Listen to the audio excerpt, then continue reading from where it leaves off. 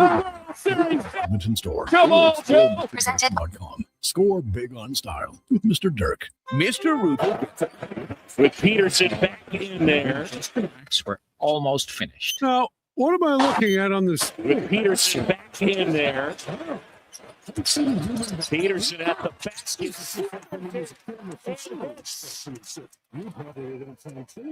You'd be surprised what we find. You know, once I found a bunch of Hot Wheels. Hey, me too. For a plumber who values healthy pipes, call Mr. Rooter. Wow, get ready for a silly hockey fans. Your partner in power just skated onto the ice. EWEL.ca, the new e-commerce website for electrical wholesalers Edmonton, is ready for the Power Play 24/7 365. UL skates to where the puck will be in 5 years. Now that's forward thinking. Killer selection, slamming products from the best brands, and legendary service. Don't sit on the bench. Get your account today at EWEL.ca and win that project. Plug into your partner in power. Get an EWEL.ca account today. Salvi Group is celebrating 50 years of building homes and communities, and we want to share the celebration with you. For a limited time during our 50/50 event, you'll enjoy 50% off select packages. That's special savings, select upgrades, and added value, all designed just for you. Build new or move in sooner at Hillshire. There's never been a better time to call Hillshire home. Celebrate with Salvi Group and enjoy 50 years, 50% off. Visit Hillshire today. Salvi Group, 50 years of craftsmanship, quality, and commitment. Every goal, every Selly. The place to cheer on your favorite team is Selly's Sports Bar and Lounge. Never a bad seat in the house, with all games on tons of big screens. And Selly's menu, top shelf. Plus, check out the game night food and drink features. And don't miss the excitement of Oilers watch parties all season long. Experience Selly's Sports Bar and Lounge at all 3 Century Casino locations: Edmonton, St. Albert, and Century Mile. Every day is game day at Century Casino.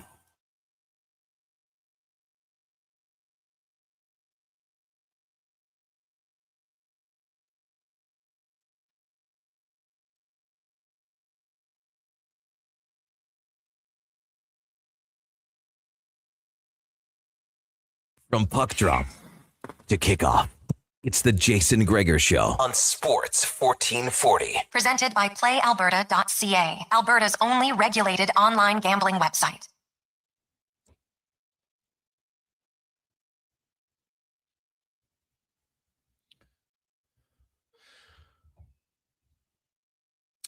What a wonderful Wednesday afternoon. How are you? And welcome to the Jason Gregor Show, Sports 1440, sports1440.ca, YouTube, Facebook, X, Instagram. Hope you're having a lovely Wednesday. You've probably been waiting patiently. It's 3 weeks since the Oilers played. You're like, all right, got through the Olympics. It was great until the ending. And now the push to the playoffs. And it is going to be quick. It is going to be, I think, entertaining. We're going to see who's going to fall in, who's going to fall out, more importantly.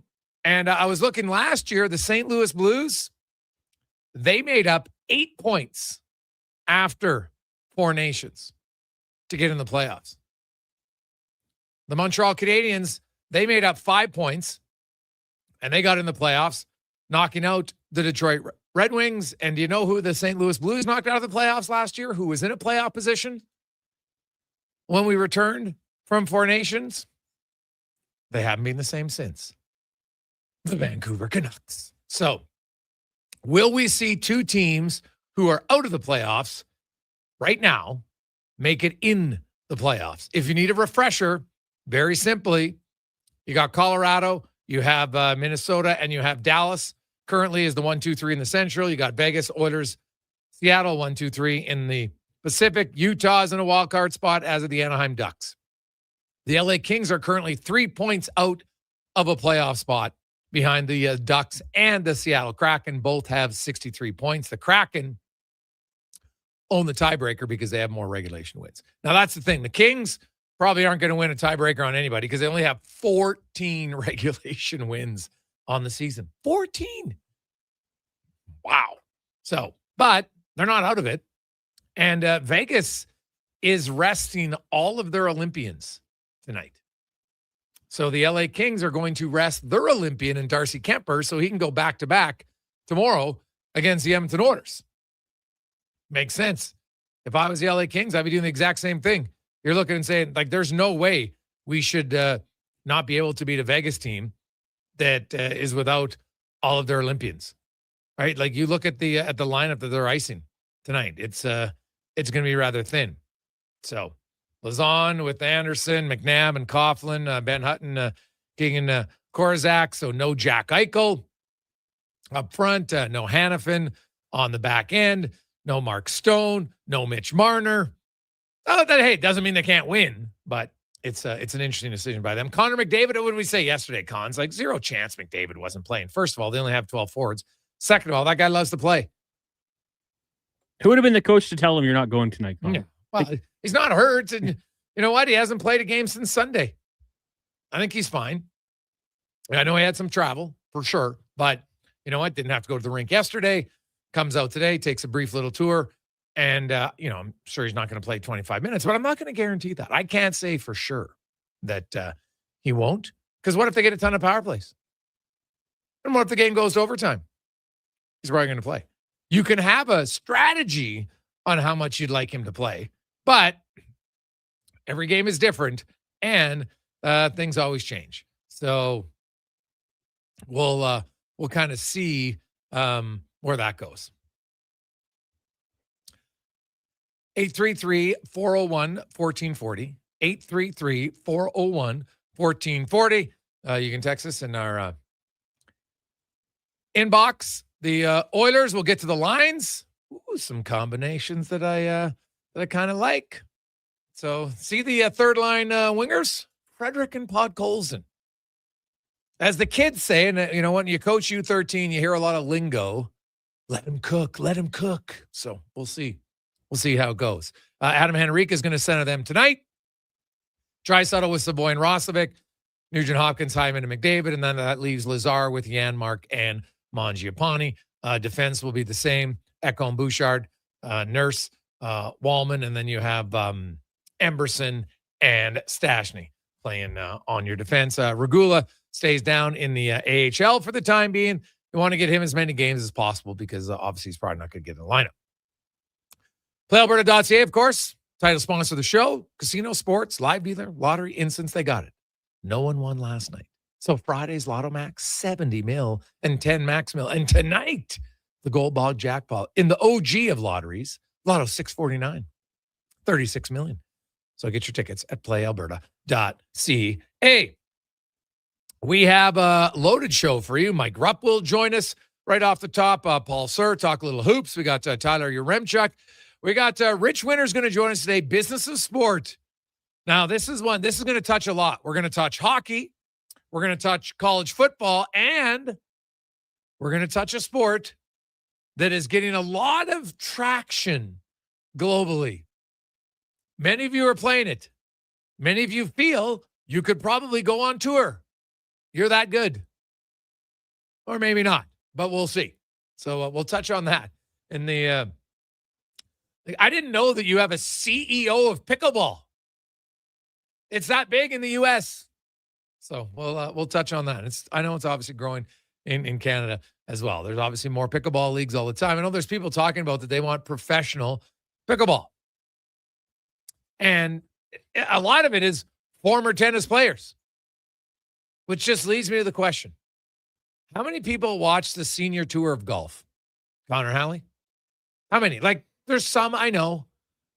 I don't ever really watch it. Some people do, but I think it's a lot smaller than who watch the PGA. Do you want to watch a bunch of people that have retired from tennis play pickleball? I think it'd be a fad. I'm just saying. I don't know if pickleball has the staying power. I could be wrong. We'll see. Jeannie Bouchard. Lots of people are playing it. She might have some pull still. Is she on like the pickleball tour? I think she's pro pickleball now, yeah. Oh, okay. Well, less injuries. Absolutely, yeah. Mm-hmm. Hey, Greg's, wait till Tiger tees it up in the senior tour. Yeah.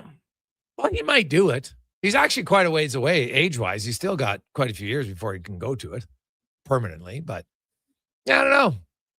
He might. But there's lots of big names that have gone to it, and it's just, and I get why, right? Like it's good, but it's not great. So, hey, boys, is Szymanski with the team? No, not yet.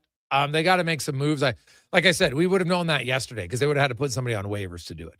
So I think the Oilers are still trying to, Stan Bowman is doing everything in his power. And we've been saying this for over 6 weeks. Like, this is not a surprise. This is not a new story that the Oilers, like, you can go back in November, December, there was talk of trading Andrew Mangiapane. It didn't work out from the get-go. And it still hasn't worked out. And if Mangiapane scored tonight, I don't think that's going to change. I don't think all of a sudden the Oilers like, you know what, this guy's going to be the answer for us. I don't see it. So obviously Stan Bowman's still working. Still a trade there. That frees up some cap space. It would also free up a roster spot. And I do believe that the Oilers would like to bring Josh Szymanski back. I know somebody said, well, you could just waive the veteran. I understand it. I don't think they want to.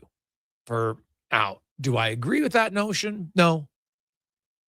And I don't know. Maybe they're going to give him one last hurrah. So see how it goes. Hey, Gregor, if the Oilers waive Mangiapane, how much goes against the cap? Well, everything but 1.15. So he's a $3.6 million player. He would go down. His cap hit would then be in the minors. He would count as around 2.45. So you'd save 1.15 million. And then you could call up Szymanski. But that's how it works. You're not saving a ton, really, because you got to replace him with someone. So Szymanski's making $925. So basically, you're saving, like, what's that, 100, almost 200 Gs? That would really be it in the cap because you got to replace him with someone else. So that's why they need to move him off the books. So 833-401-1440, 833-401-1440. Spec will also join us 5 o'clock hour. Andrew Knoll, beat reporter for the Ducks. The Quackers, hey, they're getting big news. Their point-a-game guy is back. The youngster who was scheduled to go play for Sweden at the Olympics got injured, hasn't played since January 10th, but he is back. And that's big news for the Ducks as they are, like anybody, and I'm talking about Carlson, of course, they want to get in the playoffs for the first time. They haven't been in the playoffs since 2018, so they missed 7 years in a row. But Leo Carlson, point-a-game player. That'd be a huge, that's almost, it would feel like emotionally, oh, this is a trade deadline acquisition. We just got a new guy back. Just new guy comes in, hasn't played for 6 weeks. So that'd be good for the Ducks tonight. We got Dustal. The Ducks got some good young players. The Oilers, last year, coming out of Four Nations, lost 6-3 to Philly, lost 7-3 to Washington, lost 3-1 to Tampa, lost 4-3 to Florida. Was not good. The Edmonton Oilers have not lost 4 games in a row this season, but they enter tonight on a 3-game losing streak, and they need to get going, to put it mildly. The Kings are playing a very short-staffed Vegas Golden Knights team tonight. They win, Oilers lose, Kings are within 2, and they got 2 games in hand. So trust me, the games matter now, maybe more than we would think in a late February, simply because of how tight everything is. So that'll be good. The other thing about the Oilers tonight is they've had success against the Ducks, winning 12 of their last 16, but the Ducks have won 3 of the last 5, including the last 2 in Anaheim. Now, the Oilers defeated Anaheim 7-4 in Edmonton on the 26th of January. Wasn't, that's when Granlund had the hat trick. They scored 3 power play goals. That was kind of the start of the trend when the Oilers just stunk on the penalty kill. So they got to get back to it. Tristan Jarry, like, when I look tonight, he may be my number one guy to look to say, okay, how's Tristan Jarry look? Because he's got to play better. He's got to be more consistent than he was since being acquired since Pittsburgh. It, to me, has to happen. Has to happen. Hey, guys, I hope Mangiapane scores tonight multiple times. Maybe someone would take him off their hands. Steve from Drumheller. Dare to dream, Steve. Dare to dream. I don't know if 1 goal would do it. Heck, if we scored 2, maybe. But even then, I don't know. I don't know. Hey, guys, there's talk Woods can play a championship tour event prior to possibly playing the Masters from Phil. Well, yeah, sure he could. But my point is, if he does, how many people are going to watch it? That's if he wants to go play, knock socks off. That's great. My point is, even Tiger Woods, who is the biggest name in golf for the last how many decades? Definitely in this century, no question. Would he draw that much attention to the Champions Tour? Would you really watch it? Honestly, I'd be curious. You might early, but I don't know if he'd be sustained. Like, Tiger's not the draw that he was because his body's just unfortunately broken down. He can't make the shots that he used to make where you would watch and you're just like, this guy, like Tiger Woods, yeah, he was literally stalking his competition at times. He was that good. Right? And he was much watch TV if you were a golf fan. No question about it. But I don't know how many. Well, let me know. You're a diehard golfer. Would you watch the Champions Tour regularly if an aging, broken down Tiger Woods is on it? You'd watch every week. Okay. I think you might say that now. I'm not sure it would last. Now, Tiger Woods, because you barely see him, it's like, oh, you know what? You want to relive it. I get it. We're nostalgic as a creature. We love nostalgia. There's very few people who don't get caught up in it. Why do you think clothing trends come back in? You have songs that were super hot 40 years ago. Now next generation comes in. Somebody rewrites the song, re-sings. Everyone's like, oh my God, this song is great. And the people who heard the other one, like, oh, I don't mind it, but I really like the original. Now it's just who we are.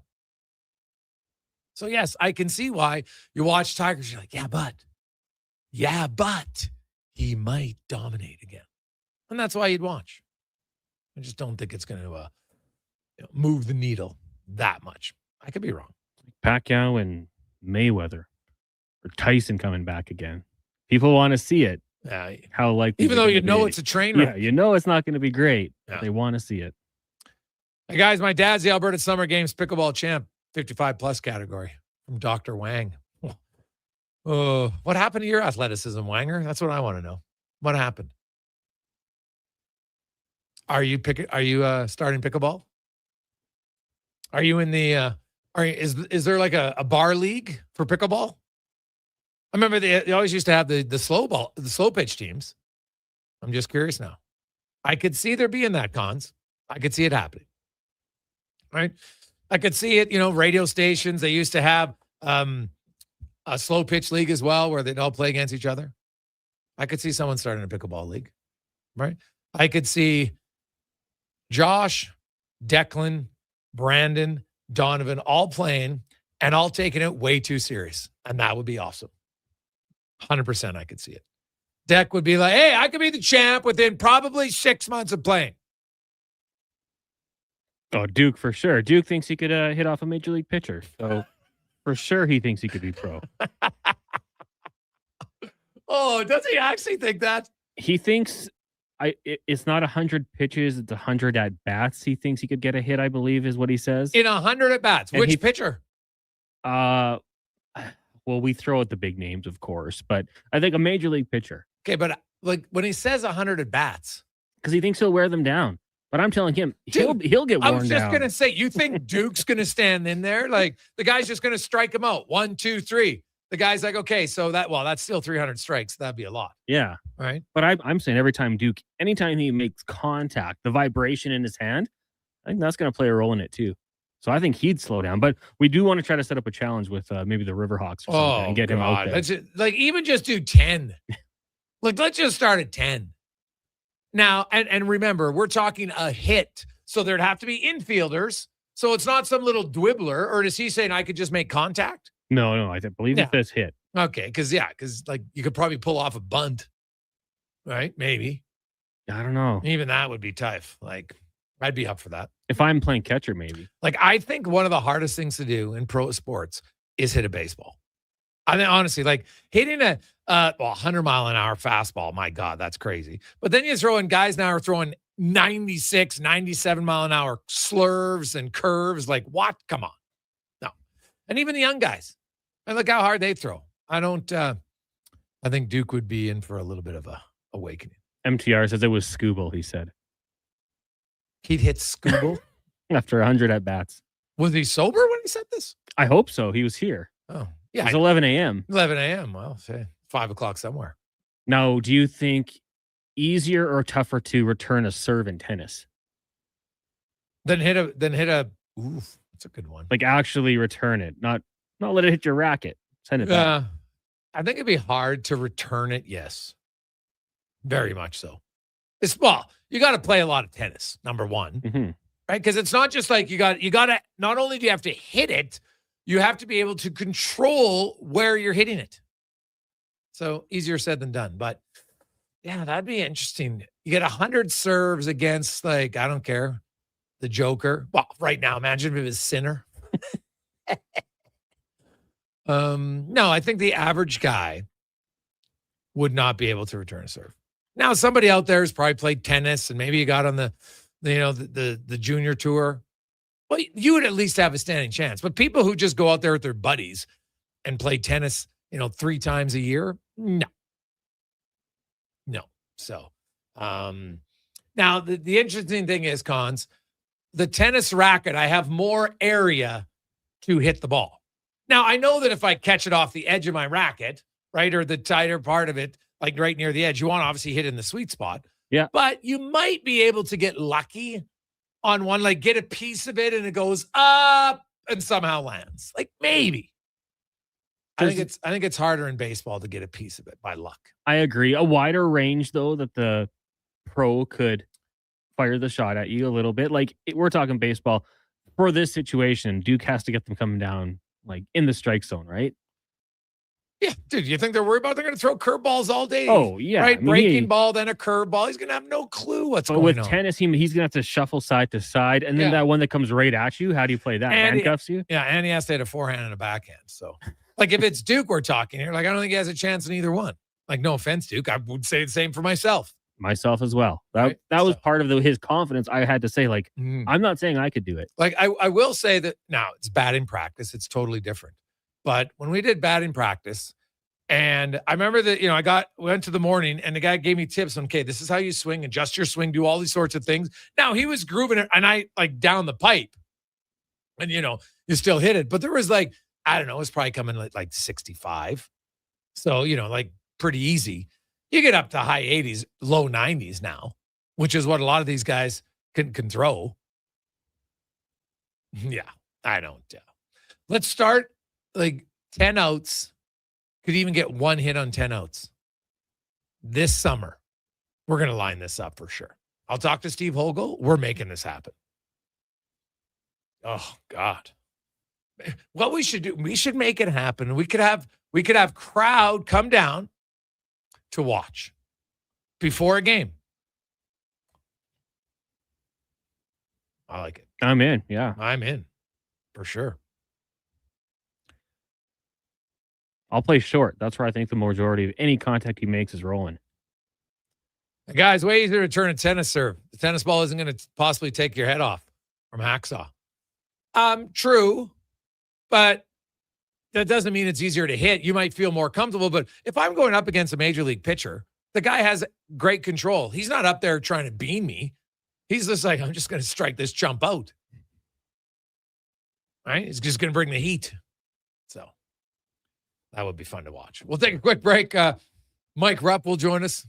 It's always a question. Like I've always said it. I wish at times we need a reset with pro sports because you watch it after a while, we get a little desensitized to how hard it truly is. There should be somewhere where you get the average guy, he comes out and people get reminded like, oh my God, look how much faster they are. Look how much stronger they are. Look how much bigger they are. Like it wouldn't be close. Because you know what though? Because there would never be a shortage of guys who think they could do it.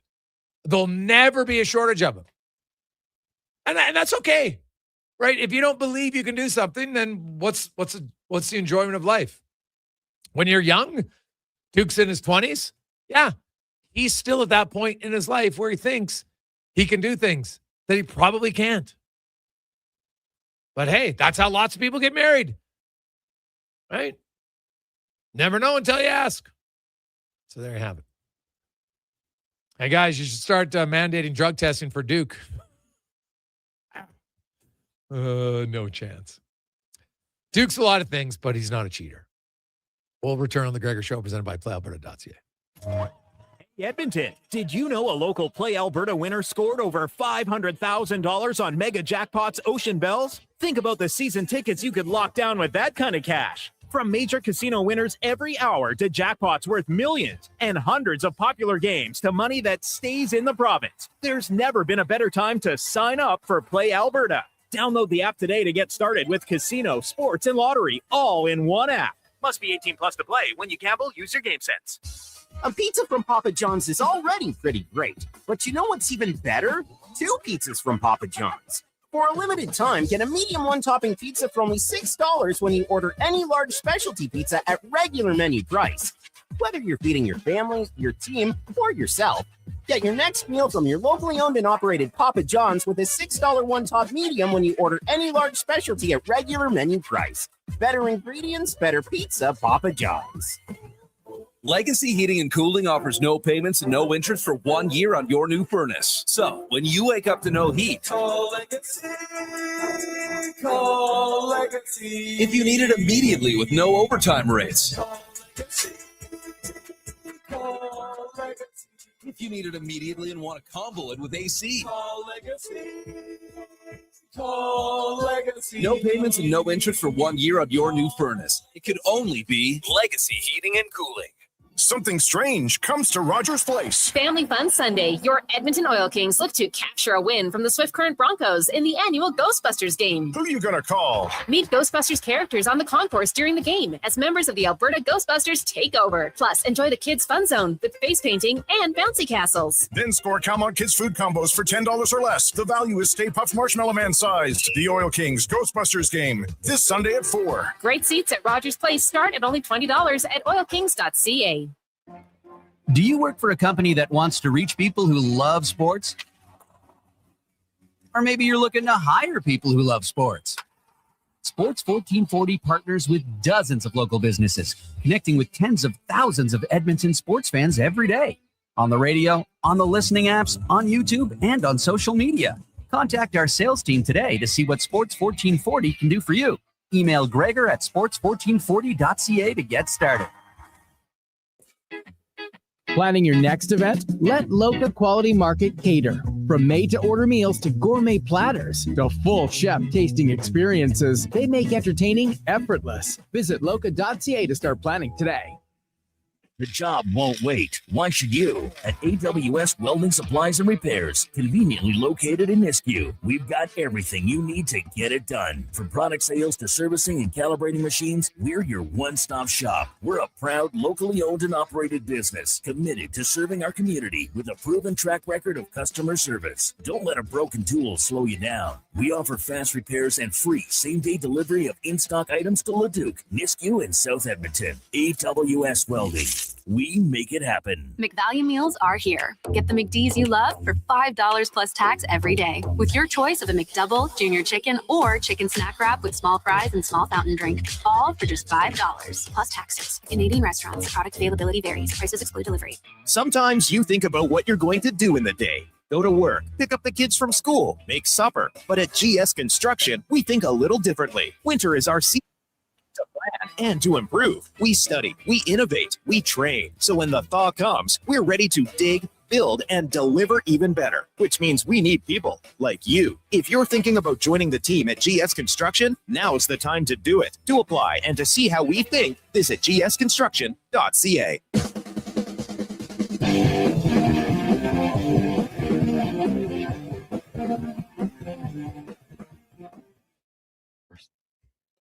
Portions of this hour brought to you by UL. Get your power play amped up with UL, supplying the City of Champions and Alberta with quality electrical gear since 1975.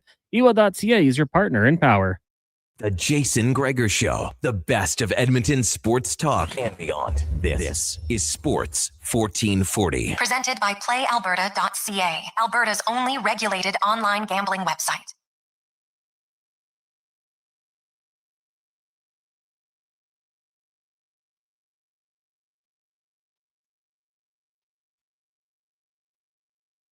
8:37. Welcome back. Sports 1440, sports1440.ca, YouTube, Facebook, X, and Instagram. Hey, Greg, that sounds like Pros versus Joes. Yeah, a little bit. That was more scripted. And, you saw it on TV and everything. And, yeah, hey, I get it. But I'm just saying, if you had that on a regular basis, it would ground people. Because the longer you go without it, more people are like, oh, I could do it. I could do it. So, no. Because if you could do it, then you would have went and done it. It's just that simple. Right? And anybody's like, oh, I could have played junior. Coach didn't like me. Okay. Right? No. If you're good enough, you'll get seen. It's just that simple. It's just that simple. 833-401-1440, 833-401-1440. We're going to get Mike Rupp on the show right now as we go to our big guest of the day, brought to you by the Spruce Grove Saints. Exciting BCHL action again this weekend down at the Thompson Family Arena in Spruce Grove. They're in a big playoff push. See if they can make it. Get your tickets, sgsaints.ca. As NHL analyst, former Stanley Cup winner, Mike Rupp joins us. Rupper, how you doing? What's up, Greg? How you doing, buddy? Hey, I'm pretty good. I'm pretty good. It was quite an Olympics. It was quite the gold medal game. Obviously Connor Halley stole one for his country, no question. Nathan McKinnon missed one for his country, and it was a really good tournament. Like lots of close games, lots of overtime. My only thing would be in the gold medal game, I would want 5-on-5 moving forward instead of 3-on-3. Yeah. I mean, that's something that I would love to see. I was kind of looking and kind of seeing and getting gauges on different people. I've heard a conversation or an angle that I found was pretty interesting, though. But I still would like for it to be 5-on-5. Is I'm not sure the type of goals that we saw. You never guaranteed anything, right? So it could have been an ugly goal in 3-on-3. It could bounce off a shin pad. But I feel like the way Stanley Cup playoffs are with sudden death 5-on-5, a lot of times that is the kind of goals you're going to get. So maybe in this situation, you had nicer goals to show off the skill set. That's what the Olympics is about. But I agree with you. I think it's an argument that maybe you don't have those as nice goals, as skillful goals if it's 5-on-5. But it's already a one game to decide everything. And this is a perfect situation that Canada deserved that game. Like they deserved the game, but at the end of the day, they didn't find a way to close it out. And that's sports, and that's hockey, and it's frustrating. They've got to kind of sleep with that and deal with that, and it's tough. But I think that's the one thing and the one reason why it's like I either would want it to be 5-on-5 overtime because it's a single game elimination, or if some weird world we had a 3-game gold medal, I guess, series or best of, then I'd be okay with 3-on-3 at that point. Yeah. Okay. Yeah, that's fair. I do hope that the World Cup, when they bring it back in 2028, goes back to a best of 3 final. I think it'd be way better. But here's the thing, Rupper. I don't think they want a best of 3 in the regular season. They might have to go back to doing it in September, and I'm not sure the NHLPA wants that. Yeah. But I actually think it's better. Yeah, I would agree with that. But here's the beautiful thing in all this, and this is kind of the thing that I think the NHL as a whole is going to be and is in a good position to kind of just hear everybody out here, make some decisions, because this is anything World Cup related or whatever else non-Olympic is all NHL.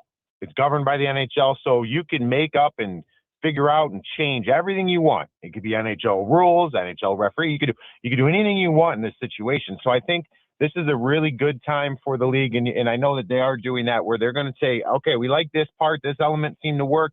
Maybe this is an area where there's been some public outcry. We'd like to switch these things up. So it's a fair point, and I think that'll be taken into account before the World Cup. Mike Rupp joined us. So now, Rupper, we turn to the NHL season and the stretch run. It's a real quick sprint here over the next 9 days to the trade deadline. We've already seen one trade. I really like the trade. I'm kind of perplexed. Everybody's like, oh, this is a really good trade for Pittsburgh. And I'm like, why? Honestly, like yesterday when I saw the trade, I was like, I think this means Sidney Crosby isn't coming here, because if you wanted to win in the playoffs, you keep Brett Kulak over Sammy Girard, in my opinion.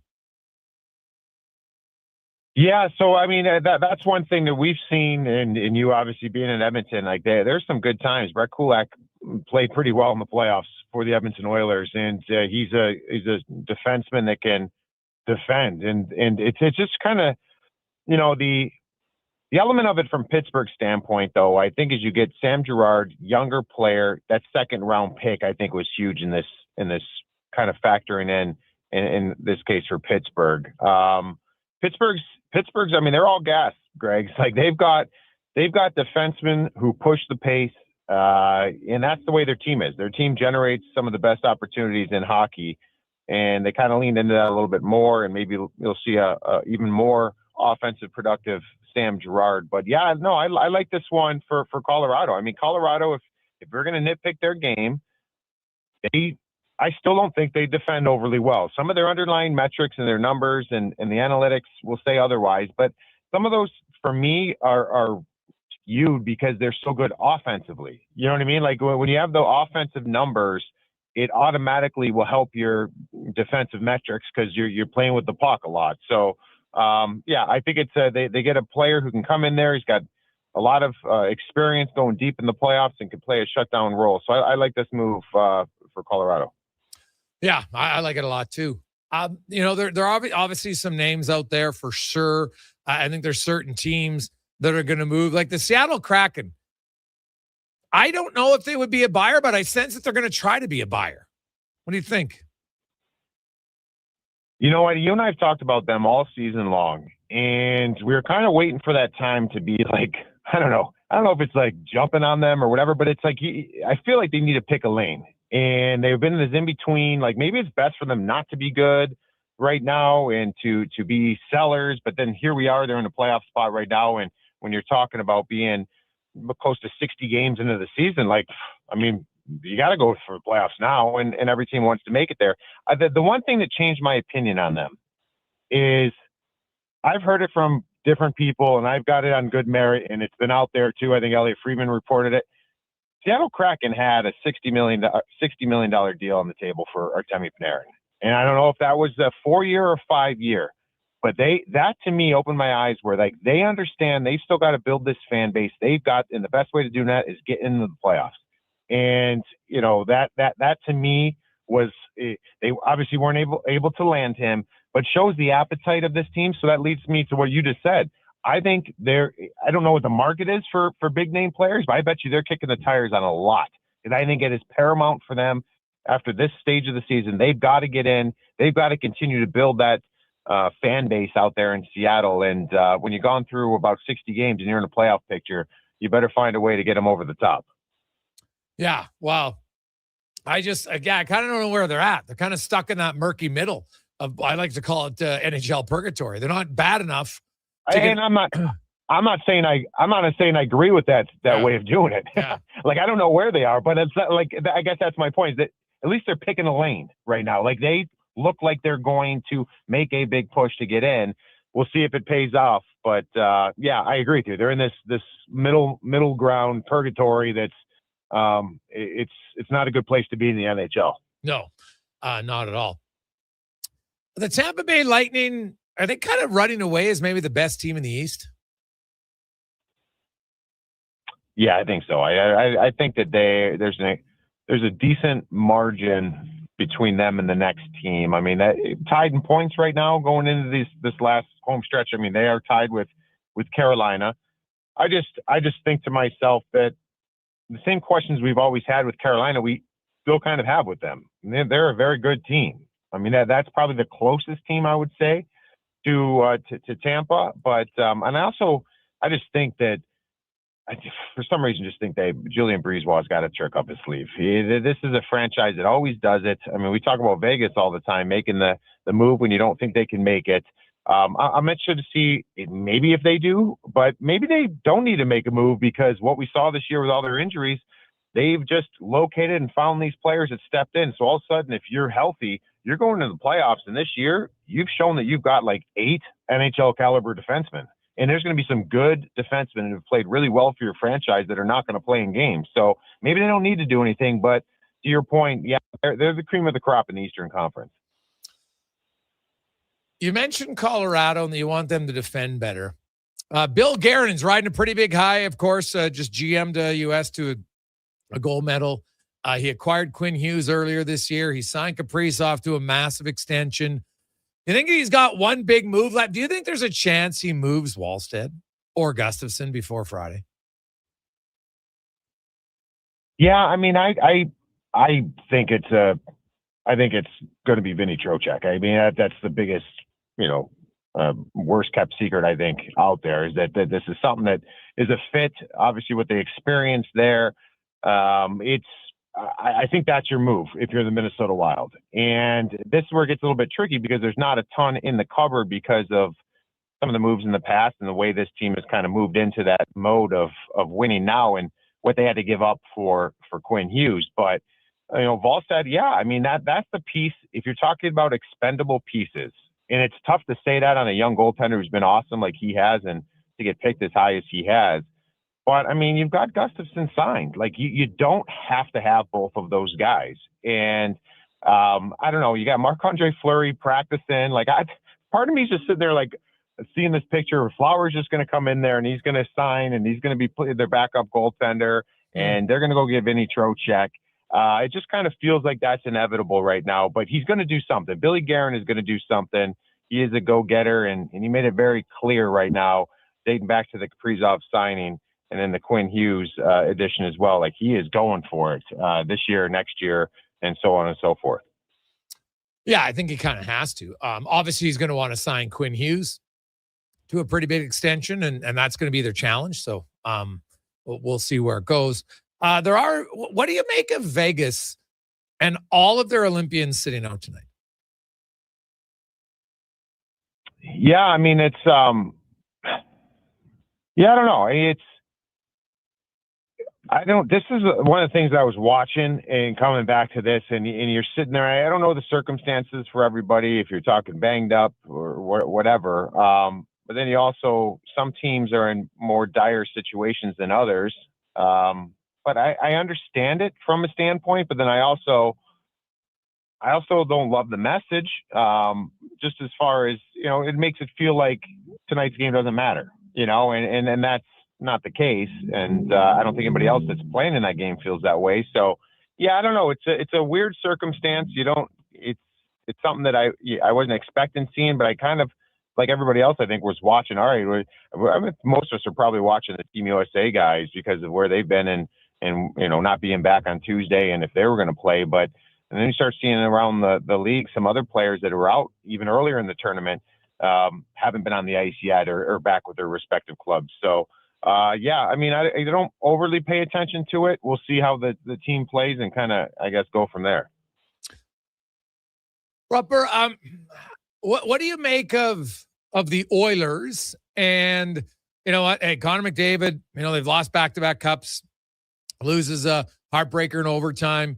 Is named the MVP of the tournament after being named a Conn Smythe Trophy winner beforehand, but doesn't have the championship. How, if any, do you think that alters him? Just make him hungrier for the playoffs? You get emotionally spent? What do you think happens with McDavid here down the stretch into the postseason for the Oilers?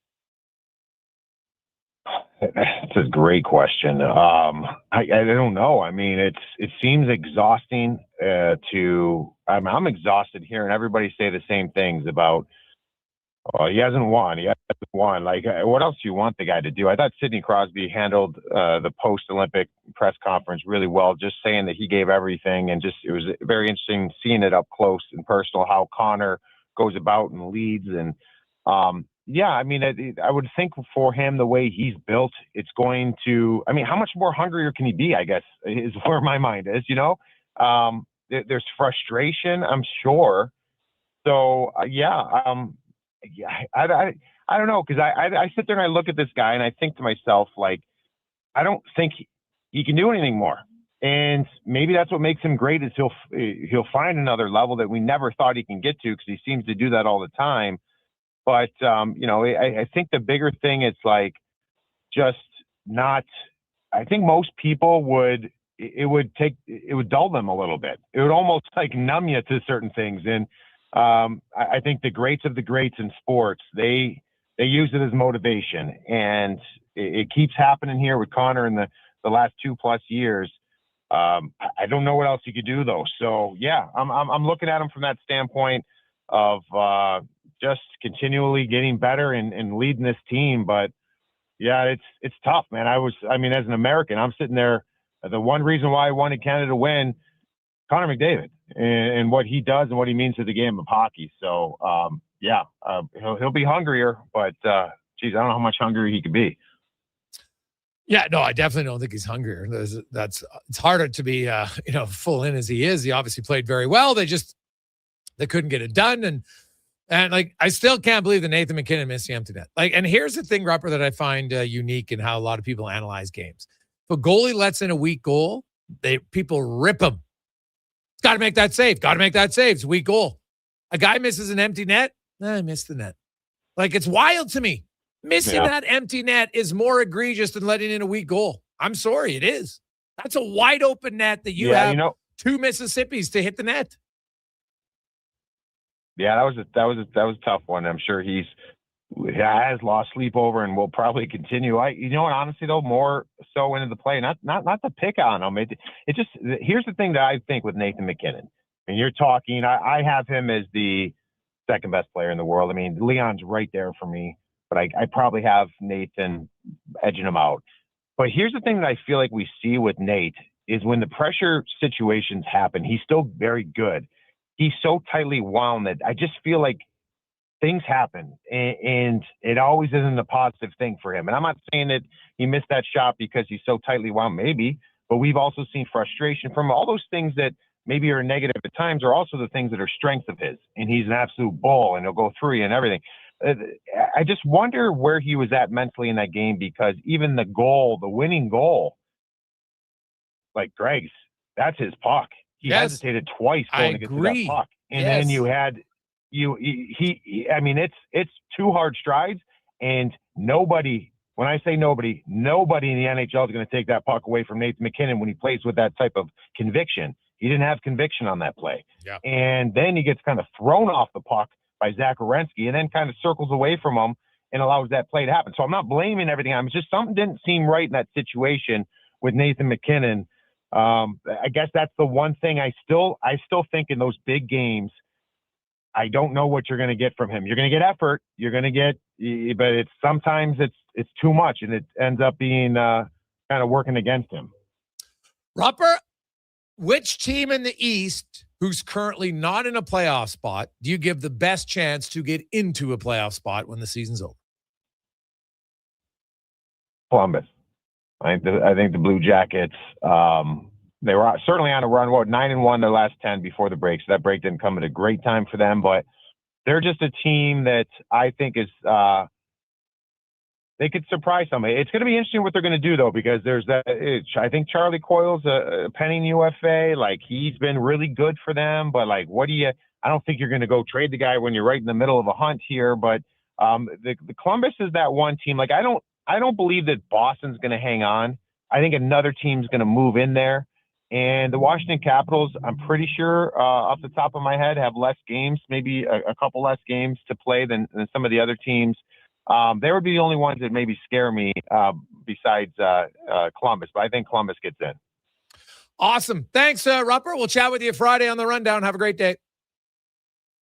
Awesome, Greg. Enjoy, buddy. You betcha. That's Mike Rupp from the NHL Network. Quick break. We'll return. And man, hey, I do have an interesting question about if you never face anyone as dominant at your position, do we need to know how good you'd be without doing it? We'll discuss it next on The Gregor Show, presented by PlayAlberta.ca.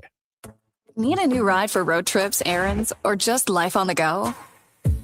Go Auto offers a massive selection with over 15,000 new and used vehicles to choose from. With over 70 locations across Western Canada, finding your next ride has never been easier. Whether it's a roomy SUV for the family, a sleek car for the open road, or a rugged truck for your weekend adventures, you'll find it here at a price you'll love. Explore thousands of vehicles today at goauto.ca. At Hughes, it's all about getting in and out quick and clean. No cash, no problem. With Hughes' new tap and wash system, all you need is your debit or credit card to get your vehicle sparkling clean.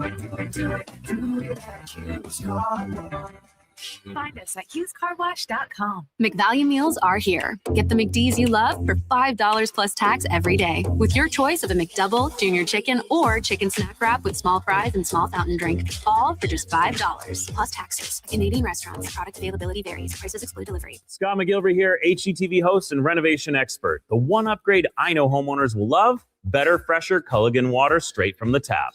Culligan's Aquasential reverse osmosis filtration system takes your water to the next level. With up to 7 stages of filtration and 14 filter options, they're certified to reduce over 90 contaminants. Your tap water is about to get a major upgrade. Safer water that tastes great. Get started with a free in-home water test at Culligan.com. Culligan, water you love. Iconic Jasper and Patty Party. That's on the rocks. We're turning Jasper Avenue green. Your 5-day St. Patty's Day party kicks off Friday at OTR. With live entertainment every day. Including the Feelin' Lucky burlesque show on Sunday. Plus pipers, Irish dancers, and doors open at 9 a.m. on the 17th. We got more green beer than Marco has fancy shirts. And trust me, that's a lot. Lucky the Leprechaun will be there. Will you? It's the iconic Jasper and Patty Party. That's on the rocks. Next round's on me. Woohoo! 1 in 3 adults don't get enough sleep. The Brick is here to help with deals on your entire bedroom. Save up to 50% off clearance mattresses, 50% off beds when you buy any 3 matching pieces. Buy one, get one half price on ceiling memory foam pillows, and save $100 off any adjustable power base when you buy a mattress over $9.99. Plus, check out other incredible savings in every department. Some exclusions apply. Check out The Brick in South Common, West Ed Mall, North Side, and downtown. Whether you're a craft beer connoisseur or more of a wine aficionado, there's always something new to discover at Sherbrooke Liquor, a unique family-owned independent liquor store. The selection, incredible. The non-alcohol section is also very impressive. Sherbrooke Liquor, expert, knowledgeable staff with a passion for unique finds. More than just a liquor store, we're a community. Alberta's best, the one and only Sherbrooke Liquor. Wine, spirits, and oodles of beer. Visit SherbrookeLiquor.com.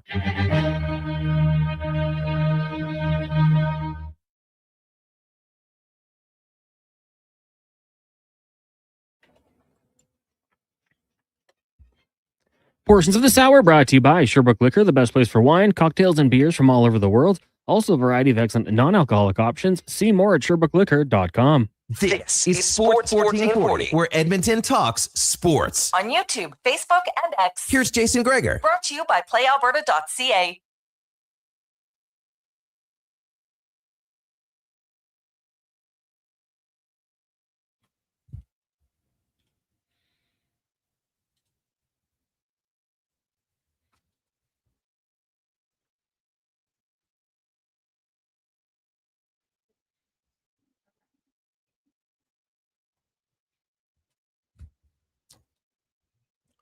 We continue on. It is game day. It's been a while. Oilers and the Ducks tonight. McDavid is playing. Don't fret. We never really thought that was much of a concern, but he will be in the lineup for the Oilers. Draisaitl, of course, sending their own line to start. Henrique is back in. He'll play with Frederick and Podkolzin.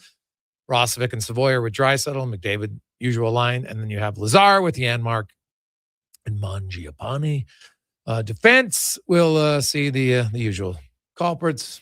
Bouchard, Ekholm, Nurse, Wallman, Stastny, and Emerson.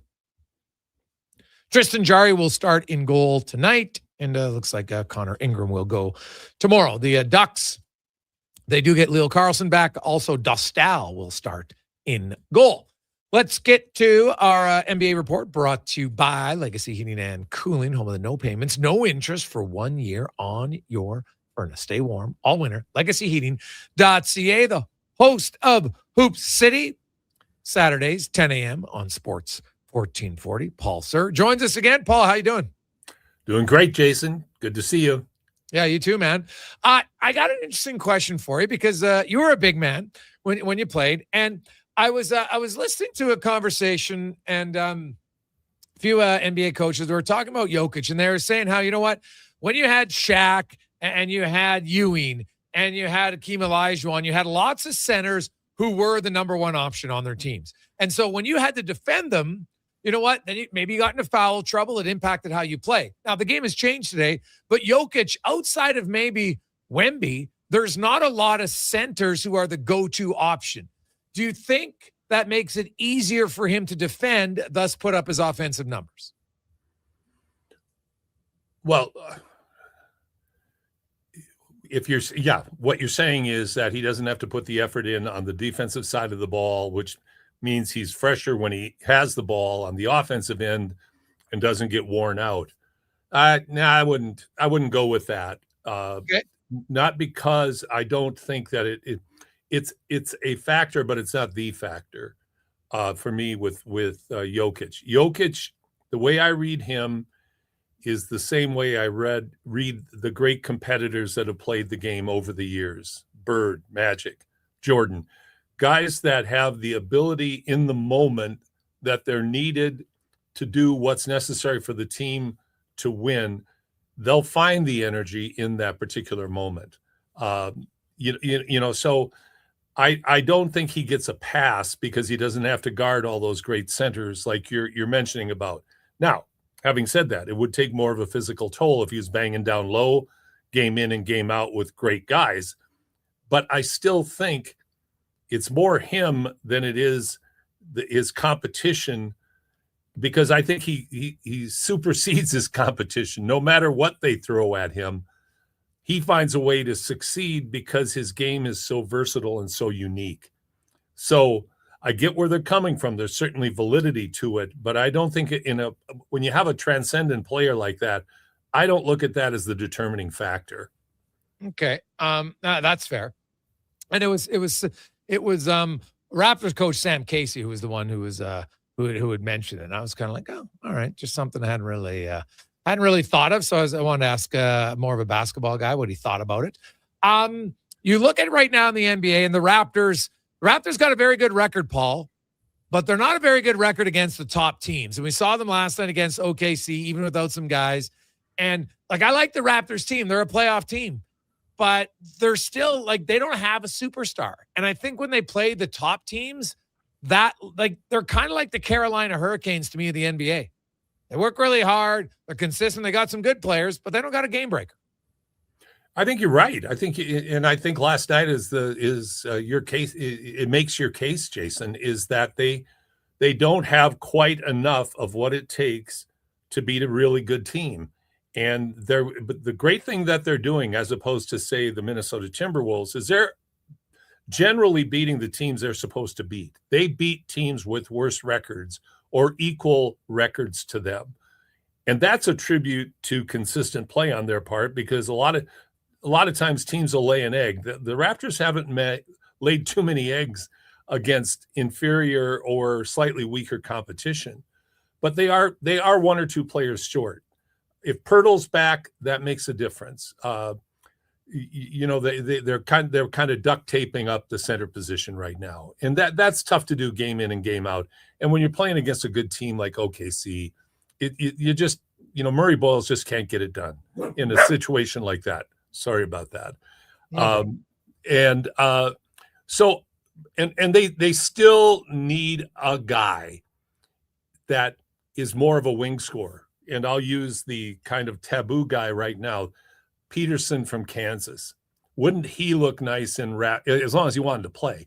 But Peterson, and there's a lot of conversation about his unwillingness to play long minutes this year. But a explosive wing scorer like that. RJ's a real good scorer. He's not that kind of scorer. He's not a take the game over kind of scorer like Gilgeous-Alexander, like great players like that, Steph Curry. The Raptors lack that element, as you correctly point out.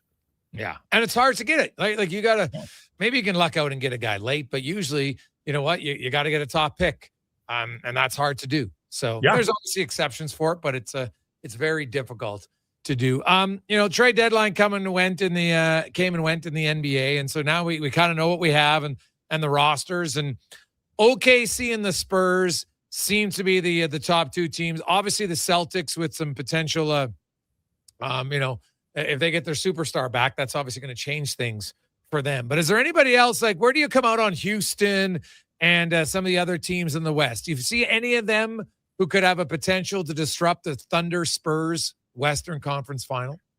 That's the only team, and they're right now, they've been more of a question mark than I think we thought they might be, would be the Nuggets.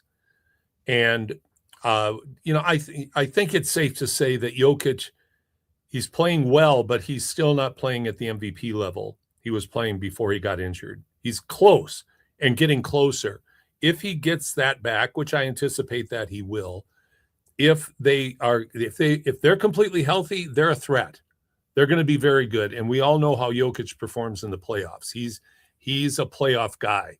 So I would see Denver as the one, because Houston, with Steven Adams out for the year, I mean, when you look at the rebound difference in Houston since Adams went out, they went from a great rebounding team to a very mediocre rebounding team.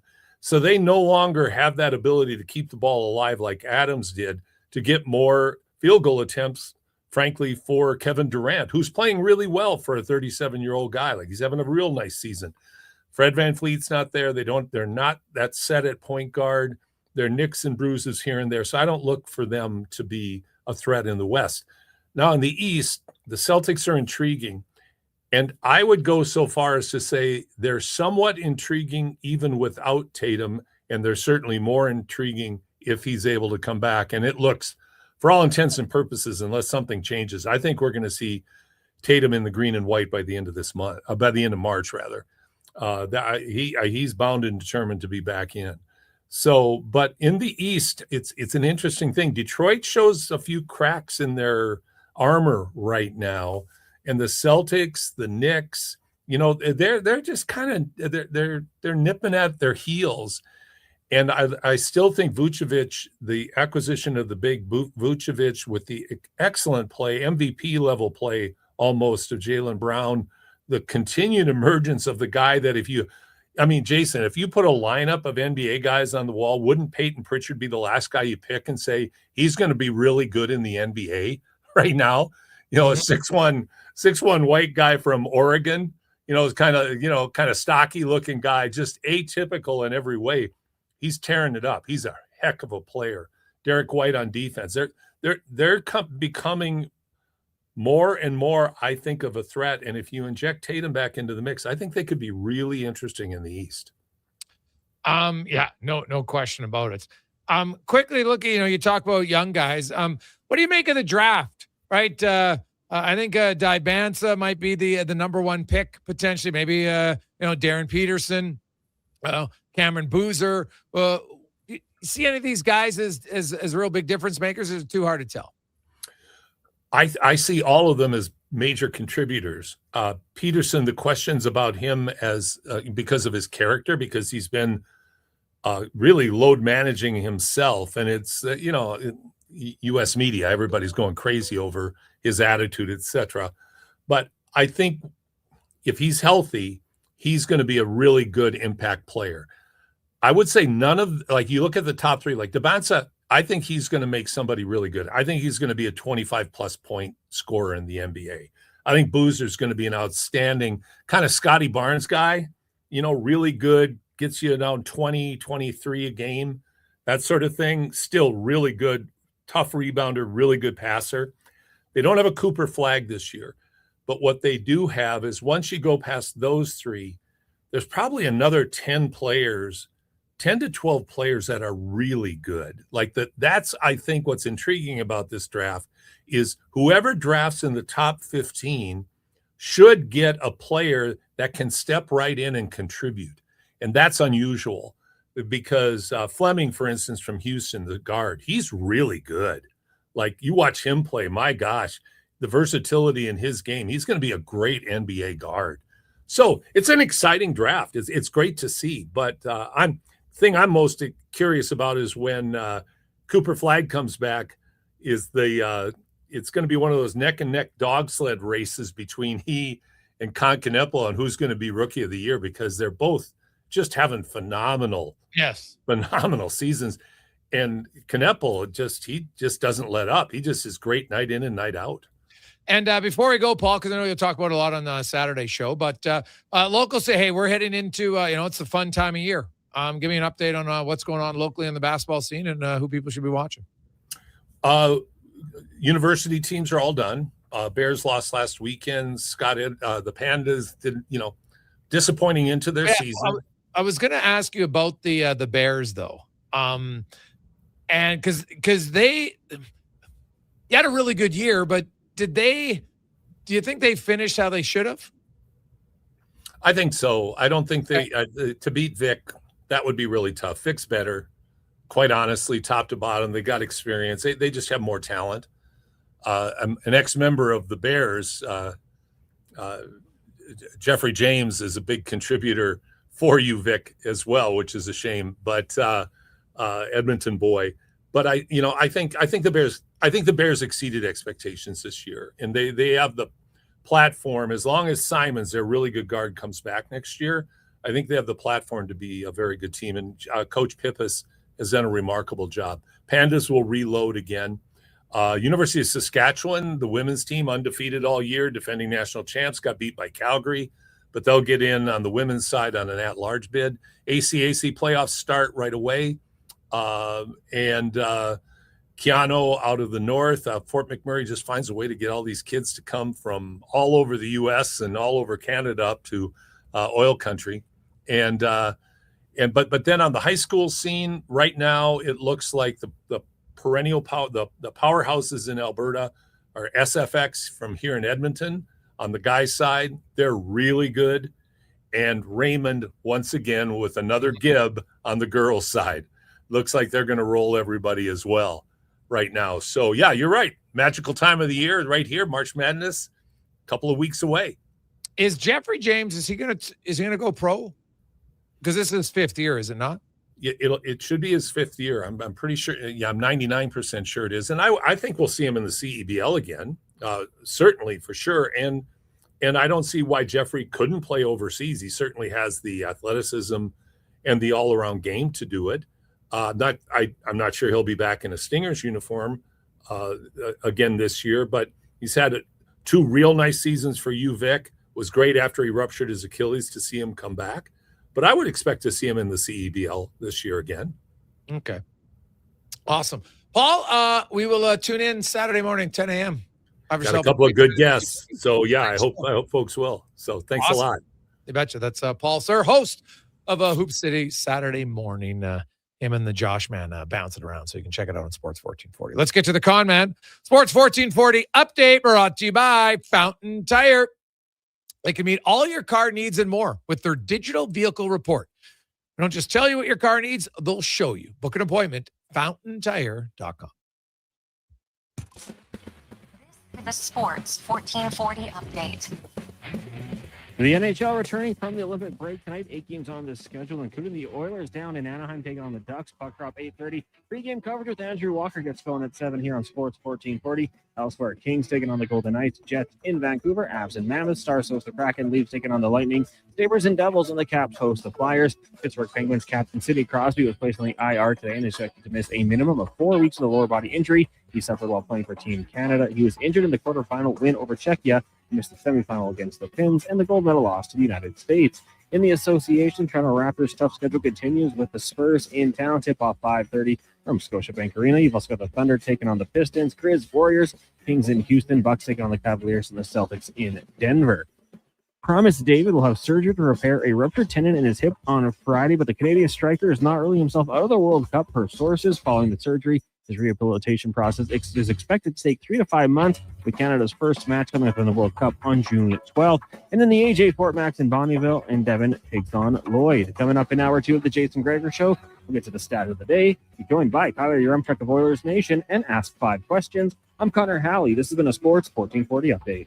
This is Sports 1440, a Stingray radio station broadcasting on Treaty 6 territory. Download the free iHeartRadio app and listen to CKJR wherever you go. 60 years ago, we started selling trucks as Western GMC Buick. Today, we are Wolf GMC Buick. We're still located on the corner of 184th Street and Stony Plain Road with the same ownership for over 2 decades. Our customers have trusted our family-owned, community-driven business. And for that, we are thankful. If you're looking for a truck or SUV, pop in and one of our seasoned professionals will get you a great deal, hassle-free. Come trust our team at Wolf GMC Buick.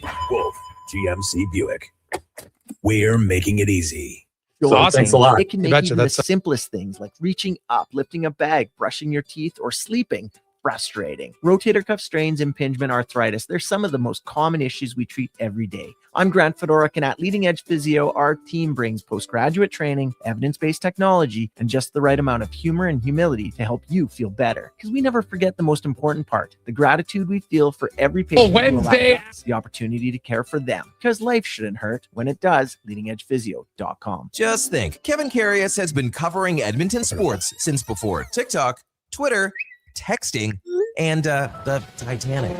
We may have made that last one up. Check out Carius in the mornings on Sports 1440. Your game. 7, welcome back. I'm Colin Livingston, Welcome back. president of Cantork.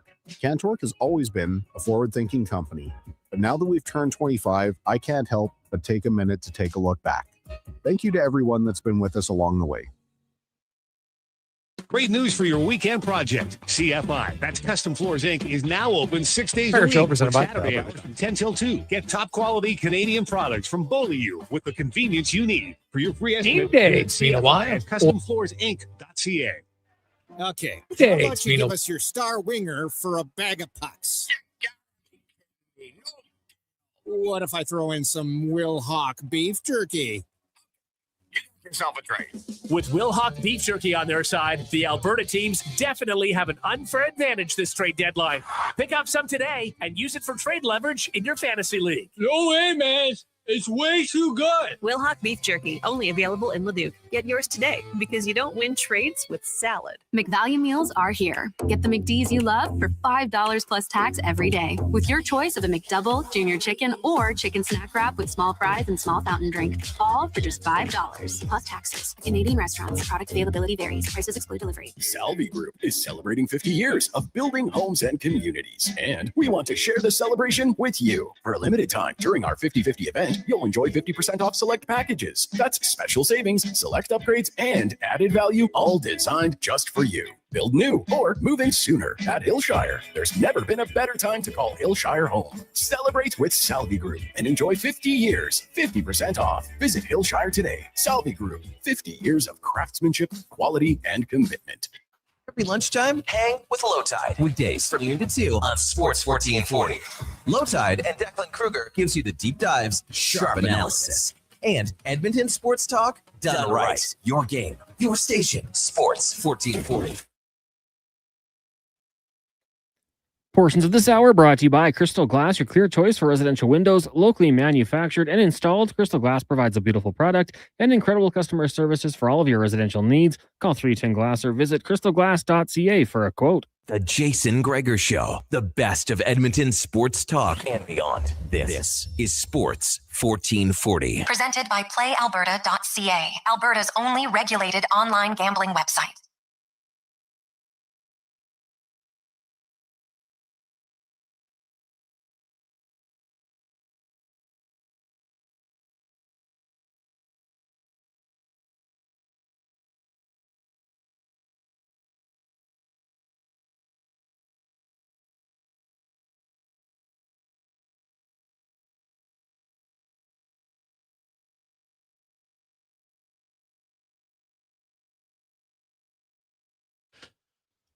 It's after 3 o'clock on a Wednesday afternoon. Sports 1440, Sports 1440.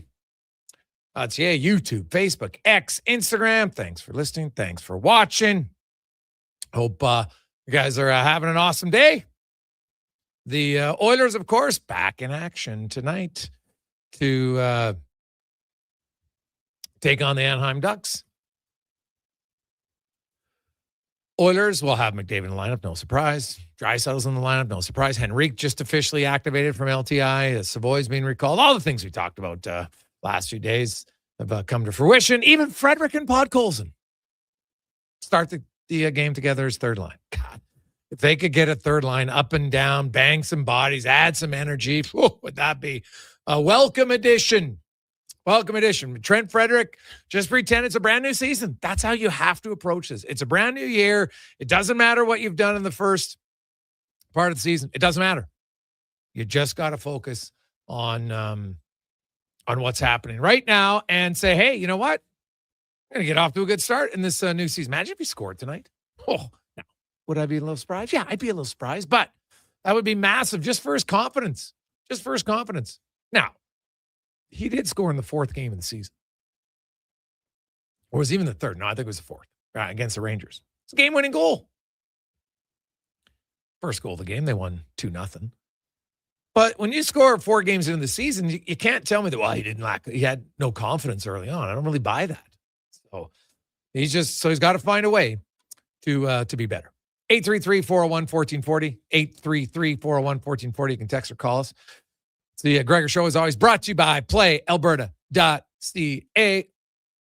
Alberta's only regulated online gambling website where 100% of the revenue stays right here in the province at PlayAlberta.ca.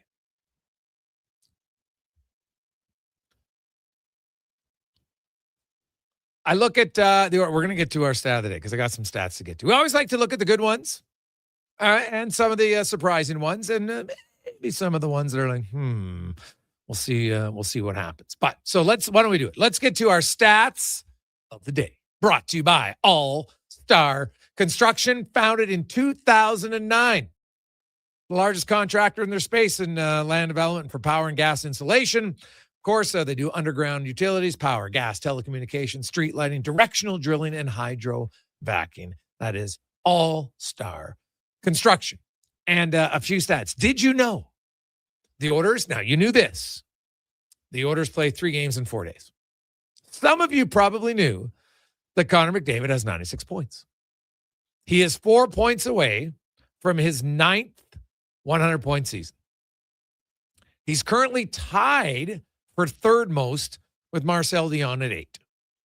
4 more points, which he likely gets. Heck, he could get that tonight, but he'll likely get it here in the next few days. That'll give him 9. Moves him 1 back of Lemieux, 6 back of Gretzky. It'll also be his 6th consecutive season with 100 points. And realistically, it probably could have been 10. Well, it would have been 10 if the 2020 season wasn't canceled. He had 97 points in 64 games. Now, he had missed 7 games that year. So the Oilers had 11 games left. He needed 3 points to get to 100. Lock it in. He'll get 3 points in 100. 3 points in 11 games. We all know that. But season got delayed due to COVID. When they resumed, they only resumed in the playoffs. Unfortunate for him. Because most consecutive 100-point seasons, 13, Gretzky. After that, 6. And McDavid will tie that group of players and probably break it next year. In that group, Bobby Orr, Mike Bossy, Mario Lemieux, Steve Yzerman, Marcel Dion, Guy Lafleur. Pretty good group of players. So that's where McDavid is at. And I know right now people are thinking, oh my God, didn't win the Olympics and, didn't win the Stanley Cups. And hey, that's fair. I get it. But those things are kind of different. You can't win those in the regular season, right? Like the regular season's big because it's a career. Like it's a lot more games. And to be that dominant, it's impressive. Would he trade it all for a Stanley Cup? I don't know if he'd trade it all because he probably wouldn't win the Stanley Cup if he had to give away all that stuff. Still got to produce to it. So he's got time. Like McDavid, it's not like he's never going to win a cup. He's got lots. He's probably got another decade for an opportunity to win a cup. And I'd be pretty confident saying that Team Canada is going to win a gold medal in the future. He's going to get at least 2 more Olympics. I don't think there's any doubt in my mind. All right, he'll play in on the 2030 team, play in the 2034 team, and heck, 12 more years, 41. Never know. Could do it. So 2 more for sure. So he'll have opportunities there. Some other stats to discuss. How about Adam Henrique? Adam Henrique activated off of IR, or LTIR, excuse me. Henrique he's been in a little bit of a funk right now. He hasn't scored a goal since October 23rd. Now, he's missed some games, but he's played 35 games without a goal. The longest drought of his career, not even close. The fewest goals he's ever scored in a season was 11. The guy has scored over 20 goals 7 times. He's a pretty productive player. Adam Henrique is one of those guys that can he be a guy who, be on a score 4 goals down the stretch in 24 games, which puts you on like a 12 goal, heck, even 3, right? Puts you on a 10, 11 goal pace. Later in his career, doesn't play as much as he used to. I don't expect him to score 20. Oh my goodness, he has 2 and 43 on the season. Like he's on pace to score 4 goals. So he'll need to add a little bit more, and I think he might.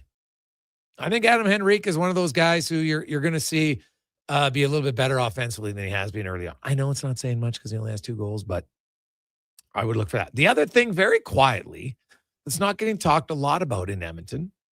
When you wake up today, do you know that Evan Bouchard, do you remember that Evan Bouchard leads NHL defenseman in points with 63? He's on pace for 89.6 points. So if you round up, that gives him 90 points. There's not a lot of defensemen in the history of the game who have scored 90 points in a season. How about 12? That's it.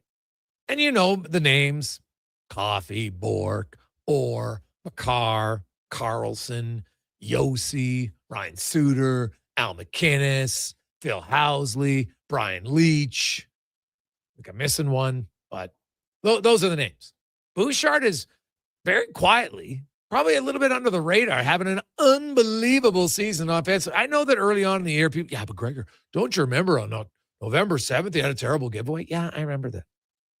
He's made way more good plays than bad plays, and way more high-end great plays than low-end terrible plays.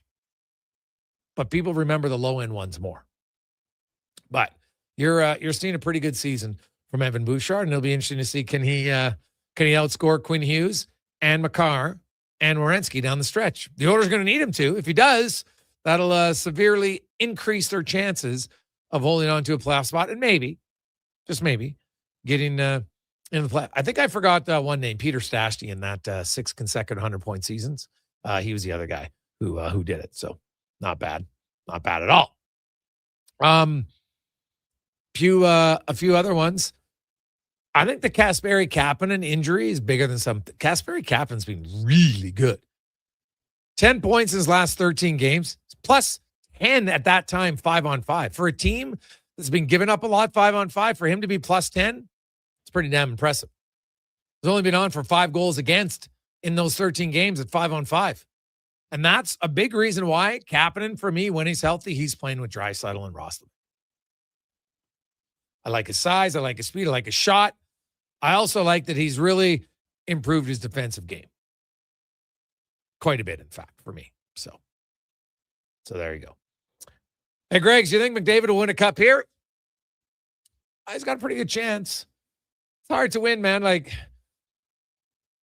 think about a few things that happen. Now, one thing that's taken out of the equation, that has been in the equation the last few years, was the ability to have a heightened salary cap in the playoffs. It's just a fact.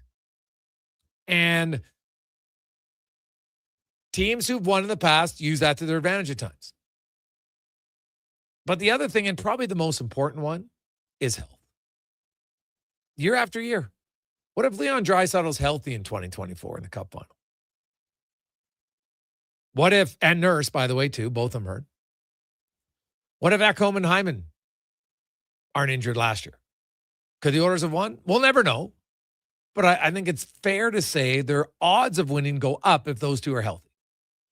Doesn't guarantee they win, but their odds go up. Right? Like, look at Florida. Florida lost in 22. Kachuk was hurt. They had a few other guys injured. The last 2 years, they've been very healthy.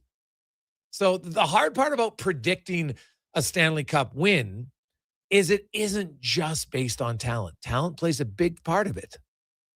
But key injuries are the massive wild card that's completely unpredictable and historically have shown that impacts who wins or loses. Because the margin is so thin. You get to the Stanley Cup final, both teams are really good. Like, you rarely luck your way in 3 rounds. Now you get to the Cup final. Right? Like, we'll never know. What if Dwayne Rolson's healthy? Did the Oilers win in 06? Maybe. They went 3-3 without him. Maybe they could have won another game. We'll never know. But it's something to consider for sure. And that's why I can say I think he has good chance, but I can't guarantee it because I don't know from year to year who's going to be healthy. Just can't do it. So quick break. We'll return. Your Remchuk joins us next. It's the Gregor Show presented by PlayAlberta.ca. Edmonton, did you know a local Play Alberta winner scored over $500,000 on Mega Jackpots Ocean Bells? Think about the season tickets you could lock down with that kind of cash. From major casino winners every hour to jackpots worth millions and hundreds of popular games to money that stays in the province, there's never been a better time to sign up for Play Alberta. Download the app today to get started with casino, sports, and lottery all in one app. Must be 18 plus to play. When you gamble, use your game sense. Oodle Noodle Origins. In 1864, Francis Oodle took over his dying father's business as a leatherman. He was quite proficient, but his heart was never truly in the trade. After his father's death, Oodle met a cocksure young man named Vladimir Nudel, who was a trailblazer in the popular new art of food boxes. They formed a partnership and aimed to ply their trade in the New World. At Ellis Island, Nudel was renamed David Noodle, and henceforth, the franchise has been known as Oodle Noodle. Come for Canada's largest trade shows, the biggest names in entertainment, exhilarating sporting events, and more. And stay for the experience at the Edmonton Expo Centre. Looking for the perfect place to host your next big event? From trade shows to galas, meetings, and concerts, the Edmonton Expo Centre has the space, event expertise, and service to make your next event unforgettable. With over 522,000 square feet of flexible event space, in-house catering, and operational expertise, they bring your big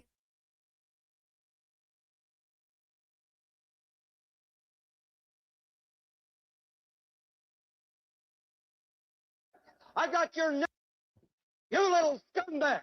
I got your name. I got your ass. You will not laugh. You will not cry. You will learn by the numbers. I will teach you. Now get up. Get on your feet.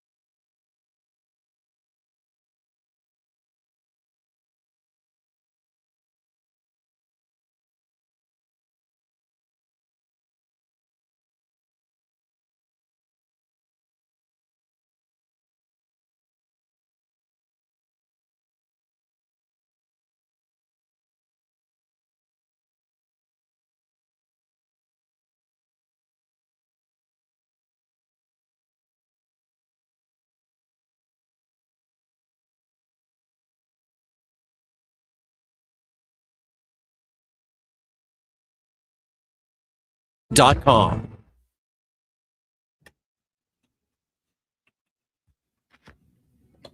Portions of this hour brought to you by Papa John's. Papa John's is making you 2 or more items for only $9.99 each from their Papa Pairings menu. Enjoy a medium one-topping pizza, boneless wings, cheese sticks, and more. Better ingredients, better pizza. Papa John's.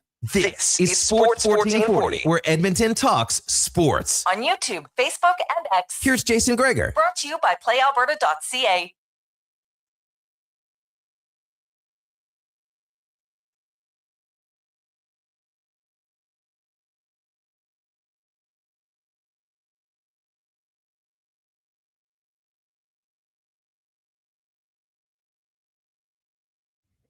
$3:27.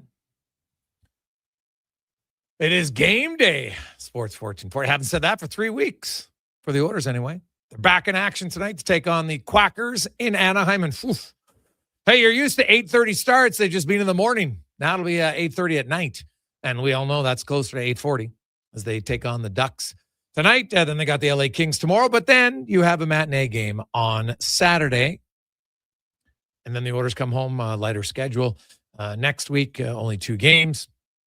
playing Tuesday and Friday, both at home to Ottawa and Carolina. So the Oilers have 4 games left before the NHL trade deadline.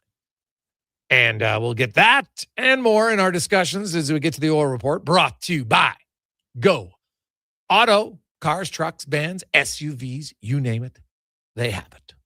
Over 15,000 vehicles to choose from. GoAuto.ca.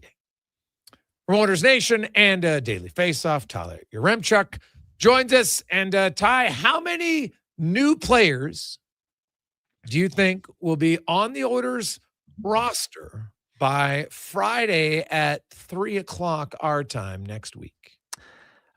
I'm going to take what I view as the safe answer here, and I will say 2. I'm hesitant. If I had to set an over-under, I think I might set it at 2.5, but I think I'm going to go with 2. I think we'll see 1 forward, 1 defenseman. Maybe it even comes in the same trade, but 1 forward, 1 D-man, and I don't think they're going to be able to do much more than that. Yeah, well, I'm not sure. I wasn't expecting to make massive moves. Like, to me, the number one, if they get a second pair right defenseman, that's good. Obviously, you always want to add another forward, sure. But to me, that's the must-have for the Edmonton Oilers between now and Friday. Yeah, I think I would agree with that. Although I don't, again, they currently have 6 good defensemen, I think. I do agree you want a little bit more insulation there in the playoffs. I think I agree with that. I know for the last couple of months, the big debates have been center or winger. But I think when you get to the playoffs, we've seen time and time again, like Connor and Leon can do enough damage to win you playoff series just with the 2 of them. They haven't gotten a lot of help in years past. So shoring up that blue line is important. I think the Paul Coffey addition coming back to the bench shows you that they're very focused on fixing the blue line. So it's just a matter of how hard they're going to swing, I guess. Is this going to be is it going to be a number 4 or 5, or is it going to be a number 3 that they go add? If they find a way to get a number 3, I think that'd be great. I don't know if that piece is necessarily out there, which is why I've kind of spent a lot of my energy talking about, the Nick Perbixes and Zach Whiteclouds of the world, instead of, seeing them take a big swing on someone like Ristolainen, who might come at the acquisition cost of a number 3 D-man, but I'm not sold on that guy being a legitimate, pairing carrier, if so to speak. Yeah, I never see. For me, my pet peeve in sports analysis is people who always want to. I'm not saying you, but overall, it's a guy's got to carry his line. What are we talking about? There's 6 guys in the league who can do that, and there's Cale Makar and Quinn Hughes and a few others. The Oilers just need a good second pair right shot defenseman. I like Ristolainen. I don't like his injury history, and that's, to me, I'd go Zach Whitecloud ahead of him. I'd go Connor Murphy ahead of him, only because it's his injury history that bothers me more than anything else. Yeah, and he's inconsistent too. You kind of talk to people in Philadelphia and they say you'll get a couple of weeks, and hey, Finland just got a couple of weeks of it at the Olympics, where it's whoa, this guy is tough, and he can keep up with the pace of the game. And then you'll get a few weeks where it just kind of goes away and he ends up on the wrong part of the highlight reel a few too many times. So I don't know. Again, I've heard the asking price could be a 1st-round pick for him, and I that's where I just kind of wave up the whoa. As much as you want to upgrade your blue line, and I think Ristolainen is better than some of the players they have. He would be an upgrade. To sign up for $5.1 million for another year, to potentially have to give up a 1st-round pick for him, that's just too much for me. Yeah, he's not at the top of my list. No. I like Connor Murphy. Connor Murphy's a penalty killer on the best penalty killing unit in the NHL right now in Chicago, which kind of surprises me. The Blackhawks have the best penalty kill, but they do, and he's right up there. Him and his they got 2 D-men, and the other name escapes me right now. And he's the 2 that they're up there. Basically played identical minutes on the PK. So they're facing all the top units, and it's working. So he's obviously in the right position. He's a UFA at the end of the year. And Stan Bowman knows him. So he'll know if he's good or not good, right? Personality-wise or not. We'll see now he's a pen and UFA. So, probably don't have to give up as high of a pick. Usually you're giving up a 1st for a guy with term, right? We haven't seen much 1st for a pure rental very often lately. No, look at Jake Wallman, right? He had another year on his deal. The Oilers obviously felt pretty confident that they'd be able to extend him, so they have no problem giving up a first-round pick for him. I'm with you on that front. A guy like Murphy, I like. The other thing to just remember when you're kind of valuing Oilers draft picks is that whoever they're negotiating with in a trade is going to kind of sit there and go like, oh, that second-round pick, I know it says second-round pick, but that could be in the late stages of that second round. It's almost as good as a third round pick, which hurts the value. Like a lot of people were talking about the Kiefer Sherwood trade and how the Canucks, they wanted a first round pick for the longest time. They settled for 2 seconds. And it's kind of like, whoa, those are 2 San Jose Sharks second round picks. Like that's got a little bit more value than a pick that's going to be in the late 50s or whatever. So yeah, I mean, if Connor Murphy could be had for 50% retained, a second round pick, like I'd much sooner do that than be giving up a first for Ristolainen. And in the spot the Oilers are in, where you have 5 guys under contract for next year on the blue line, 6 if you count Regula, and then another guy in Stasny who's under team control. I don't think they should be scared of the rental market on the blue line. I look at the Oilers, and you got the Ducks tonight, and the Oilers historically here the last few years haven't been great, starting the season, coming out of breaks. Last year, they lost 4 in a row coming out of 4 Nations. Now, and McDavid talked about it afterwards, is kind of beat up. So maybe are mentally drained, and, they played on a Thursday night, and then he actually played on Saturday afternoon, which was wild. But I look at it's a little bit different this season. And I wonder if maybe you can learn from it, but it's more so the group around them. Like the rest of the team has to be like, let's wake the bleep up right from the get-go tonight. Yeah, I even think like McDavid's the exception because he went very far in the Olympics, obviously, but even Leon Draisaitl, right? It's a 3-week stretch where I know there's a lot that goes into getting over to Italy and playing the Olympics, but in a 3-week stretch, he played 5 hockey games. He was taxing. He was playing a lot of minutes for Germany, but now he's kind of had a week off. Like, I think he should still have some juice here in this one, and you're bang on for everyone else. It's been 3 weeks since you've played. I know Knobloch was calling it like another training camp or a mini training camp. There should be some guys, and I really enjoyed your piece on Adam Henrique. Like, there should be guys who are viewing this as like fresh start. Maybe the coaching staff isn't as frustrated with me as they were in at the beginning of February when we were losing 3 in a row. Like, it's a chance to make a new first impression, if you will. And Henrique, Frederick, those kinds of guys, right up at the top of my list. Even Matt Savoy, I thought his play kind of tapered off a little bit right before the Olympic break. I like that they're throwing him up with Leon Draisaitl and giving him an opportunity to get some offensive looks. But like, that's another guy who I don't mind putting a little bit of pressure on him, saying, let's get the production up. Let's play your best hockey down the stretch here. Well, he's got to play better, no question. What's interesting about Henrique is I was watching practice, and I even asked him afterwards. I said, I know this might seem like a dumb question, but you looked a little bit quicker. And he kind of chuckled, and he said he'd been able to skate a lot more, right? Like this injury, a broken finger that he had is, well, he's actually, and he was joking about it because he was skating with no hockey stick for the first few weeks. And ask anybody who plays hockey, it's such a weird thing. You don't have a stick. It's like, what am I doing out here? But he really had to focus on some edge stuff and working and skating without it. And it actually feels like it helped him a little bit. So, and he's been pretty rested. So, I'm like, he's never going to be a burner by any stretch of the imagination, but maybe that allows him to get to an opening in front of the net, because that's where most of his goals are scored, right? Like Adam Henrique isn't beating you off the rush. Adam Henrique is beating you down low and hammering home a rebound or something. And, if he feels a little bit quicker, maybe he can get to a spot. So, and like anything, if he can score, he hasn't scored since October 23rd. Like, that's 35 games. Tonight will be his 36th. I think if he scores a goal, he'll probably exhale a little bit. Yeah, and I actually kind of like the idea of him and Vasily Podkolzin just because they do their damage kind of in different areas, right? Podkolzin's a guy who can win a board battle and force a turnover, and he's going to play heavy and physical. He can be the F1 on the forecheck, like all of those things that you like in an energy winger. And then that allows Adam Henrique to play in the middle of the ice, go to the net. Maybe Vasily Podkolzin forces a turnover down low and can throw it in front. You can create a little bit of chaos. So I'm really excited by that third line. Hopefully some of Podkolzin's, work ethic and energy, so to speak, will rub off on a guy like Trent Frederick as well. But I'm a really, really big fan of the way Chris Knobloch has this lineup put together ahead of this game tonight. I think he's putting a lot of players in positions to succeed to kick off the stretch drive. Frederick and Podkolzin.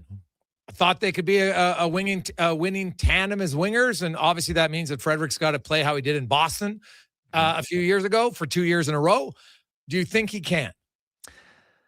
I mean, I do. I'm not a big believer in like just looking at a guy and being like, oh, they must have forgot how to play hockey. And I hate the narrative that like, oh, he signed a big ticket. Now he doesn't care. He just wants to kick his feet up and enjoy his paychecks. Like, it happens sometimes, but it's rare. But guys don't make it to the NHL with mindsets like that. You don't get to the top of your sport by having a mindset of, oh, I just can't wait to get my big contract and then I'm going to suck for 8 seasons. Like, it obviously bothers Trent Frederick. Was the injury lingering into this year? I don't want to make that excuse. He needs to be better. I think there's a lot of work ethic related things that he needs to be better at. Maybe part of it's accepting his role a little bit more, but I still think there's a player there. You don't score 18 5-on-5 goals in a season or whatever it was. You don't do that, on accident. I think Trent Frederick is a good hockey player. I think there's a crisis of confidence very similar to Adam Henrique. And again, I think there needs to be a little bit of a switch in mindset, but maybe 3 weeks off and a couple of weeks away from the rink, I should say,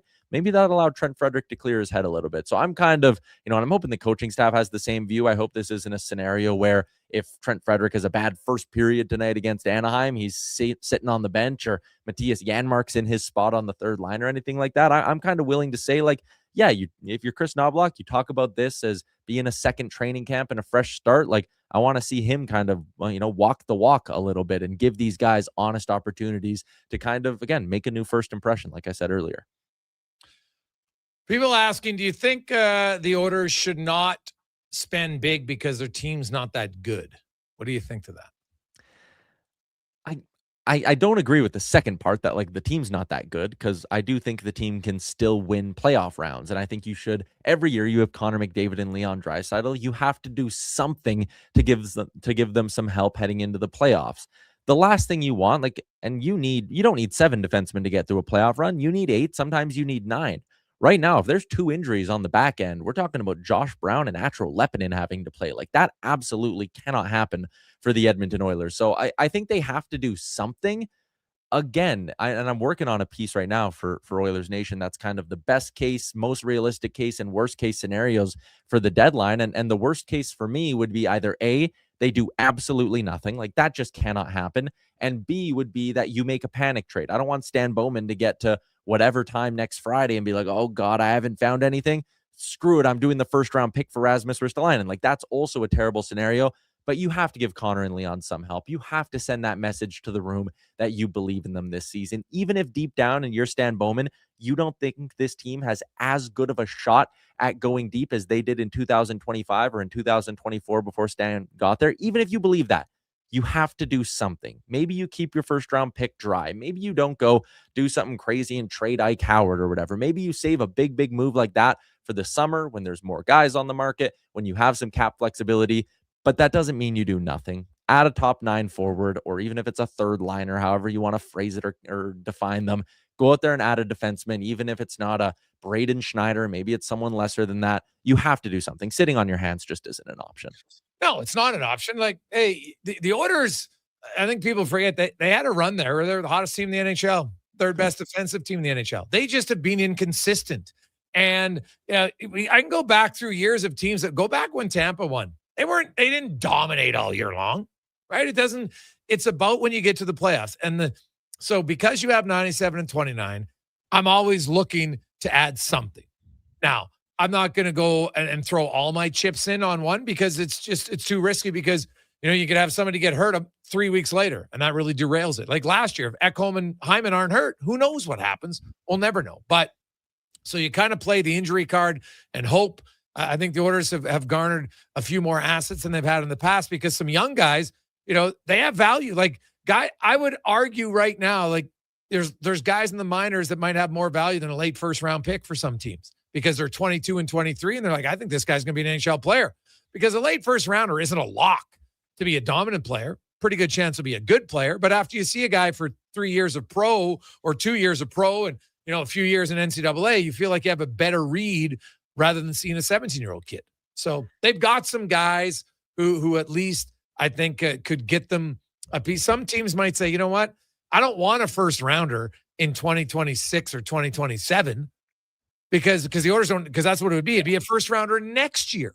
So I'm like, now that kid's next year, realistically, he's probably not helping our team till 2030. Most GMs won't be there at that point. So I think the Oilers can make more moves than some people think. It's just a matter of, are they going to be the right moves? Like, I agree, I wouldn't do a panic move, but I'd look strong. You haven't had a second pair right defenseman. That's like, and actually, funny enough, when they had Cody Ceci, he was pretty locked in. He was pretty damn good, despite what some people wanted to say. He was like, they were solid. They weren't dominant, but they were solid. So it's something I would look to get for sure. Yeah, and I think another thing too, like just looking at the way the market's kind of shaping out this year, there aren't a lot of true sellers in the sense of like teams going into rebuilds who will sit there and say, my goal is to stockpile first round picks. What you have are Nashville's, Winnipeg's, Washington's, these teams who, whether it's right or wrong, are kind of maybe just going, you know what, this isn't our year, but we want to be right back there next year. And maybe those teams would value a Marhala or a Quinn Hudson or whoever it might be by, the same logic you just laid out, where that GM next year might be managing for his job. And he'll sit there and say, okay, if I'm trading a whatever player it is, Morgan Barron, Trevor Van Riemsdyk on Washington, I'm just spitballing now, but like maybe they'd sit there and go, you know what? Yeah, I don't want the first round pick. Give me Quinn Hudson, because I'm going to test drive him for the next few months. And I think next year he's going to be an everyday player for me or something like that. So I think that's a good point. Liam and I had this debate the other day. They have more assets than you think they do. And even look back at last year in the Trent Frederick deal. Who were the two prospects? And I'll almost use air quotes there. It was Max Warner, who had like 2 American League goals on the season. And the one they traded to New Jersey. I'm totally blanking on his name right now.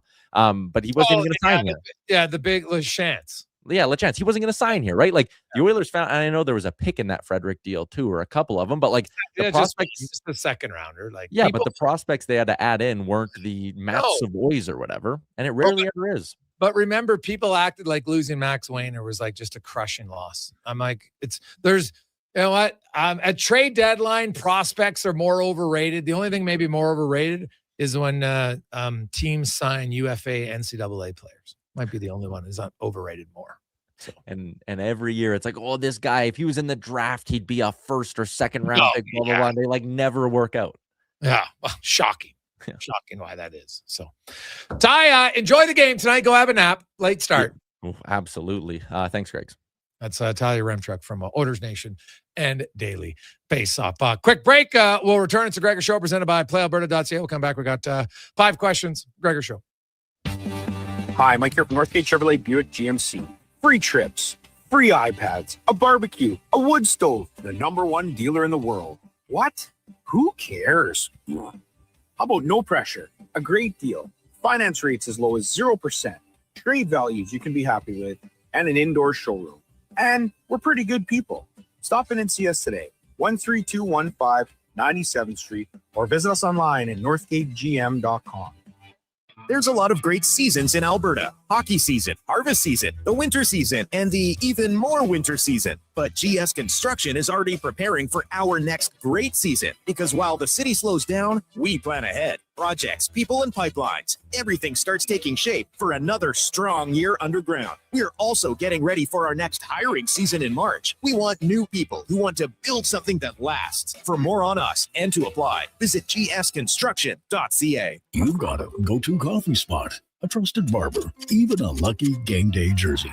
But when it's about looking your absolute best, there's only one name you need: Mr. Dirk. Family run since 1939, we're experts in crafting impeccable tailor-made suits and offering a wide variety of everyday styles. Pair that with personalized one-on-one fittings and the convenience of on-site tailoring. Mr. Dirk elevates your style game. Visit our Edmonton store or explore MrDirk.com. Score big on style with Mr. Dirk. Looking for the perfect gift? Give the gift of great taste with a Loca Quality Market gift card. Redeemable at any Loca Quality Market or Loca operated restaurant. It's a treat for food lovers. Ready anytime. Grab yours today at loca.ca. Noodle, noodle, noodle, noodle, noodle, noodle, noodle, noodle, noodle, noodle.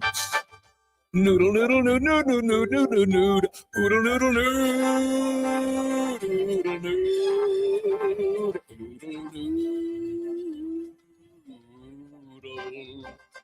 noodle, noodle, noodle, noodle, noodle, noodle, noodle.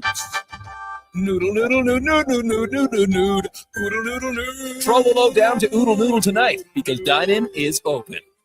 The job isn't done until the last load is hauled, and having a semi-trailer out of commission is not an option.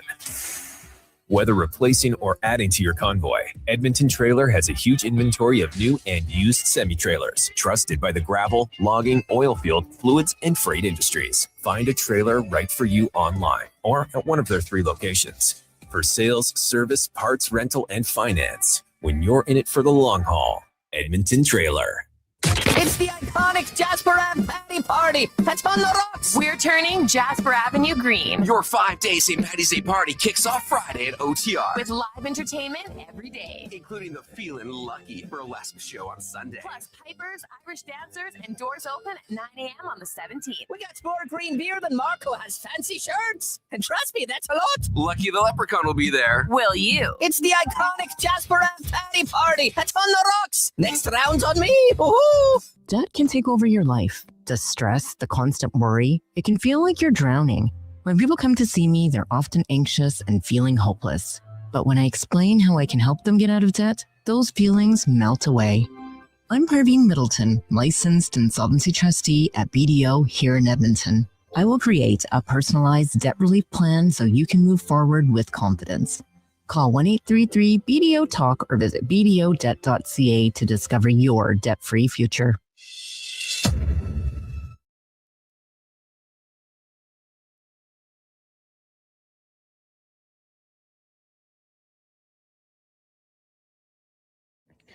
Portions of this hour brought to you by Cantork, made in Canada, made for Canada, where extreme isn't theoretical. Find your solution at cantork.com. The Jason Gregor Show, the best of Edmonton sports talk and beyond. This is Sports 1440. Presented by PlayAlberta.ca, Alberta's only regulated online gambling website.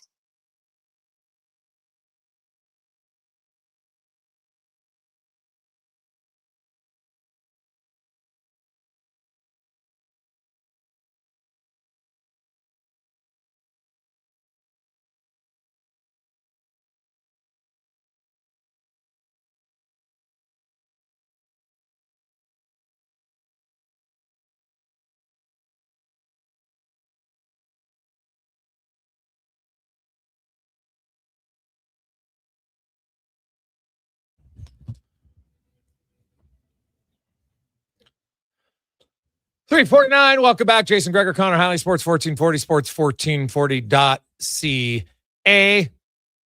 Hope you're having a lovely Wednesday afternoon. It is game day. You're excited to be back, of course.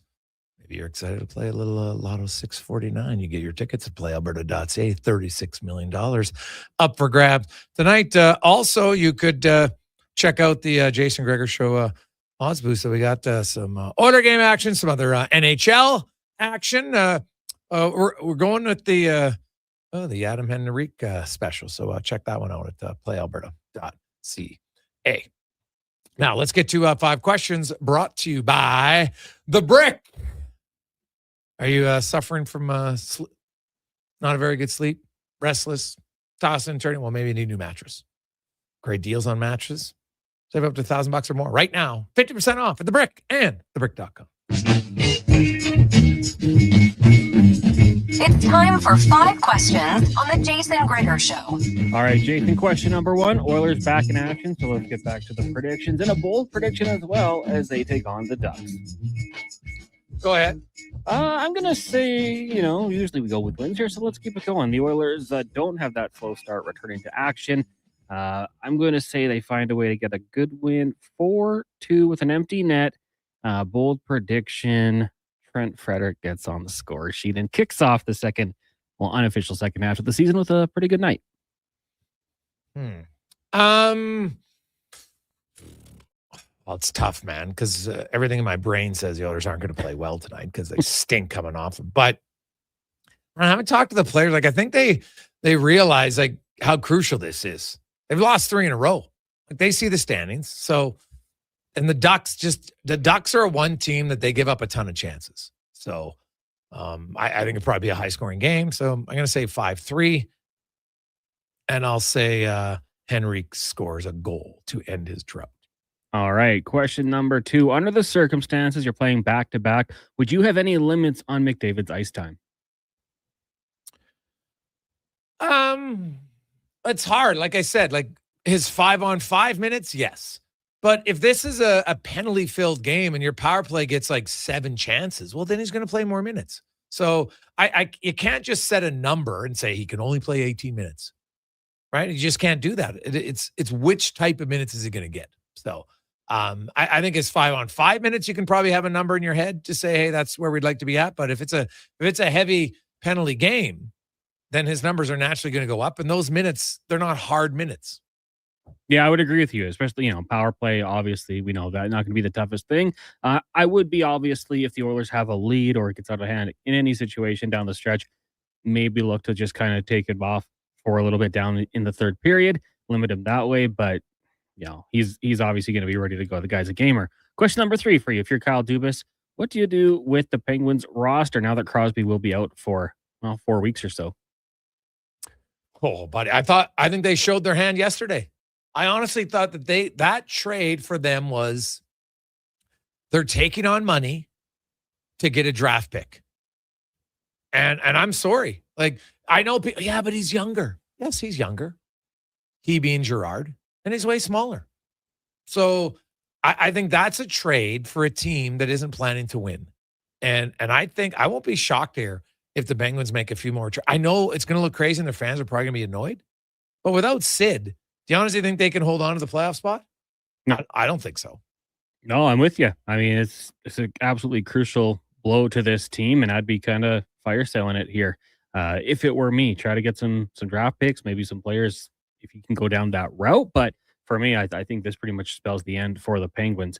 Question number 4 for you. SGA the Joker in serious danger of being ineligible for the NBA MVP award as they get close to the 17-game threshold. I believe SGA is at 16, the Joker at 11. Do you like this rule? And without those two, who's next in the conversation for you? I love the rule.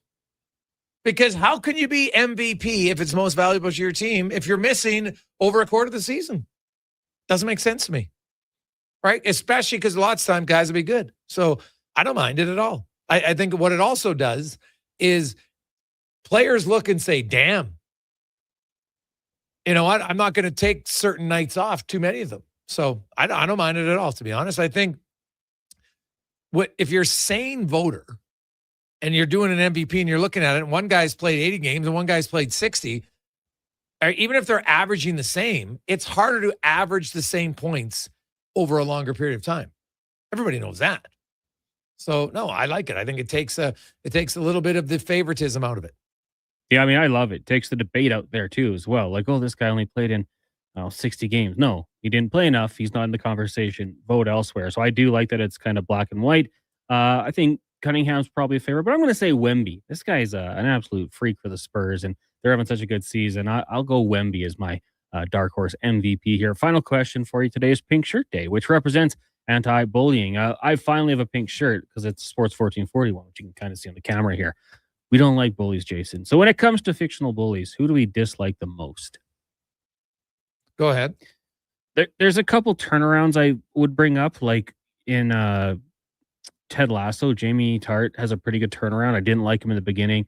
He gets better. Steve Harrington in Stranger Things is another guy who has that really good arc. But when it comes to people I don't like, I got to go Regina George and Mean Girls.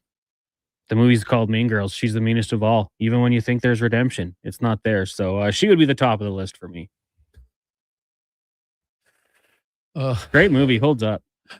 You know what? The cons, I have to say, that's a movie that you've seen that I haven't. You should check it out. I don't think so, dude. Like, come on. Why? Like, why? Why would I want to watch it? Just it's got some good humor. It's intelligent, good cast.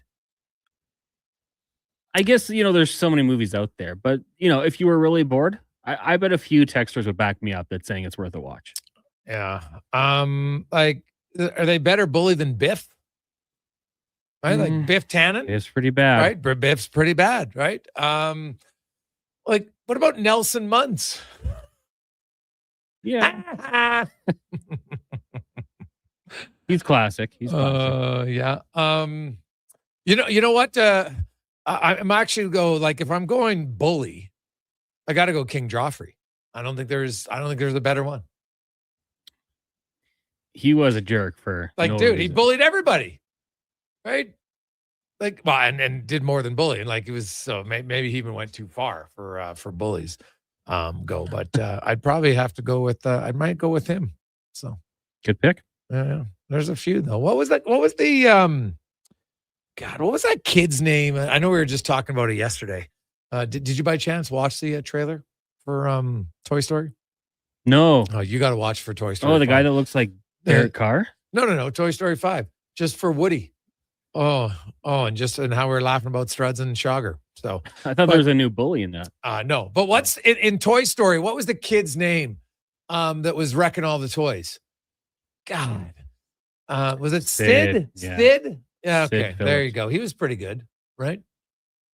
Looks really like Derek Carr if you ever get a comparison. Old Raiders quarterback.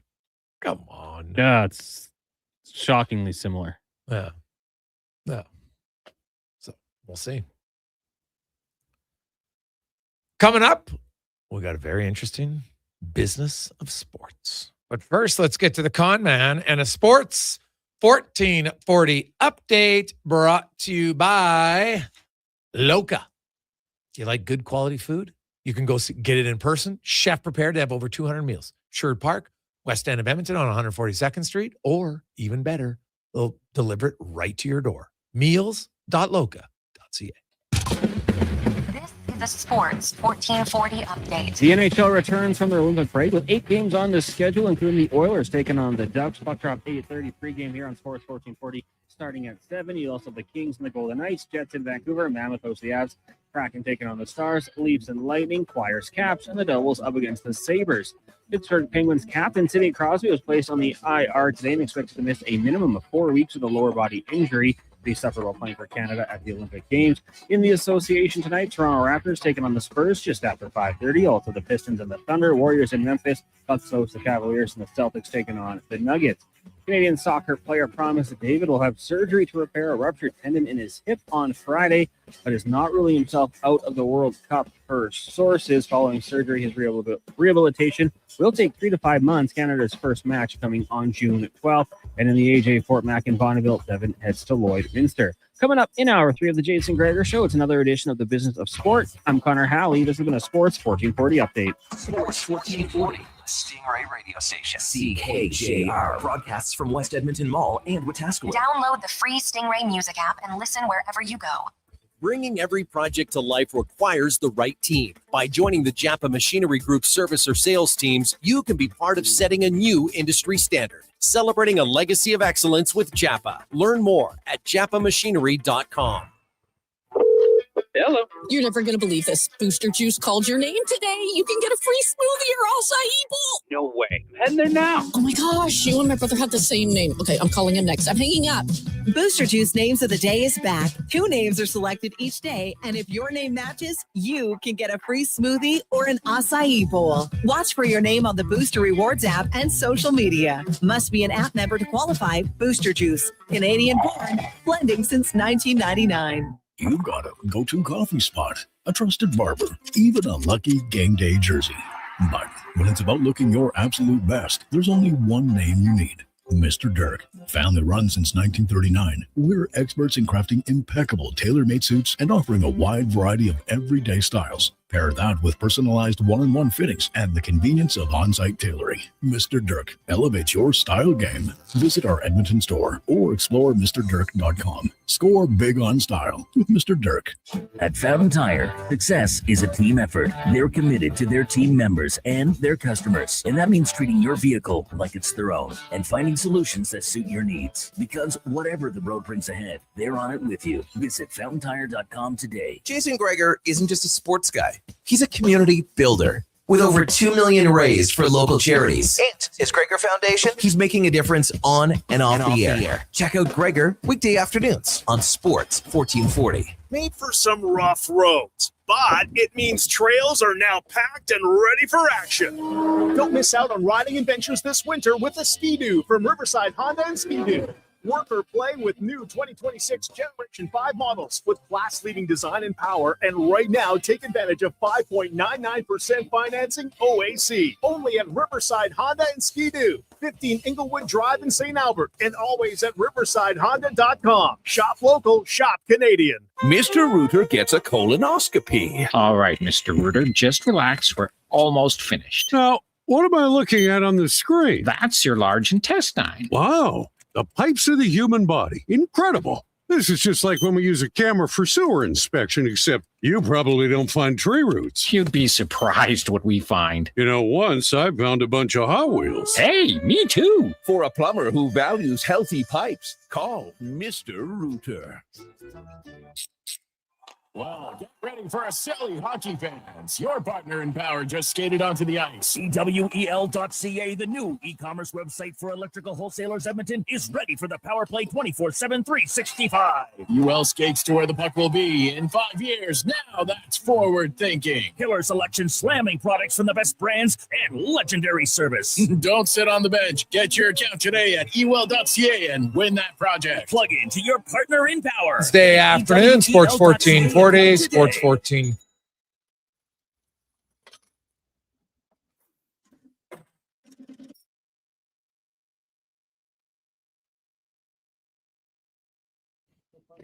Portions of this hour brought to you by Leading Edge Physio. From weekend warriors to professional athletes, kids playing soccer to grandparents in the garden. Rotator cuff tears and tendonitis, post-surgical knees and hips. We fix your body. Life shouldn't hurt. LeadingEdgePhysio.com. The Jason Gregor Show, the best of Edmonton sports talk and beyond. This is Sports 1440. Presented by PlayAlberta.ca, Alberta's only regulated online gambling website.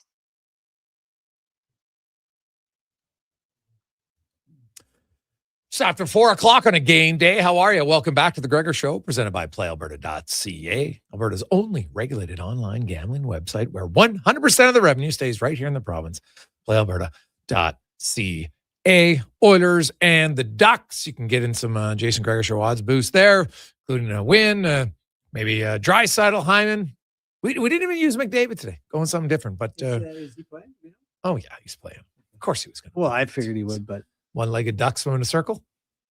Yes, Apparently. yeah, he does. So I had to think about that for a while. yeah, I couldn't. I was stunned. Oh, McDavid's going to miss time. Oilers only have 12 forwards. Number one, number two. That guy. They really only have 3 or 4. Yeah, to be honest. that guy is wired to play, and hasn't played a game since Sunday. For him, he's probably just itching. Oh yeah, to get on the ice. I'm sure they limit his minutes, maybe, but if they get a ton of power plays, he'll play over 20 minutes. There's just or if they get down 3-1, Knobloch will go back to the old standby. Draisaitl, McDavid, and whoever else they can. I'm going to say no. He won't do that. Yeah, I would think not. Yeah, I'd like to think not. Yeah, so we'll see. We got that's Ritch Winter, of course. It is the business of sport. Every Wednesday, we always have to talk different businesses in sport. And our next guest today is somebody who's been involved in hockey, been involved in NCAA football, and now is involved in pickleball, one of the fastest growing sports where I think all of the average weekend warriors think they can be a professional. It's amazing. They're like, oh, I could be a pickleball star. And man, there's like, now you're seeing videos of pickleball fights. Like, what is going on? It's becoming clearly an emotional game, but it is a lot of fun. Mike Neely joined us. He was the CEO of the Arizona Coyotes. He was the executive director of the Fiesta Bowl. And of course, now is the CEO of USA Pickleball. Mike, welcome to the show, man. How you doing? Thank you. Thanks for the introduction. I'm doing great down here in Scottsdale. Oh, nice. So tell me, how does one become the CEO of Pickleball America? What a path that makes. How far back do you want me to go? Right. Well, I'll tell you, probably unlike most people that want to get into sports and think it's a great thing. That was not a passion of mine. I was in corporate business for 14 years and of course, always liked sports, played the sports and coached sports and did all the bit. And it's really one of those opportunities that came along. Sometimes you bounces go your way. And I was, in the corporate world, and I'd worked with somebody that ultimately ended up doing some consulting work with, at that time, the new Minnesota Wild franchise. And I got a call and said, hey, they're looking for a finance guy, because that was my world before, was born to finance. And he said, "Hey, they're looking for a finance guy. Would you be interested?" And that came to be, and I ended up working in the finance world in the early years of the Minnesota Wild, and then a few years after that, got recruited down to Gretzky land at the time with the then Phoenix Coyotes, and you had Barnett as GM and Gretzky coaching, and boy, a lot of things happened along that, including ownership changes, bankruptcies, and how much of those stories you want to get into. I have a few good ones, but then that kind of ran its course. New ownership ultimately came in, and they wanted to run the show, understandable, and an opportunity came up in the football world right in town here. So then I found myself kind of resurrecting and starting out with the Fiesta Bowl and getting that up and running and back on track. And then that kind of ran its course, and I got a call about this new game of pickleball, and I played pickleball, and it's a fun game, and the growth was going crazy, and I got kind of interested in it. And then next thing you know, I'm running pickleball, and 2.5 years later, here we are, and 25 million people are playing it and growing. It's going crazy. 25 million. It's unbelievable. It is. Wow. So let's kind of, in the business of sport, we like to talk about all the different businesses. So you are the CEO of the Coyotes, and at a time, Mike, and not talking out of school, I think it's fair to say that didn't have the most secure ownership for a lot of time in Arizona. That was probably the biggest challenge. And I don't care what business you run, if you don't have secure ownership, there's always going to be cutting a corner here, cutting a corner there, and it might be a small corner, but slowly, you end up on the inside of the track, and everybody else is flying by you on the outside of the track, and you're cutting all the corners, right?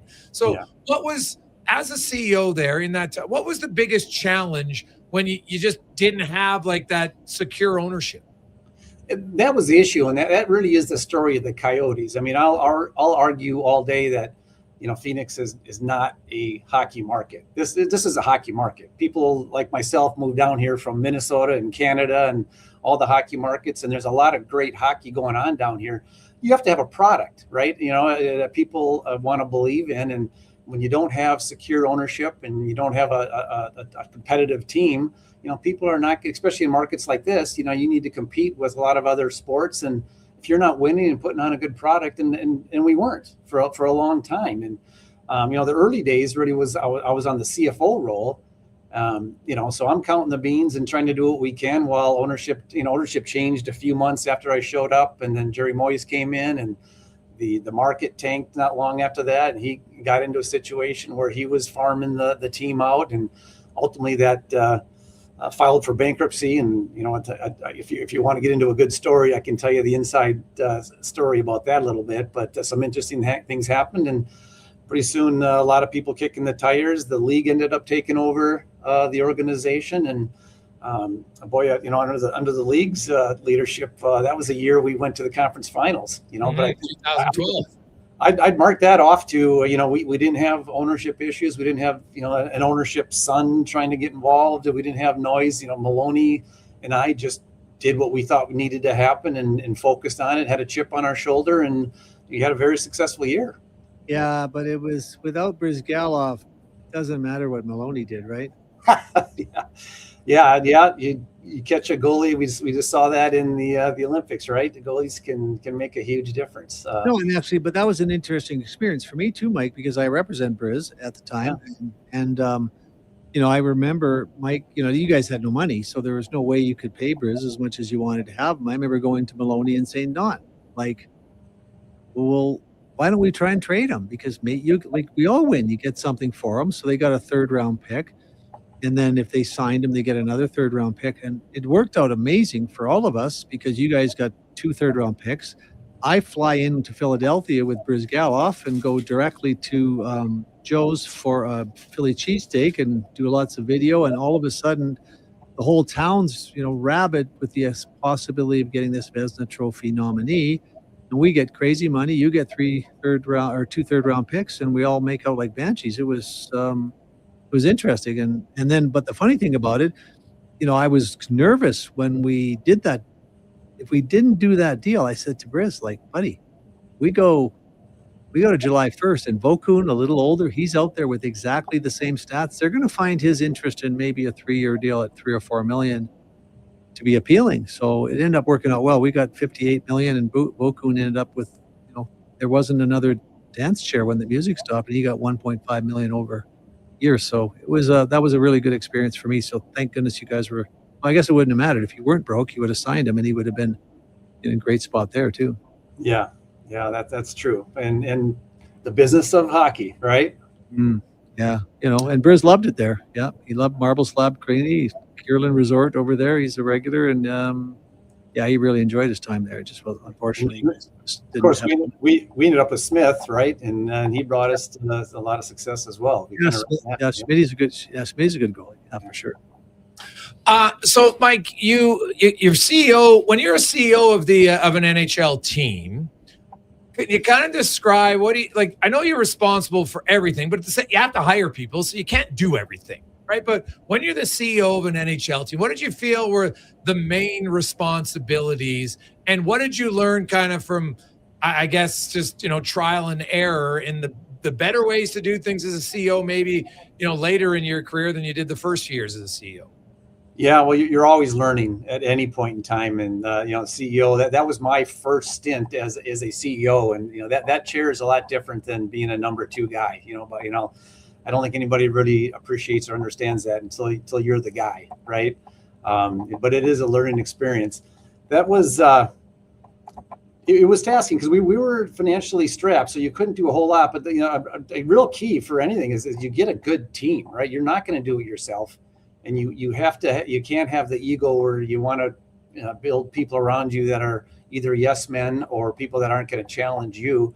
For me, I just hired as well as I could and get the people that are best at what they do, and then you let them do their job. You hold people accountable. You set your goals and try to make the right decisions. But you got to get good people and let them do their job. Well, and Mike, how much problem was it? I mean, it's a long drive. People haven't spent a lot of time in Phoenix. If you're living up in Scottsdale, it really could have been at 6:30, 7 o'clock at night. It's an hour drive to the rink, right? Yeah, it was a tough traffic pattern, and but in general, I mean that's not something that you can't overcome. And like I said, that year 11, 12, when we went to conference finals, we were selling out the arena, right? People will come. I heard that when I was in Minnesota, right? They built the arena in St. Paul, and basically the word was nobody's going to go to St. Paul. Minneapolis is where it's at. Well, we know what happened there, right? You put on a product, people will come to it for sure. I remember going to my first Phoenix game, and I'm trying to find the parking attendant to pay for the parking. Free parking, wasn't it? Yeah, they didn't have one. I'm walking around looking. Finally, I said, where do I pay? And the guy said, oh, we don't pay here. Yeah. Wow, really? We changed that. We changed that for sure.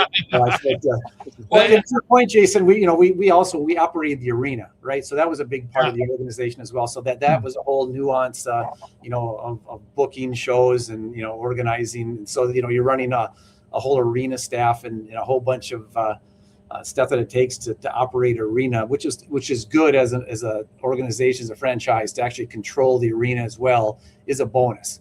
It's a lot of work and takes a lot of extra efforts, but it's good as an operator of a franchise to have that control.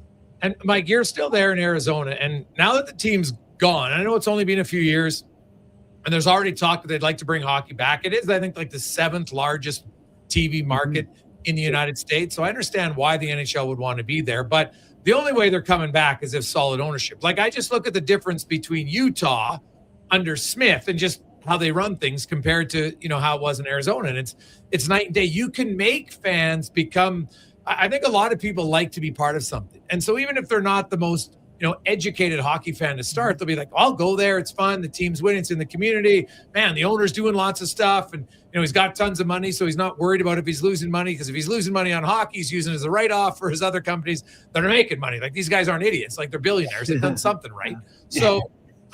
Now that you're there and hockey isn't there, has it impacted, like, are less kids playing suddenly in the last few years? Is it vital for Arizona to get a team back just to kind of continue to grow, the inroads that they made at the minor hockey level?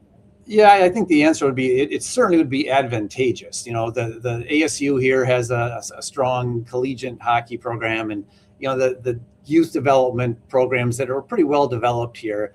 I don't know the specific statistics, but I think it's still pretty strong here as far as the youth and development. And I think we don't have enough sheets of ice for sure, But I think it's still holding on. It's been a few years here now, and will it impact it? Maybe eventually. And I think certainly putting an NHL franchise back here would be a boost to it and continuing it. But I think there's still a strong, it's a southern market, of course, but like I mentioned, people move down here all from the northern states, right? The smart ones that got out of the snow, maybe, but we're hockey people that they're yearning for it, and I think the ASU does well filling their stadium or their arena for the hockey there, and the youth hockey is really strong here. I had a son that grew up to the youth stuff, and we've produced some pretty good players out of this market as well. Well, and Mike, I was in Maricopa where my partner has a winter place, and I took some clothes in to get tailored while I was there. And young man, Taylor's son, wearing a Utah Mammoth jersey. And I'm like, wow, I didn't put two to two together immediately. And he said, oh, no, we missed the Coyotes. So a young Spanish mother and son were huge hockey fans, and just kind of interesting to see that. You're not really expecting it in that situation. And they're planning a trip. They said sometime. They didn't seem to be of more than humble circumstances, but they were planning a trip to get up to Las Vegas and see their team play at some point. It's interesting. It's missed, and it's frustrating that when you lose a franchise. I'll put myself in that category. Very frustrating, and it didn't have to happen. I mean, I'll give Bettman kudos. I mean, he did what he could. He could have punched the franchise out of here a lot earlier and many different times. But I think he believes in the market. The ownership side just didn't work out. There was a revolving door there for a while, and just didn't have that strong ownership to do what you needed to do to have a stable franchise. Yeah. Mike Neely joins us. He, of course, is the CEO of USA Pickleball, former CEO of the Arizona Coyotes. And when we come back, we are going to talk about the growth of pickleball and where it's going and how competitive suddenly it's come, even on a business side. Not so much the players, but people trying to want to run it in different leagues. We'll get into all that when we return here on the Gregor Show, presented by PlayAlberta.ca. And now Edmonton Electrical's testing team is on defense duty. They're the guardians of safety and compliance, a critical part of any lineup. Precisely. They perform rigorous safety and code compliance testing for commercial operations. Think of them as the referees, ensuring everything is up to standard before disaster strikes. Their preventative plays are legendary, spotting faults early. Hire the Action Electrical team to bring home a win for your project. Visit actionelectrical.net. Hi, Mike here from Northgate Chevrolet Buick GMC. Free trips, free iPads, a barbecue, a wood stove, the #1 dealer in the world. What? Who cares? Well, no pressure. A great deal. Finance rates as low as 0%. Trade values you can be happy with. And an indoor showroom. And we're pretty good people. Stop in and see us today. 13215 97th Street. Or visit us online at northgategm.com. The job isn't done until the last load is hauled. And having a semi-trailer out of commission is not an option. Whether replacing or adding to your convoy, Edmonton Trailer has a huge inventory of new and used semi-trailers, trusted by the gravel, logging, oil field, fluids, and freight industries. Find a trailer right for you online or at one of their 3 locations. For sales, service, parts, rental, and finance, when you're in it for the long haul, Edmonton Trailer.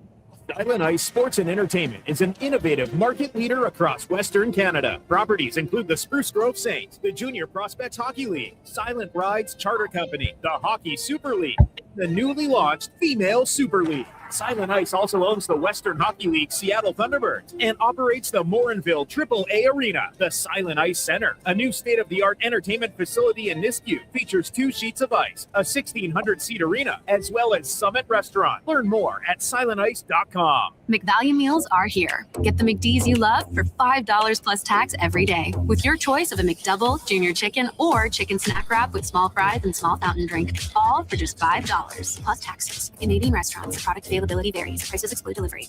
You matter. Your mental health matters. And you're braver than you think. Not Alone is an organization focused on creating a space of acceptance and support through tough, meaningful conversation. Use code 1440 for 15% off at notaloneco.com. It's okay to not be okay. 1 in 3 adults don't get enough sleep. The Brick is here to help with deals on your entire bed.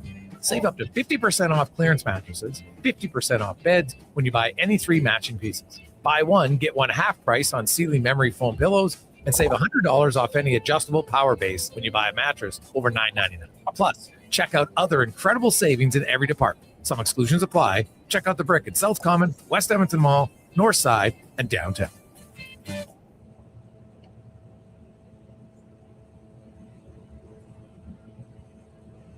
Portions of this hour brought to you by On the Rocks. The Oilers are back in action, and OTR is ready to be your hockey headquarters. $5.75 Molson Canadian, 69-cent wings, and play, score, and win every game. See more at ontherocksyeg.com. This is Sports 1440, where Edmonton talks sports. On YouTube, Facebook, and X. Here's Jason Gregor. Brought to you by playalberta.ca.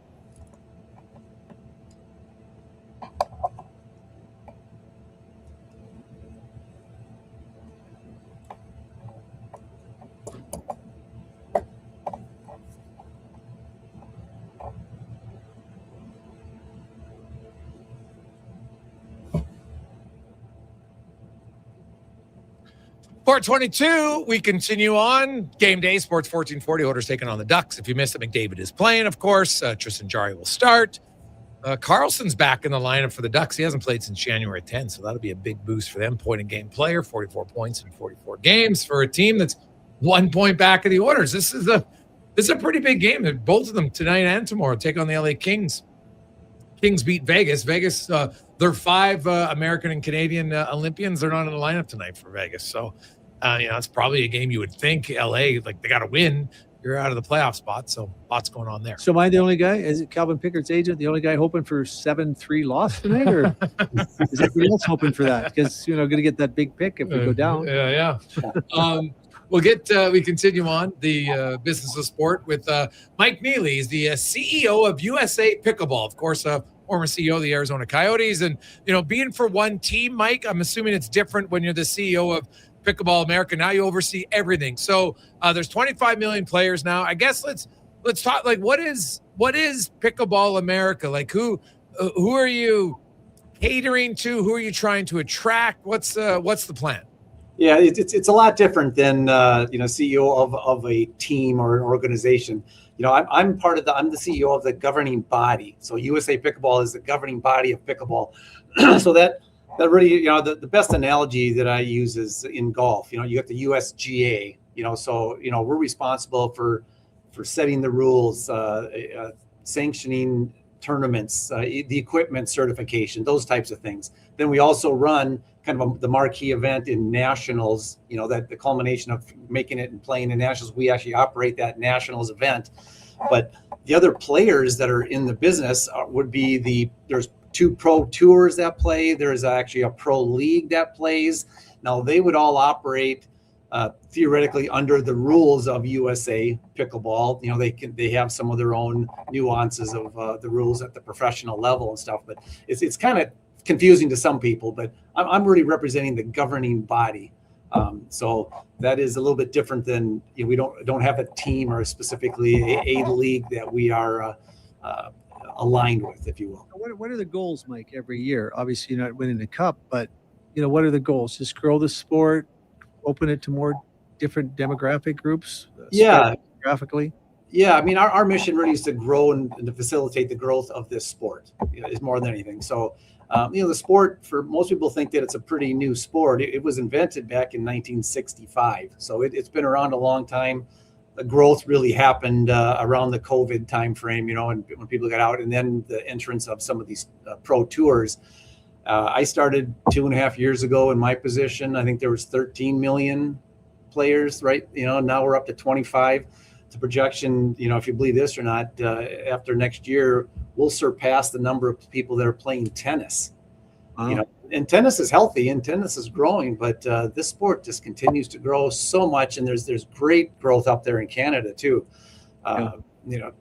Pickleball Canada does a great job, and there's a lot of membership. As far as our business model, Rich, to kind of tie to your question, we do have memberships, right? So to play in sanctioned tournaments, you need to be a member of the USA Pickleball. So that's a revenue source. But then we're also testing equipment and charging for that, and just general operating events and the sponsorships and the things that go along with that. A lot of very consistent with previous worlds that I've been in, but those are the main revenue drivers, but we are really a facilitator of growing this sport for the masses, and hopefully the pro tours benefit from that in turn, right? In the growth of this, it was kind of grandpa and grandma's game, right? That was the perception of it, and it still is played pretty heavily, at an older level group. But the largest group that's playing right now is the age group, I think 26 to 34 is the largest of that 25 million. That's the largest group, with the next younger group being the second largest. So this is becoming younger and younger, and it's played by men and women alike. It's continuing to catch on, and there's no sign of it slowing down. Well, I think the real attraction has to be from a family or perspective. Is it, grandpa can play with grandson, and it's you can let the field levels pretty quickly in terms of, if you want to play at a level with an 8 or 10-year-olds, you can. I mean, it just seems like one of those few sports in the world where you can have a lot of fun if you're 72 and your grandson's 14. Oh, I absolutely agree. Of course, at any sport, at the professional level, they're playing at a different level. Yeah. Yes, I can go out there and it's very, I play with my wife. I play with my 24-year-old daughter and my 20-year-old son, and I'm not sure if I can get him to do anything else with me too much, but it's really crosses ages, and it's a finesse sport as much as anything. I mean, more power is coming into it a little bit, but I remember going out one of my earlier times on my wife and I played, and then there was a couple that we played. I didn't know who they were, but they were surely 20 years senior to me. I thought, well, this is going to be an interesting one. Well, they smacked us down. I mean, they knew what they were doing, and so it's an interesting. I had a neighbor, 75 years old, invited me to play tennis. Now, I'm not a great tennis player. I didn't really want to go either because I thought it was going to be game over for him. Wow. I mean, it's all about placement of the ball, and he had me running around like I was in a marathon. It's unbelievable. Yeah. Well, Mike, the growth of the sport, you mentioned it's been around a long time, but it's suddenly exploded. Any idea why? Yeah, I think COVID, it was something that you could get outside and play. And in this game, you get the ball and a paddle. I mean, you can draw some chalk lines on your street and put up a net and play, so it's pretty easy to play. That's a big part of it. That also coincided with the professional leagues that sprouted up. So then you started getting some attention, some, high profile names, high sports profile names were investing in these leagues. And so that maybe started gaining the interest of, what is going on? What is this sport? But really, if you get exposed to it and you play it, it's just a very welcoming, it's a fun sport to play. And, usually it's a doubles game more than anything. And you can go out there and get a good exercise in, but it's not overtaxing. It kind of gets a hard knock. I mean, there's plenty of injuries that have come out of it because those of us that are 60 and still think that we can move like we're 20 try to do too much. But, the stats don't confirm that it's a dangerous sport by any means, but people fall into this sport. It's kind of interesting where, you talk to people and it's kind of life changing as well. I mean, I've talked to people that, a woman early on that, in tears was saying that, she thought her life was over. She'd lost her son and she was on the couch doing nothing. And her friend talked her into finally going out and playing and changed her life. Plays all the time, and it gave her a purpose. And there's a lot of those stories out there too. It reminds me a little bit of curling. I grew up in a small town in Western Canada. It's like it was a social event. It was a way to get out, and it seems like it's pickleball clubs. They're all over the place, and it seems like a real healthy option for. Loneliness is a big problem in our world, and these kind of things, when they can alleviate that, they grow like this thing's growing. Yeah, and I hope it doesn't change because it's a very welcoming. I think for the most part you can go to a park and people are playing, and I found that people were just very welcoming. Come on in, I'll show you how to play with us. It's a very social, welcoming group of people that seem to be playing this. Big warning I hear from friends of mine that are playing. Little warm up and a little stretching, because when you have to make that one move that you thought you could still make because you feel 16 out there, there goes the Achilles tendon. Absolutely. Now, Mike, do you see, as the CEO, like professional league, how professional leagues are we talking, do you think? Like when you look at like some professional sports, there's a wide range. Like pro lacrosse has been around for a long, long time, and they don't make the same money as the NHL. And I know there's some people out there that think, everybody should just get paid the same and equality. I'm like, no, it's all about business. At the end of the day, how many people are going to watch it? Is pickleball, would it be is it a television sport? Like when you look at the growth of it, where do you see pickleball going from a business standpoint, as far as, not only the quality of players you can attract, but the type of league and sponsors and everything else? Like how potentially big, or what are the challenges facing it to become like a certified professional sports? Yeah, that's certainly a TBD, right? I mean, the TV audiences aren't there. I mean, the pro league is, there is a pro league, MLP. They're not turning money over right now, and they're getting an audience, but with so many people playing, it has not, my opinion, has not transitioned into a viewing sport yet.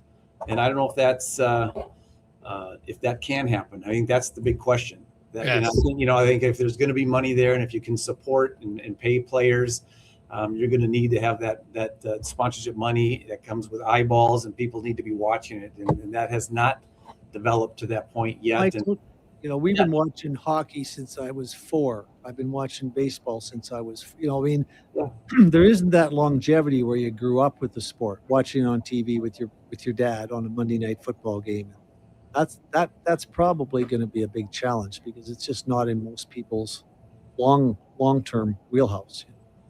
Yeah, that is true. And there's a lot of competition out there for, the sports watch, right? It's new, but well, I would say I'm an avid player. I mean, I don't play all the time, but I know that I shouldn't want to be watching it all the time. But to be honest, I don't sit down on a weekend and say, hey, let me find a pickleball match, and I want to watch that. So I'm probably admitting something I shouldn't admit, but until it's something, and you can appreciate it, because like anything, that the pro level that they're at, and that is increasing exponentially probably as well. The talent that is there now, and now you have, just in a few years, you have people and kids that are focusing on this sport. So what's going to be coming, that level is going to continue to increase, and but up to right now, a good tennis player could probably transition and compete in a couple of years at a pro level. Those are probably the kind of things they've got to look at. That tennis player that crosses over and finds the sport real challenging, and maybe they need a Billie Jean King type of challenge. What was the guy she played? I can't remember, but where you get it. That's maybe a thing to look at, is getting a tennis, pickleball player challenging a few tennis players, spanking real bad, and maybe generate some profile. Yeah, there's a good poster child. Annalie Waters is really the top women's player right now, and she's been to the top for multiple years. I believe she might be 19 years old right now, but she's at the top of the game, and she's got some years left. But there's younger people that are coming up and challenging her already, but that's, if you ask the 25 million pickleball players, to name 3 pros, I think 24.5 million of them probably wouldn't be able to do that. Yeah, like Ben Johns, I think, is the biggest pickleball name for men. Yeah, absolutely. Yeah, and so it's hard, dominant pickleball player, but that's like you get people playing it. It's funny because you mentioned people play it. I think they enjoy it, because there's lots of sports. The truth are, you can't just go up and hey, let's go pick up and play soccer. Right, like you're running around, go skating, right, or go skating, or even basketball, because people are like, oh my God, you know what? This guy's taller or shorter, and if they're running up and down the court after 10 minutes, 6, 8, 10, it's with pickleball, you can play it 2, you can play singles, you can play pairs, and lots of times you go 3 or 4 couples, and they rotate in. You play a 10-15 minute game, and then you get to rest, and it's very social. But I'm not, and that's why I'd love to have you on, Mike, and appreciate your honesty, is to go from being social to being something that people will watch. Other sports, people will watch because they're like, well, yeah, I can't do that, right? Or it's super fast, right? And pickleball, well, when you watch it, even at the pro level, like, it is amazing. Their hand-eye, it's kind of like ping pong. But I look at ping pong, and ping pong, people will watch highlights of ping pong and be like, oh my God, you see these rallies, and they're hammering the ball, and they're like, how do they do it? But it doesn't translate to people watching. Like, what you need to do, Mike, I think, is go on a tour of darts in Britain and be like, how the hell did they make this sport such an event? Like it's like guy stands there, boom, throws a dart, one time, and people are going crazy. Like it's wild, right? Like it's not like it's that. Like sure, you got to throw like it's precision, but it's not like it's overly fast moving or anything like that. But the good news is everybody at the bar is drunk. Yeah. Everybody's home having a drink. Dude. So you don't drink without playing darts. But so- I watched, but still, you go watch it. Like you it's watch it on serious stuff. TV, man. And it's competitive on TV. Yeah. It's not bad. Like it's wild.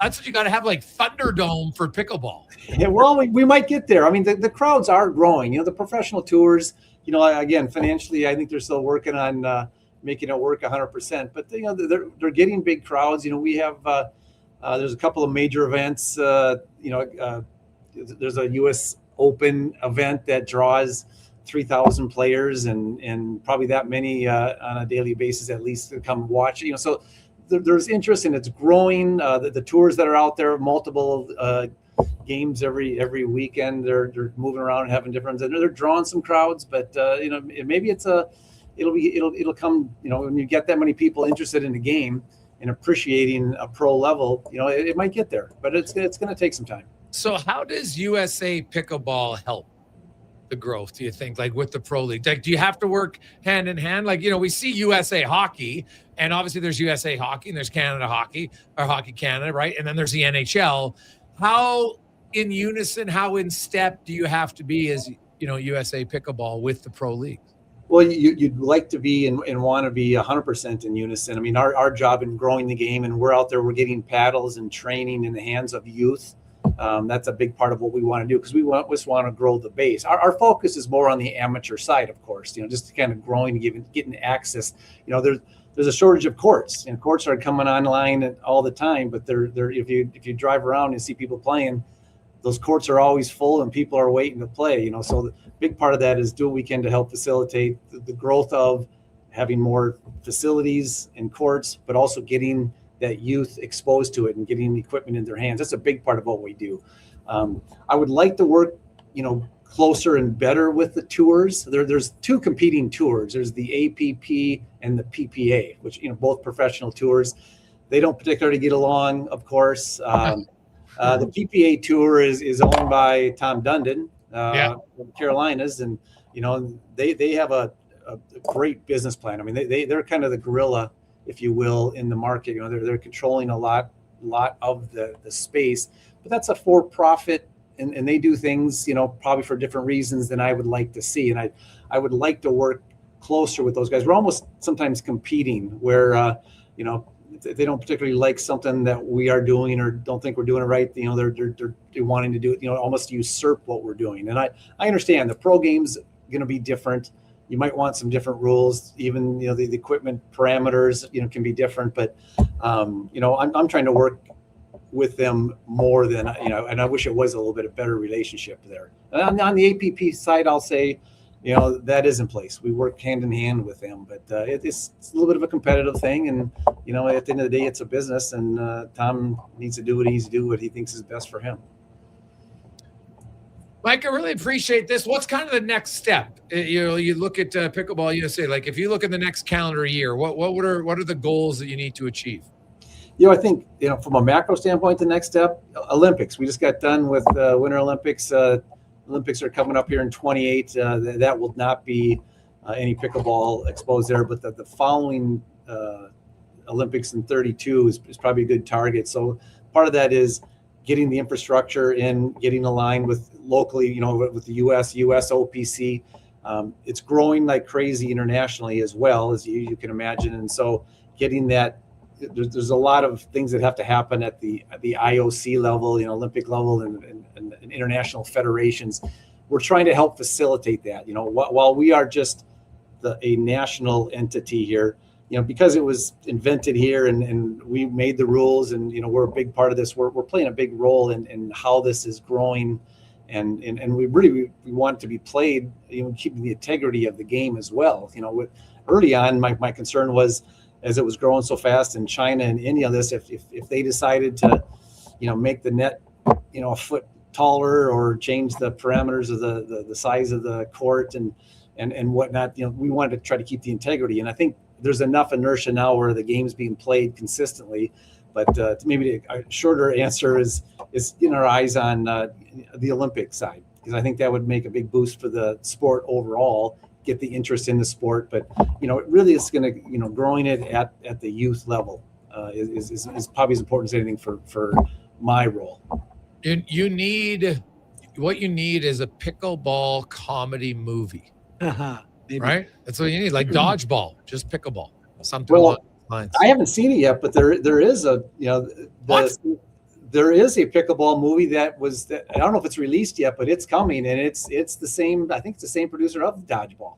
Come on! I swear. I wish I had the details of it, but the reason I know that is that Shane Doan, former Coyote captain, longtime hockey guy, he's involved with it somehow. Well, Connor Halley just whispered in my ear.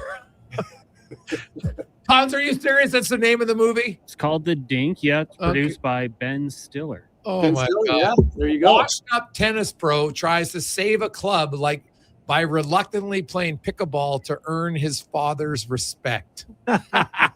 Ed Harris, Ben Stiller, Wayne Wilderson. Well, there you go. Released yet? Or? No, it's not released yet. But people are going to watch it simply for the name, The Dink. Classic. Well, there you go, Mike. That you guys better be ready. Once it comes out, there'll be a lot of demand maybe for new pickleballers. That's all right with me. Awesome. Well, thanks, man. We appreciate it. Thanks for your time, Mike. Continued success. Yeah, thanks for having me on.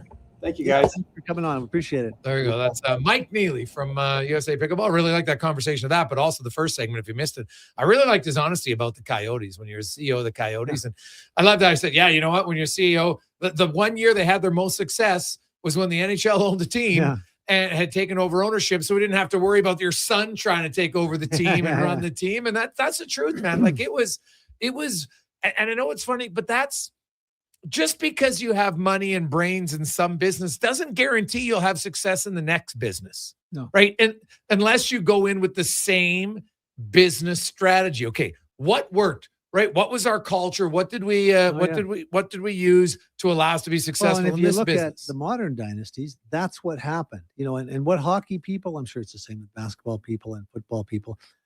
Hockey's different, boss. It's not different. You got to acquire undervalued assets. You develop them, and you sell them for more than you paid for. It's really pretty simple. You do it through, but what the teams that you see that have done so well, these are private equity firms. Like, when the Guggenheim bought the Dodgers, they came in and just went, no, we're going to run like a private equity firm. Mm-hmm. We're going to go out and find really cheap stuff. Tom Dunnan's doing the same. That's exactly the way. Well, now they spend a lot though. No, but they spend a lot. But I talked when we had Stan on the other day. Do you know Stan Kasten, the president of the Dodgers? You know what? When they just signed Shotani's contract, it was already paid for. Well, exactly. So it's like, because they're running it like a private equity firm. They didn't go out and sign this kid Shotani Ohtani. So who had the last, because hoping it would work out. No, they had it paid for before it started. I was surprised to hear from Stan that, as we know in most sports, the pro league takes all the international revenue. But what happened is they went and marketed to Japanese companies. Their board revenue, their in stadium revenue went through the roof. And I actually remember talking to, I don't follow baseball very. I called Stan, and he picked up the phone. And I said, "So what's up?" He said, "Well, I don't know if you've read, but we signed a guy from Japan." He's, I didn't no idea, but it was all done. They had the business run. So when owners start figuring out what Tom Dundon has figured out, you'll consistently be a perennial contender, because you got to run it like that. You can't let your kid run it just because. Yes, 100%. Makes total sense. We'll come back. We'll wrap things up with the business of sports. Jason Gregor, Ritch Winter here in Sports 1440. Hello. You're never going to believe this. Booster Juice called your name today. You can get a free smoothie or acai bowl. No way. And they're now. Oh my gosh, you and my brother have the same name. Okay, I'm calling him next. I'm hanging up. Booster Juice Names of the Day is back. 2 names are selected each day, and if your name matches, you can get a free smoothie or an acai bowl. Watch for your name on the Booster Rewards app and social media. Must be an app member to qualify. Booster Juice, Canadian born, blending since 1999. It's like a locker room, minus the smell. Ew. Kevin Carius brings the banter, the buzz, and the bold sports talk. Weekday mornings from 7 to 11 on Sports 1440, Edmonton's home for sports.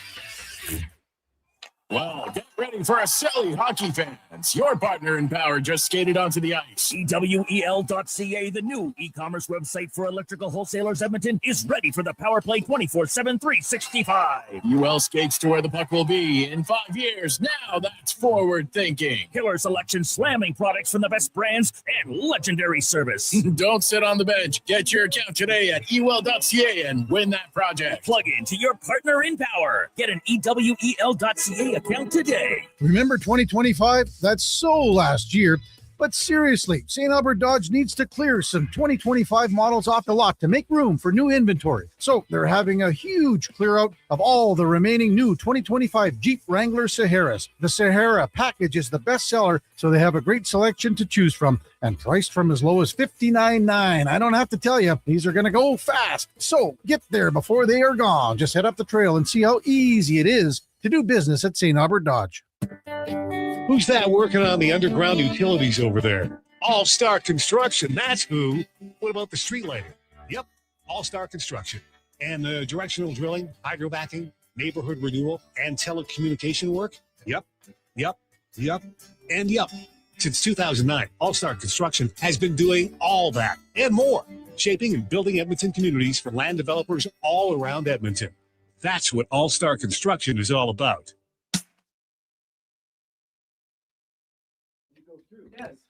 Portions of this hour brought to you by Riverside Honda, 59 years and counting, as St. Albert and surrounding areas' premier Honda and Can-Am dealer. It's your dream. Ride it at riversidehonda.com. The Jason Gregor Show, the best of Edmonton sports talk and beyond. This is Sports 1440. Presented by PlayAlberta.ca, Alberta's only regulated online gambling website.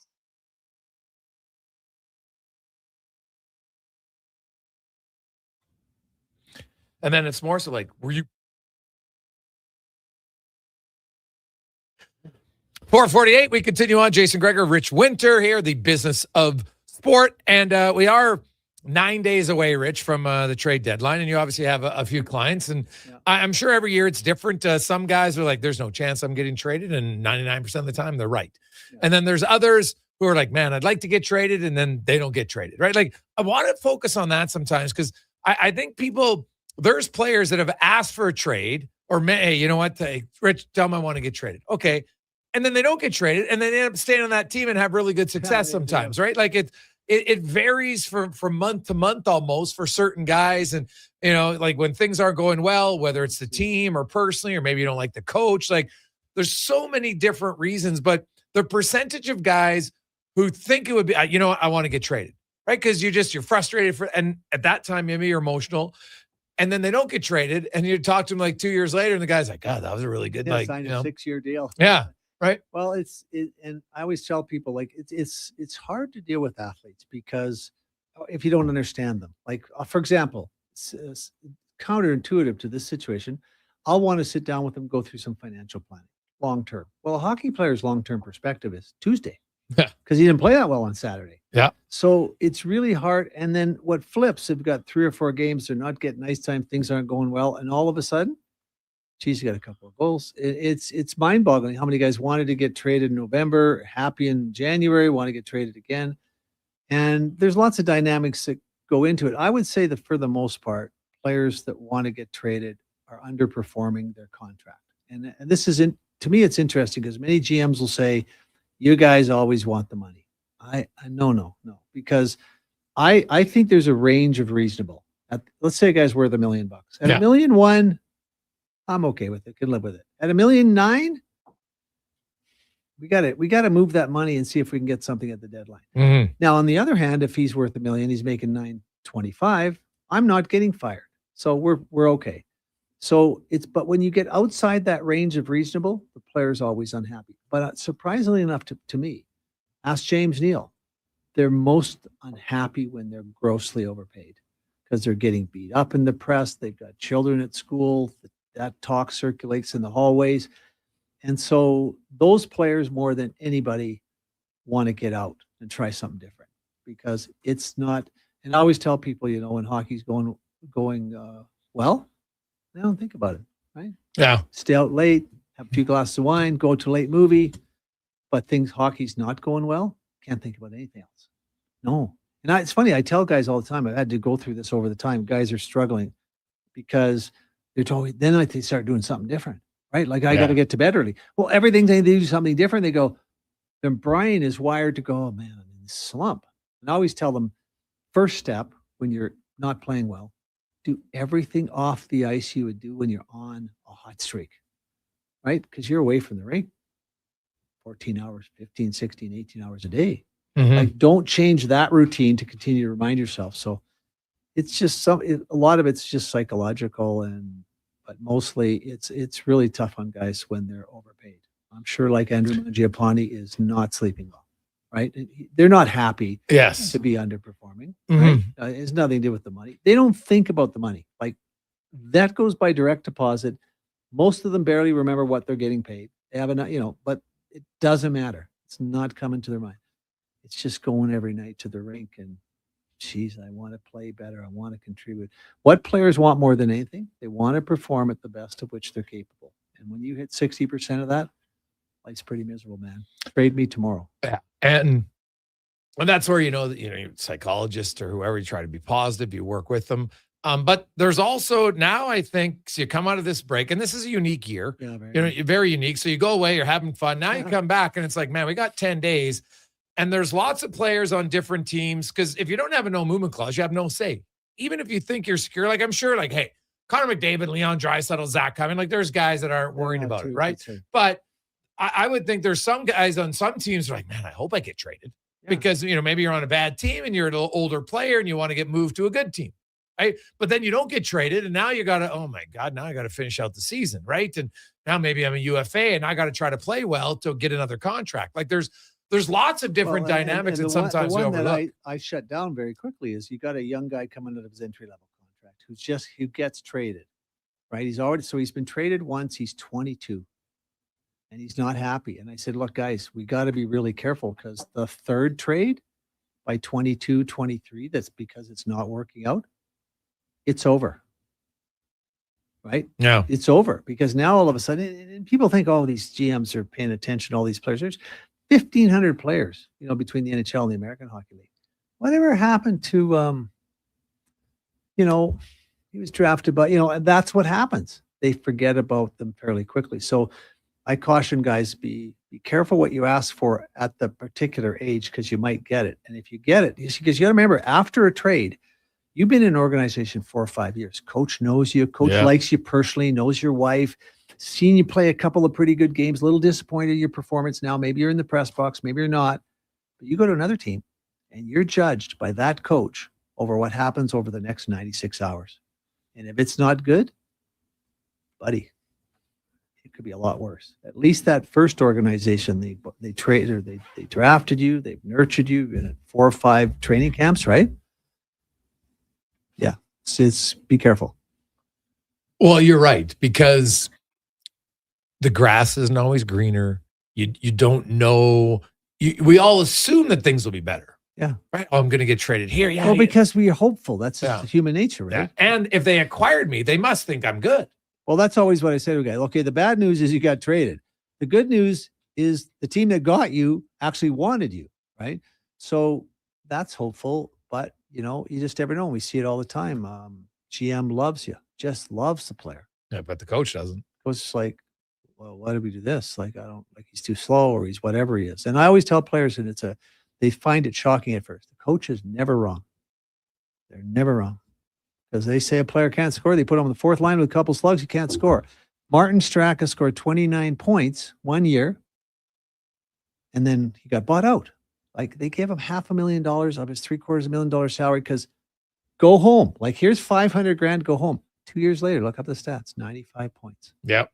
But nothing changed, except in Florida, Doug McLean, too small, lost a bit of a step. Don't think he can kill penalties, playing 7 or 8 minutes a night.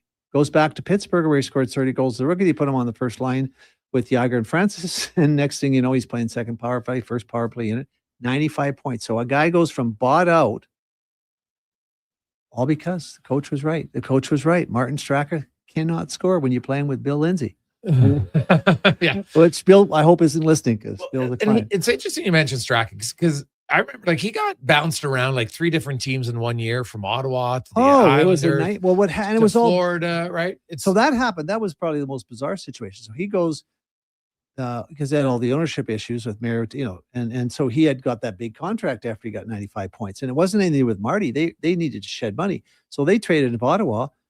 Coach didn't like him. Traded him to the Islanders. Nobody liked him. And it's mind-boggling. So he gets to the, and then he gets the buyout. He comes back to Pittsburgh, and then he gets traded at the end of that deal to LA, at the end of the season, and they have no interest.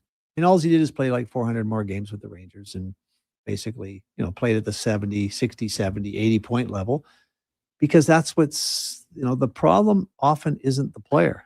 It's the perception of the player that leads coaches to make some really bad decisions. And I got to tell you, there's a lot of players out there that that I represent that you've never heard of that are better than many of the players in the NHL because they didn't get the opportunity. One man's junk is another man's treasure. First thing you need, like every player besides the Connor McDavids of the world, they all want more of one thing. Opportunity. Yes. Yeah, if I play on the first line, I'm way better than Gregor. Like that guy sucks. I mean, you see his shot, like it's terrible. And then if I could just get a little more ice time, they all believe that's why they're there. And you know what? No one ever said my shot sucked. Skating terrible, but never my shot. I didn't see either. Yeah. So I'm just taking it. I was just swinging. It's even better. Shot's even better now, buddy. Oof. God, I wish I could aim like that when I was younger. I got to see the video. I got to see the video. Foot speed. That's still a problem. Well, Vinny Prossa will tell you foot speed was irrelevant. Well, that's probably good. So that is probably good. So we'll see. Rich, next Wednesday we're gonna have it is trade deadline week. Yeah. So we're gonna have a trade. And you know what? We're hoping to line up a guy who went through it, because I think there's lots of elements of the trade and different viewpoints that we probably overlook at times, because everybody sees the end result. Player A gets like Brett Kulak. Brett Kulak's Marty Straka this year. Yeah. He went from Edmonton to Pittsburgh, but now he's going to Colorado. So it's a little bit different because the Islanders were terrible and went to Florida and they weren't very good. But the Colorado Avalanche are the best team in the NHL right now, at least record-wise. So he's probably happy about it. But he has 2 kids, and I know they had moved the family to Pittsburgh. And we don't know when their kids' birthdays are. They might be next week. I mean, it's all kinds of stuff. That's why I like being an agent, because I don't have to go to the games at any particular time. I got to spend time, for the most part, with my family, and it's tough on those guys. Like people forget. I always tell people I don't represent hockey players. I represent dads. Yeah. And you'd be surprised. This is not an easy life. Like I think people see the salary. Right. And hey, you get to play hockey. It's super fun. And don't discount, like I don't feel sorry for them, but I can empathize that not every job, despite, being in the public eye and everything else, there's pros and cons to every job. Every job. And, some people are better cut out for it. Well, but at the end of the day, my stepfather used to tell me all the time, and he's totally right. He said, if money will solve your problems, you don't have any. Because their problems aren't that serious. Yeah, if money can solve it, it's not really a problem. A problem is get your affairs in order, man. Or you got to get to the hospital. It's your daughter. Yeah, that's money a problem. Can't, money, solve that problem. And it's proven scientifically. Like once you hit that minimum level where you can sustain yourself, the value of money in terms of the quality of your life, almost irrelevant. You would think you'd be miserable in a small apartment. I'm telling you, I spend a lot. I really like to look out for those guys who are making our lives easier. The guys that are doing the gardening at the resort we're staying. Talk to them, and you know what? A lot of them are way more happy. They're way happier than the billionaire friends I have. They're just happy. They're spending time with their kids. They have a 9-to-5 job. They're the coach at the basketball team. They're volunteering at the school. At the end of the day, hockey's tough. And then you turn 32 and you're not prepared for that. And that's a problem. And I always like Claude Lemieux when he talked about that. I like the way he put it in perspective. He says, if you played hockey, you retire. So here you take your wife on those 2 vacations you could never take her on during this, hockey season. Maybe take your kids on 1 or 2 of those. And then you sit in the kitchen. Yeah, you got 10 million in the bank and no purpose. Yeah, it's tough. There's a lot of that. These players pay There's a lot of consequences to the decision to make. Now, Isaiah McDavid, those guys, Zach, some of them, they don't have to worry about that. That guy who played 6 years in the NHL, made $2 or $3 million, was taxed out of his mind. In New York, he's got 800,000, $1 million saved.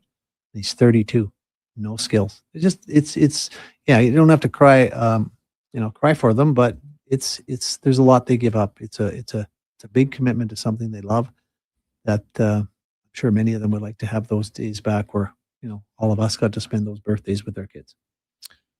We will, we'll talk about all that stuff next week. Rich, have yourself a wonderful week. Yeah, it's good. Getting warm. There you go. It is starting to warm, but then it's supposed to get cold again, but not too cold. So we'll see. Let's get to the con man and a Sports 1440 update. We'll come back. We're going to hear from the Ducks side of things. The Anaheim Ducks, man.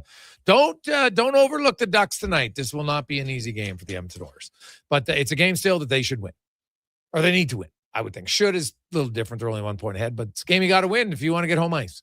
Let's get to Connor Halley, Sports 1440 update, brought to you by Northgate Chevrolet Buick GMC. Their used car department needs inventory. Bring your vehicle in for no obligation appraisal today. No pressure, no hassle, no free trips. Just a great deal. NorthgateGM.com. This is a Sports 1440 update. The NHL returning after the Olympic break. Oilers down in Anaheim taking on the Ducks. Puck drop 8:30. Pregame coverage with Andrew Walker gets going at 7 here on Sports 1440. Elsewhere, you got the Flyers taking on the Capitals. Tom Wilson out for that one. Devils up against the Sabres. Maple Leafs in Tampa. Stars host the Kraken. Abs in Mammoth. Canucks host the Jets. And the Golden Knights in Los Angeles. Mr. Penguins captain Sidney Crosby was placed on the IR today. He's expected to miss a minimum of 4 weeks with a lower body injury he suffered at the Winter Games. In the association, Toronto Raptors taking on Wemby and the Spurs. Tip off 5:30. We've also got the Pistons and Thunder. Grizz host the Warriors. Kings in Houston. Bucks, Cavs, and the Celtics taking on the Nuggets. Promise David will have surgery to repair a ruptured tendon in his hip on Friday, but the Canadian striker is not ruling himself out for the World Cup. Per sources, rehab should be 3 to 5 months. Canada's first match comes on June 12th, and in the AJ Fort Mac in Bonneville and Devon heading to Lloyd. Coming up in hour 4 of the Jason Gregor Show, we'll be joined by Mark Spector of Rogers Sportsnet and OC registered Ducks reporter Andrew Knoll. I'm Connor Halley. This has been a Sports 1440 update. Sports 1440 in West Edmonton Mall and Wetaskiwin. CKJR is a Stingray radio station. Download the free radio player app and listen wherever you go. What a performance by Action Electrical today. Their projects team kicked things off, designing and building with unmatched skill. Then the service team swoops in for those crucial repairs and maintenance. And don't forget the testing team, ensuring everything Shots at 4 o'clock on a game before the solar team scores with sustainable energy. A complete team effort. Have Action Electrical bring home a win for you and your project. Visit actionelectrical.net. Hey, Edmonton, did you know a local Play Alberta winner scored over $500,000? We continue on. Jason Gregor, Ritch Winter here, the business. Think about the season tickets you could lock down with that kind of cash. From major casino winners every hour to jackpots worth millions and hundreds of popular games to money that stays in the province. There's never been a better time to sign up for Play Alberta. Download the app today to get started with casino, sports, and lottery all in one app. Must be 18 plus to play. When you gamble, use your game sense. Need a new ride for road trips, errands, or just life on the go? Go Auto offers a massive selection with over 15,000 new and used vehicles to choose from. With over 70 locations across Western Canada, finding your next ride has never been easier. Whether it's a roomy SUV for the family, a sleek car for the open road, or a rugged truck for your weekend adventures, you'll find it here at a price you'll love. Explore thousands of vehicles today at goauto.ca. Jason Gregor isn't just a sports guy. He's a community builder with over $3 million raised for local charities. And his Gregor Foundation, he's making a difference on and off the air. Check out Gregor weekday afternoons on Sports 1440. Summit Restaurant, located in the heart of the Silent Ice Center and just minutes from South Edmonton Common. Summit is your destination for exceptional house-made pizza, delicious entrees, and expertly crafted cocktails. Experience the perfect blend of flavor and ambiance in a modern setting. Join us for a straightforward yet elevated dining experience where our commitment to quality speaks to every bite and sip. Make Summit Restaurant your next night on the town. McValue meals are here. Get the McD's you love for $5 plus tax every day with your choice of a McDouble, Junior Chicken, or Chicken Snack Wrap with small fries and small fountain drink. All for just $5 plus taxes. Canadian restaurants. Product availability varies. Prices exclude delivery. 1 in 3 adults don't get enough sleep. The Brick is here to help with deals on your entire bedroom. Save up to 50% off clearance mattresses, 50% off beds when you buy any 3 matching pieces. Buy one, get one half price on Sealy memory foam pillows, and save $100 off any adjustable power base when you buy a mattress over $9.99. Plus, check out other incredible savings in every department. Some exclusions apply. Check out The Brick in South Common, West Ed Mall, North Side, and downtown.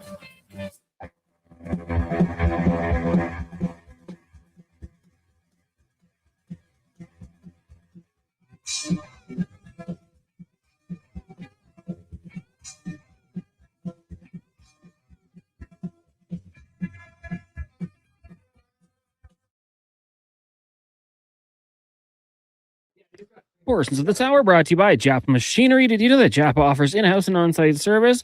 Rain or shine, Japa Service Department is here for you. Get a quote now at japamachinery.com. This is Sports 1440, where Edmonton talks sports. On YouTube, Facebook, and X. Here's Jason Gregor. Brought to you by PlayAlberta.ca.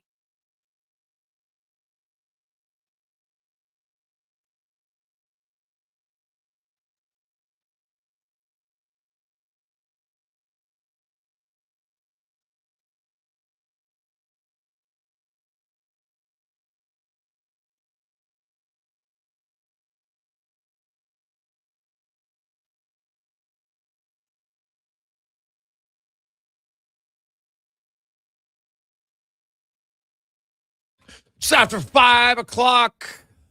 How are you? Welcome to the Gregor Show. Sports 1440, sports1440.ca, YouTube, Facebook, X, and Instagram. Thanks for listening. Thanks for watching. Many of you are, hey, you're itching to see what do the orders look like? It's been 3 weeks. Well, they're back in action tonight in Anaheim, and you're used to 8:40 start times. They've just been 8:40 a.m. for the last few weeks. It'll be 8:40 p.m. tonight, puck drop in Anaheim. Well, 8:40 Edmonton time, that is. 7:40 Anaheim time. So the last game of the night in the National Hockey League. The Gregor Show is always brought to you by PlayAlberta.ca, where you can always get in the game. And tonight, reminder, Lotto 649. You can get your tickets at PlayAlberta.ca as the Oilers in action. You can also check out some Jason Gregor Show odds boosts and more right there. Oilers, 12 healthy forwards, 6 available defensemen. They got 2 goalies. This is what they got. Regula is on a conditioning stint still. They're going to get him to play some games. Kapanen is not healthy yet to play. And Calvin Pickard's actually starting in goal in Bakersfield tonight for the Condors. Let's get to the Spec Report, brought to you by GS Construction, your underground infrastructure specialist. And they are hiring. If you want to work for a fantastic company with great benefits and an opportunity to start a career, not just a job, because they love promoting from within, check out gsconstruction.ca and look up careers. Mark Spector from Rogers Sportsnet joins us. Spec, how you doing? Doing all right, man. How you doing? I'm pretty good. The Oilers are back. No surprise. Yep. McDavid is playing for the Oilers tonight. Did Knoblauch give you any sense? Like, it's hard to say, well, he's going to play blank minutes because it all depends on the game. If the Oilers get a boatload of power play time, well, McDavid's going to have higher minutes. That's just so. I don't know if you can say a select number that he would play, but I think he's probably going to be maybe more mindful of his minutes. Yeah, I think that's about it. He did not say he won't kill a penalty, though I do not think he will kill a penalty tonight. McDavid gave me a one-word answer when I asked if there's any limitations on his game. He said, Knoblauch. That's a Knoblauch question. So maybe it was a 4-word answer. But that's fair. That's fair. But I guess what I gathered was from his point, no. But ask the coach. And the coach, you're right. The coach has a hard time with that, laying down a number. I think the score will have a lot to do with this. If it's one-sided one way or another, they'll probably shut him down. So if it's a 3-2 game, though, and I've heard coaches say this to me before, Jay, when it's a tight game and it's a third period and you got Connor McDavid sitting on the bench, he's looking over his shoulder at you like, well, right? Well, so I don't think there's been a coach born who didn't see that look and send Connor McDavid over the boards. Yeah. No, hey, that is totally valid. Podkolzin and Frederick are going to start the game. I've been talking about this for a week. I like, in theory, everything about playing them as a third line, heavy line. Now it's Henrique tonight, and I think ultimately, he'll be centering the fourth line. I think when all said and done, whether it's a trade or maybe Szymanski gets a look, we'll see what happens here in the next 9 or 10 days. But Podkolzin and Frederick are guys that, in theory, should be able to work well together. And I know you talked to Frederick here recently, and I just he's got to be able to feed off of kind of the emotion of Podkolzin, but at the same time, he needs to play with more emotion himself. Yeah, I totally agree. And I think the one thing you can control is physical play. You can sell out. You can go in and make some hits. You can stir the pot up. This is a team that needs that. This is a team that doesn't have a bunch of guys that you can hear, right, when the game's going on, that are banging the boards, that are making the other team uncomfortable. There's a totally open door for that role to be taken over. And, Podkolzin just does it in the way he plays. He's heavy and hard and works the walls. Podkolzin's a quiet, hard guy to play against. He wins his battles because he's stronger than a lot of guys. So, yeah, there's a huge spot there for Frederick, man. There's a huge opening for him to grab hold of. It's not the first time this year they've presented him with a bit of an opportunity, and he's got to seize it one of these times, Jay. He's got to grab hold of it. Well, yeah, at some point, I would think he'd have to. Spec, we got a lot of people text in. I'm sure you've seen online. Your question about McDavid has Oiler fans all in a tizzy. Yeah. And what do you want me to say? Well, no, they're like, yeah, Spec, why he would ask that question. So I'm asking Spec. Well, I think it's a very fair question, and it is a question I thought about. It's not easy to ask a guy that's, first of all, we all respect as much as Connor McDavid, a guy that's the face of the game, undoubtedly the best player in the world. Why it is that other guys at his age had a bunch of Stanley Cups and Olympic gold medals, and he hasn't been able to. And I think the question was, did you think that it would be this hard? And I think that's a very fair question. It's not a question I want to go to the rink and ask, right? It's a huge topic around the hockey world. I said in my article, I can only ask one thing, that the people carving up the column and the question actually read the story. Like, that's all us writers can ask for. I've said this to players 100 times. I don't not watch you play and then write about how bad you were that night. I watched the whole game. So don't come at me. I've had a million guys, Jay, complain about something I've written, and I say, did you read it? They go, no, but my wife said. And I go, no, hang on. Exactly. Right? You got to read it. Yeah. And if you read the piece, I'm always respectful of Connor McDavid. No guy on earth has written more laudatory columns on Connor McDavid than me right here. Nobody. It's just the way it is. So for me to ask, did he think it would be this hard? It's not a fun question to ask. I'd rather be asking, hey, what's it like to have 2 Stanley Cups and a gold medal? I'd prefer to be asking that question. But guess what? You can't ask that question. You can't ask it. So I asked the question that's a very pertinent question. Did he think it would be this difficult? When Sid was 30, he had 3 Stanley Cups and 2 gold medals, I believe. And when Gretzky was 30, he had 4 Stanley Cups. And this isn't me saying, I wrote about these idiots who say he's not a big game player. It's a total ridiculously stupid thing to say, right? I don't think that. Who would think that? But it's a very fair question. I had the nards to ask it. And if anyone wants to look me in the eye and say it's a dumb question, you know where to find me. Yeah, I know people are like, oh, you should ask that in training camp. No, you shouldn't. You can't ask about the Olympics 6 months later, and then they're 3.5 years later. Then it doesn't. And you know what? I was surprised when people were like, oh, you know what? And I'm like, I didn't think the question was that crazy. It was just like, hey man, do you think it was that hard? And hey, you know what? I'm sure it's a fresh wound and he's frustrated. So I get all that, but it doesn't change the fact that, hey, not many guys lose 3 times in 18 months. It's brutal. But that doesn't mean you can't you can't discuss it. And yeah, he's probably not going to, you ask a question, you know what, doesn't mean you get the answer you want. That's not how it works. He gave an excellent answer, though. I mean, I will say, McDavid's a pro. And, it's not very often. Okay, you do this. Hey, whoa. So, because the thing online says he was like, oh, thanks for the question. So he did actually answer it. They just probably clipped it without. He gave me an excellent answer. Oh, what was his answer? That changed the whole damn thing. See, there's another thing about social media that people are like, oh my God, McDavid didn't answer. Like absolute misrepresentation BS. So I'd like to see the whole answer. Well, that's why I say you got to read the piece, right? And that's what happens. I don't even know who did it, and I ain't looking.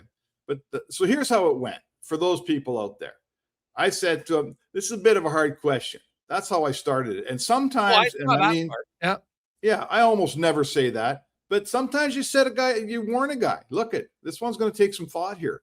Right. So I'm going to ask you a tough question, and that's fine. I consider that professional courtesy. I asked him my question, and he says, what did he say? Thanks for the question, or something like that. Nice or thanks. I don't even know what he said. Yeah. Whatever. And then he proceeded to give me an excellent answer. Right. And then I asked him a follow-up. My follow-up was like, I think I said, you're a pretty hungry guy. Can this in any way make you hungrier? And he said, hey, what am I going to do? It's got to make me, yes, it's got to make me hungrier. It's part of the process. This is what we do here. And hey, man, it's not always peaches and roses out there. And you're right, Jay. Unfortunately for McDavid and the city of Edmonton, he's suffered the defeat of 2 Stanley Cups and a gold medal game inside 18 months. I mean, find me the next guy who ever did that, and we'll interview him. Yeah. Well, I'm going to go watch the whole clip because you know what? Like, that's pretty gutless then by who's ever running the Spitting Chicklets to not put the actual answer in. Spitting Chicklets did that. Yeah. Yeah. Well, that's the post that I saw from people. They were like, oh, you didn't like this answer because all they did was cut it off that says, oh, that's a good question. Right. And that's got Spitting Chicklets written all over it. That's got Ryan Whitney's fingerprints all over it. Yeah. Well, no, I don't know if I can't blame someone who didn't do it. I don't think he runs their social media team, right? Like they had some pretty big company. They got lots of guys running. He's not, looking at every clip to see which ones they put out. He wouldn't have time to do that. So, but yeah, I'd like to go see the whole thing. And all the people out there that are freaking out, maybe go listen to the whole answer. Like, oh, McDavid didn't answer it. Well, obviously he did answer it. So read the column. It's an excellent answer. It's right near the top of my column. And the rest of the column goes on to talk about what a fantastic player he is and how his teammates are almost, his teammates at Edmonton. One thing I've gathered, and I'm sure you've got the same vibe, Jay, nobody on this Oilers team wants to be part of Connor McDavid eventually leaving Edmonton without a cup or going a long time without success. Like these guys almost have, I don't know if you could ever get someone to say it in so many words, but there's a responsibility. They want to provide for him the way he's provided for them, game after game, season after season. And that's how it feels inside that room. And I tried to get that through in my piece, but you'd have to read the piece to figure that out. Yeah. Yeah. Well, no, it's fair. But that's pretty bush league to only cut off the first part and then not keep his actual answer. Like, absolutely. Sorry. It's gutless. And you know what? That is very, very misleading. But hey, that's what people want for clicks. And then sadly, there's lots of sheep who just believe it without actually saying, hey, what do you say? Because the actual answer, now that I see it, we'll play it on our show later just to let everybody hear the entire answer, which is always a better thing to do. Good idea. Spec, quickly, looking at the Anaheim Ducks, 1 point back of the Oilers, and hey, they get a huge boost tonight. Carlson comes back in. He's a point a game player for them. Hasn't played since January 10th. Like this is. I don't know if you talked to the Oilers about it. Like they have not been good starts coming out of breaks at different times the last few years. They were 0-4 coming out of Four Nations last year. They cannot afford to stub their toe here. They're in a dogfight with Seattle and Anaheim and LA. The Christmas break killed them. They were playing their best hockey of the season. And then they took a tiny little Christmas break, and they haven't been anywhere close to that level since. So, yes, the one thing, we'll go back to McDavid, the one thing he said, someone said that we'll all remember Leon Draisaitl's words after that last game in Calgary, a 4-3 loss, and he really kind of went off a little bit before he went to the Olympics. And McDavid said, I agree with everything he said. It's time. He says there's not much time left in the season. I think he said we haven't secured anything yet. So they are well aware in that room that, hell, what are they on, Jay? A 91-point pace or something? That might not even make the playoffs. Well, no, because they're in the playoffs and they're on that pace. So guess what? The guys below them are on a lesser pace. Okay, fair, but you know what I'm saying. Yeah. 90 points. To see in a 90-point team, it's not supposed to be a 90-point team. So, yes, I don't believe there are any illusions here. This is a team that's left it to the end to kind of flip the switch. And had I not seen them do this a couple times, I would have a worse outlook on their season. But I will say this is a team that when the clutch time has come in the past few years, they answer the bell. That's their history. So will they do it again? Well, we're going to find out about that. Spec, have a good one. We'll chat with you tomorrow. Sounds good, man. There you go. That's Mark Speck. The Spec Report brought to you by GS Construction. It's already pretty great, but you know what's even better? 2 pizzas from Papa John's. For a limited time, get a medium one-topping pizza for only $6 when you order any large specialty pizza at regular menu price. Whether you're feeding your family, your team, or yourself, get your next meal from your locally owned and operated Papa John's with a $6 one-top medium when you order any large specialty at regular menu price. Better ingredients, better pizza, Papa John's.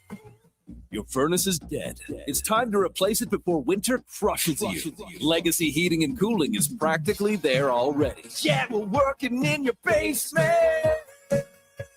Doing a replacement. The work is so earnestly building your legacy. With no payments and no interest for 1 year, you gotta call Legacy. Replacing your dying furnace before it's too late, that's how you build your legacy. Legacy Heating and Cooling.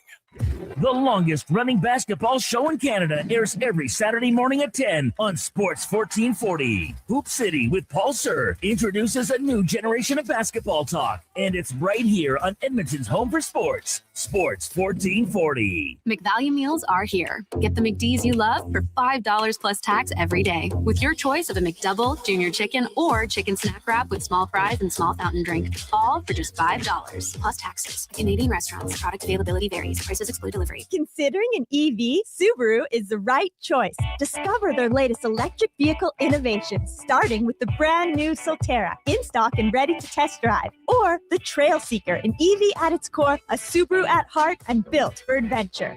Or the Uncharted This Sporty, all-new small compact SUV brings new levels of driving enjoyment to the all-electric space. Right now, Subaru is offering interest rates as low as 0.49%. Welcome to electric. Welcome to Subaru. Salvi Group is celebrating 50 years of building homes and communities, and we want to share the celebration with you. For a limited time during our 50/50 event, you'll enjoy 50% off select packages. That's special savings, select upgrades, and added value, all designed just for you. Build new or move in sooner at Hillshire. There's never been a better time to call Hillshire home. Celebrate with Salvi Group and enjoy 50 years, 50% off. Visit Hillshire today. Salvi Group, 50 years of craftsmanship, quality, and commitment. Hey, Edmonton, did you know a local Play Alberta winner scored over $500,000 on Mega Jackpots Ocean Bells? Think about the season tickets you could lock down with that kind of cash. From major casino winners every hour to jackpots worth millions and hundreds of popular games to money that stays in the province, there's never been a better time to sign up for Play Alberta. Download the app today to get started with casino, sports, and lottery all in one app. Must be 18 plus to play. When you gamble, use your game sense.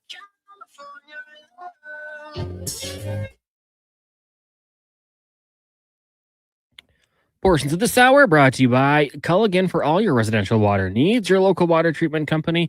More than just big bottles. Culligan.com. The Jason Gregor Show. The best of Edmonton sports talk and beyond. This is Sports 1440. Presented by PlayAlberta.ca, Alberta's only regulated online gambling website.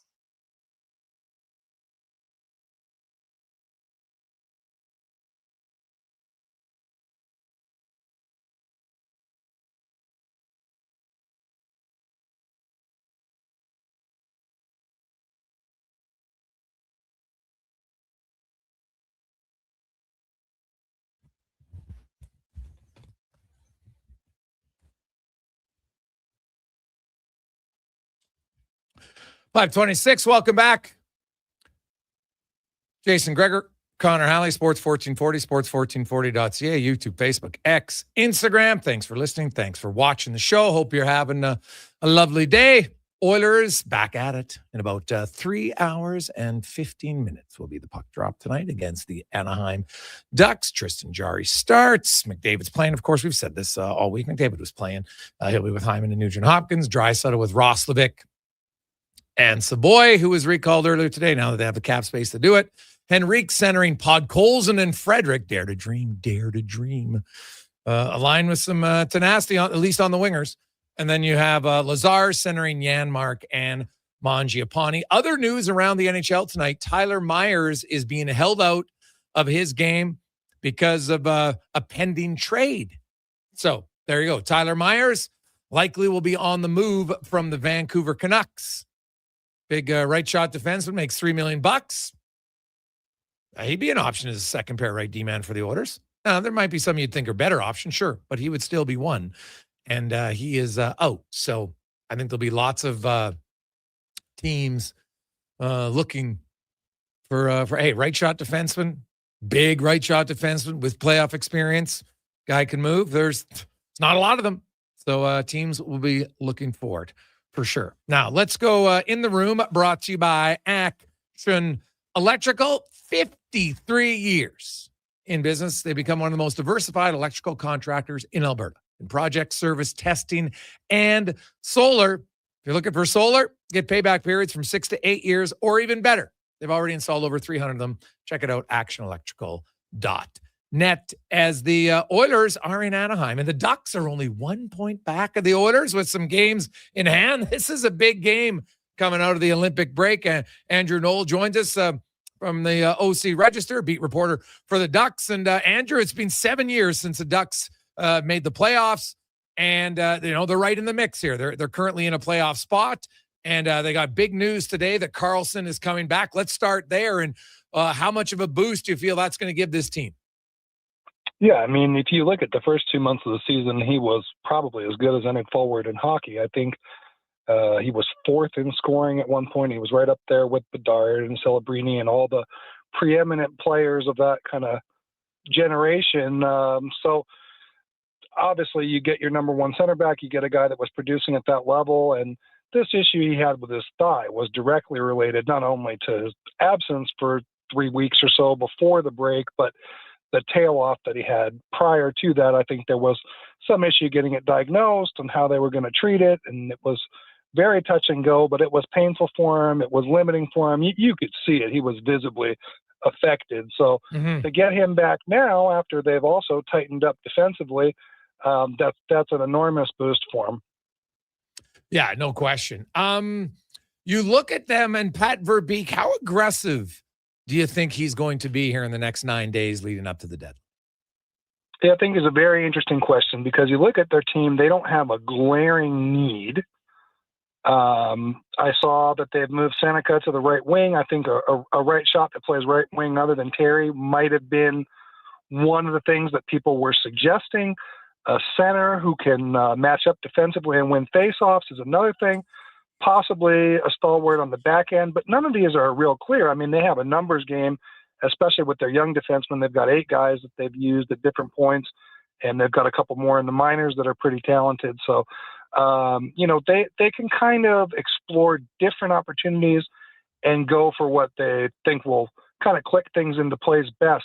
I do think they will make a move. I mean, they've been sellers all 4 years under Verbeek. It's been a long time since they've been an aggressive buyer, as you mentioned, 7 straight seasons outside the playoffs. So I do think that they will make at least one fairly significant move, but there's not, one particular area or position where they need to make a move. Yeah, well, I would look at it. They give up a lot of shots, and even with Dustal playing well, they give up a lot of goals. They've got some veteran D, but they've still got a lot of young D, and I guess that's kind of the growing pains for this team. So, do you think that doesn't he even just have to send a slight message, even if it's just like a depth guy, to say, "Hey, we're looking we believe in you guys to make the playoffs"? Because I think whether or not I don't believe they're a cup contender yet, but there is a big advantage in gaining some playoff experience for a young team. 100%. You're absolutely right. I mean, they absolutely need to send a message that says we're going for it. I think they've done that to a certain extent with the Quindle hire and not flirting with the cap floor as they have in recent years. But still, I think last year it was a little bit deflating when they didn't make an acquisition. And additionally, they traded Dumoulin. All of that deal worked out pretty well for him, as things have gone. But, that was a blow to morale. Some of the guys would say it in a low voice. And then when you talk to people inside the team privately, I do think that was a little bit discouraging for him, even though they finished out the year admirably. There's no question that they should be looking to make, like you said, a depth guy at a minimum, but I think they should be looking at a fairly significant one. And they have plenty of cap space still. And as you said, they are trying to tighten up defensively. I think if you look at the period where Carlson, Terry, McTavish, they had a number of injuries up front, they made some adjustments to protect the middle third of the ice a lot better, and they improved defensively. But is that sustainable? You'd like to solidify that. So I do think that they'll be looking for something more on that side of the puck, either a centerman who can match up and win draws, or a veteran defender, especially with both Trouba and Gudas in contract years. Yeah. Well, you look at Gudas, and I guess maybe it's good they're not playing the Penguins. Penguin fans will be riding. Although I watched that replay, and Crosby, unfortunately, just kind of stepped on the stick, and that's what causes a foot to slip out. Very awkward motion, which sucks for the Penguins. But, Gudas and Trouba are the veteran guys, hard-nosed, you play hard. How much of they're not the most skilled guys. There's no debate on that at this stage of their career. But how much do you think that has rubbed off on this team and, learning that, how to compete every night, even in the tough areas of the ice? Yeah, I mean, as far as the hit on Seda, he had no problem with it. I saw his comments this morning. Didn't think it was something where Radko needed to reach out or anything like that. It's just unfortunate, and of course, unfortunate for the Canadians. More fortunate for us down here, but I think that competitiveness and their professionalism has helped, and having a captain too. They were without one, from Getzlaf retirement until last season. Gudas has done an admirable job in that role. I think it's not something that was projected for him early in his career, but he's handled it very well. And Trouba's come in and brought that experience as a Messier Award winner, as a former captain in an original six, very prominent market. I think that's helped quite a bit. Under Greg Cronin, there was a dissemination of the message from the coaching staff by the veterans, but there was maybe a little bit of disruption there. Not that it was Cronin's fault, that they just didn't have that infrastructure in place. Now to have a healthy Trouba, to have Gudas with the C for 2 seasons, I think that has helped a lot in the room. Look into this matchup. The Ducks, they've only won 4 of the last 16, but if you look closer, they've won 3 of the last 5, including the last 2 in Anaheim against the Oilers. For years, they couldn't beat them to save their life, and they've had some success recently with it. And it just shows they got some young guys. They've got some better talent. Jackson Lacombe, even though he didn't play at the Olympics, is a hell of a defenseman. And, their young forward group. And then Dostep. They've got a lot of pieces here that they like. The one kind of surprise is, what's happened to Strome this year in Anaheim? Well, he started out the season hurt, and I think both he and Frank Petrano, and maybe to a little lesser extent Alex Killorn, they've just kind of been, I don't want to say purely victims of circumstance, but that's been a big part of it. I mean, this team is a lot deeper up front. The emergence of Beckett Seneca and his sticking for the full season, that was uncertain going into the year. He's been phenomenal as a teenager. Then you've got the additions of Kreider, the addition of Granlund, who's been hurt a couple times and he won't play tonight, but when he has been available, he's given them a guy that they can move all around their top 9. They've just got a lot more depth. I mean, the last 2 seasons, they were kind of pathetic in terms of the depth that they had. They weren't going for it from a personnel standpoint. They were messing with the cap floor, selling off at the deadline, all that kind of thing. I mean, in Cronin's first year, the 59-point year, and that's a big reason they have poor records against Edmonton, against Seattle, against tons of teams in the division, because they played them 3-4 times a year when they were losing and having, sub 60-point seasons. So, that first year they had Bo Gru playing on the power play. They had, between just initial shallow roster and then injuries, they couldn't put 4 lines out there of NHL players. They can definitely do that now. And so it's been more difficult for those guys to find a role. I mean, Vetrano and Strome along with Troy Terry last year, that was their most trusted line. Now Terry's the only guy that's getting significant minutes of those three. So that tells you right there just how far they've come in terms of the acquisitions and development that they've had up front.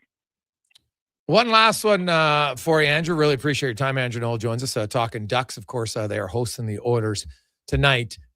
The overall just, kind of message from the ownership and with Pat Verbeek, they've been pretty patient overall in what they brought in Joe Quenneville, who tonight could become only the second coach in NHL history to win 1,000 games. Like he's very successful coach. I think he's got like the Scotty Bowman and then maybe John Cooper of guys who have coached 1,000 games have a better winning percentage than him. Like he's been very successful. What do you feel he's brought to the group in Anaheim this year? Well, I think there's a little bit of a psychological factor there. And again, no disrespect to Greg Cronin. I actually think he did a phenomenal job with what he was tasked to do in terms of creating a culture and developing individual players. But this sent a message that they wanted to go to the next level. They wanted to make the playoffs and soon after have success in the playoffs.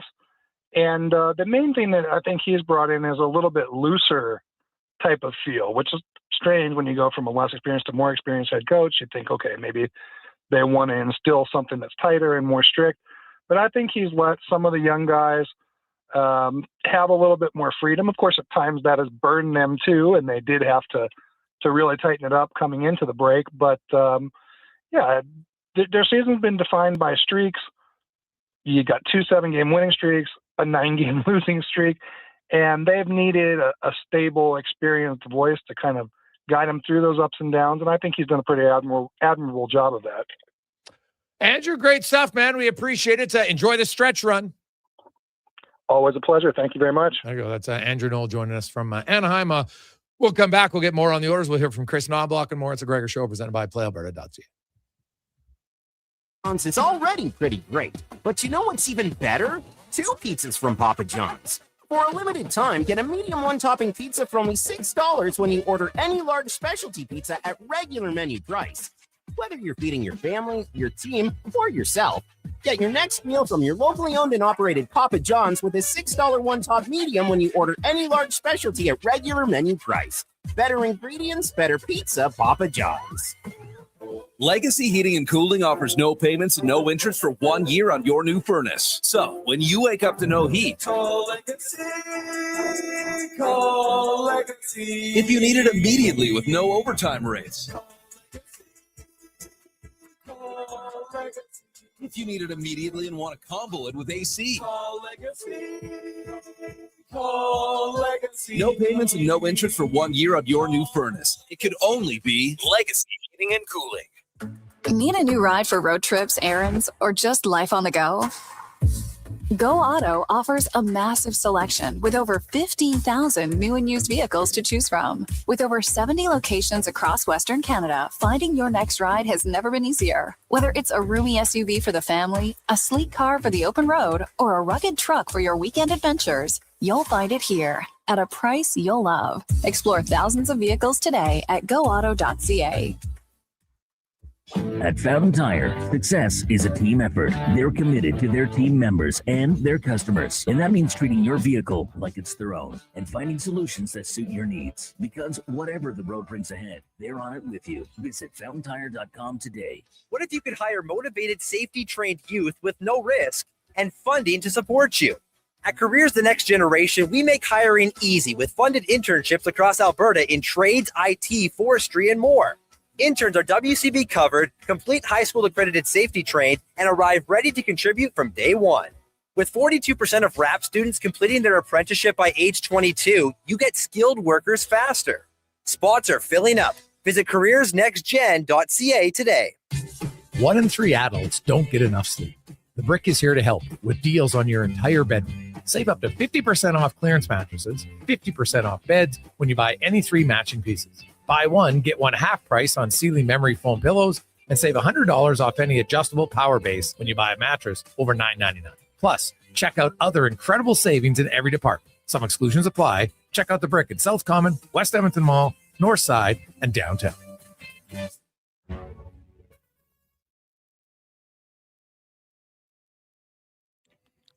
Portions of this hour brought to you by Cantork, made in Canada, made for Canada, where extreme isn't theoretical. Find your solution at cantork.com. The Jason Gregor Show, the best of Edmonton sports talk and beyond. This is Sports 1440. Presented by PlayAlberta.ca, Alberta's only regulated online gambling website.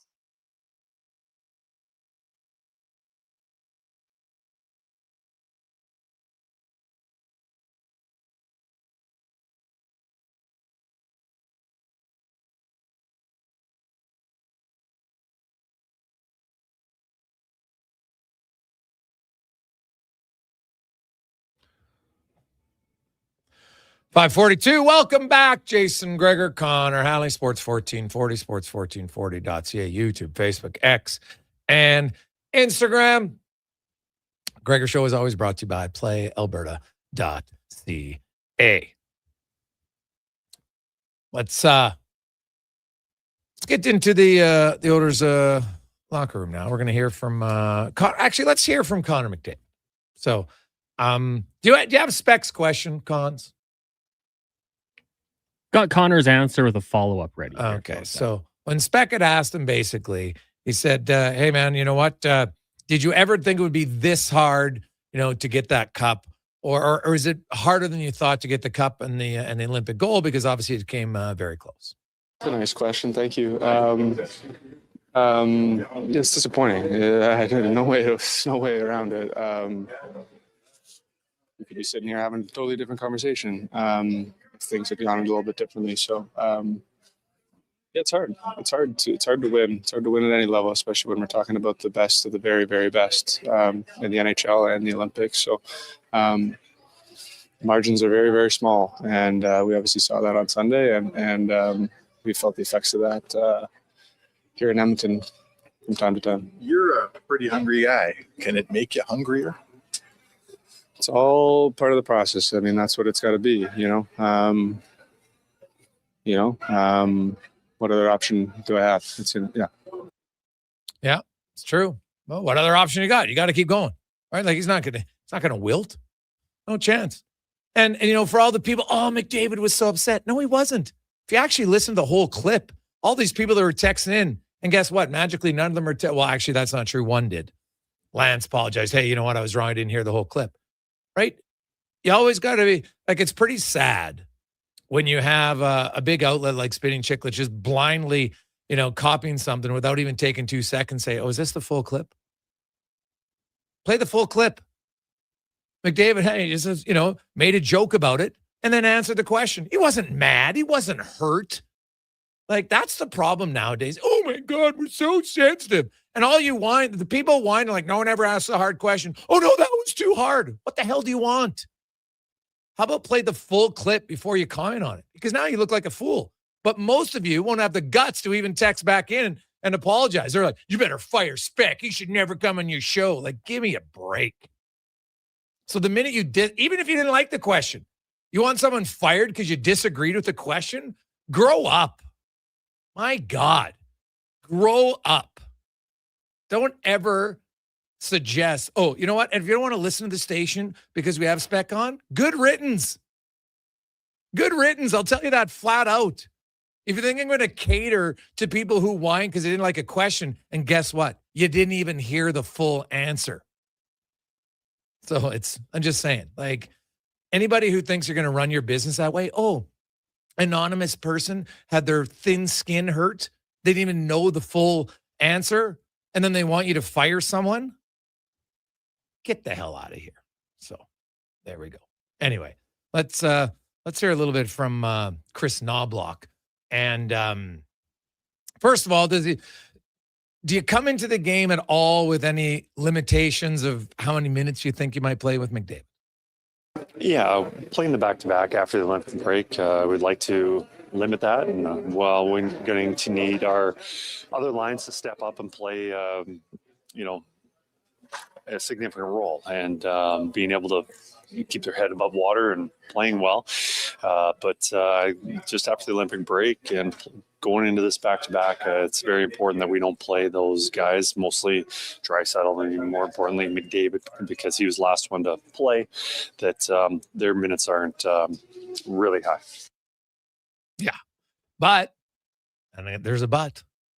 Like I said, if there's a ton of power plays, and I know that's pretty rare. The Oilers aren't a team that generates a ton of power plays, oddly enough. But, if you get into a significant power play time, then the minutes will go up. But they're not harder minutes.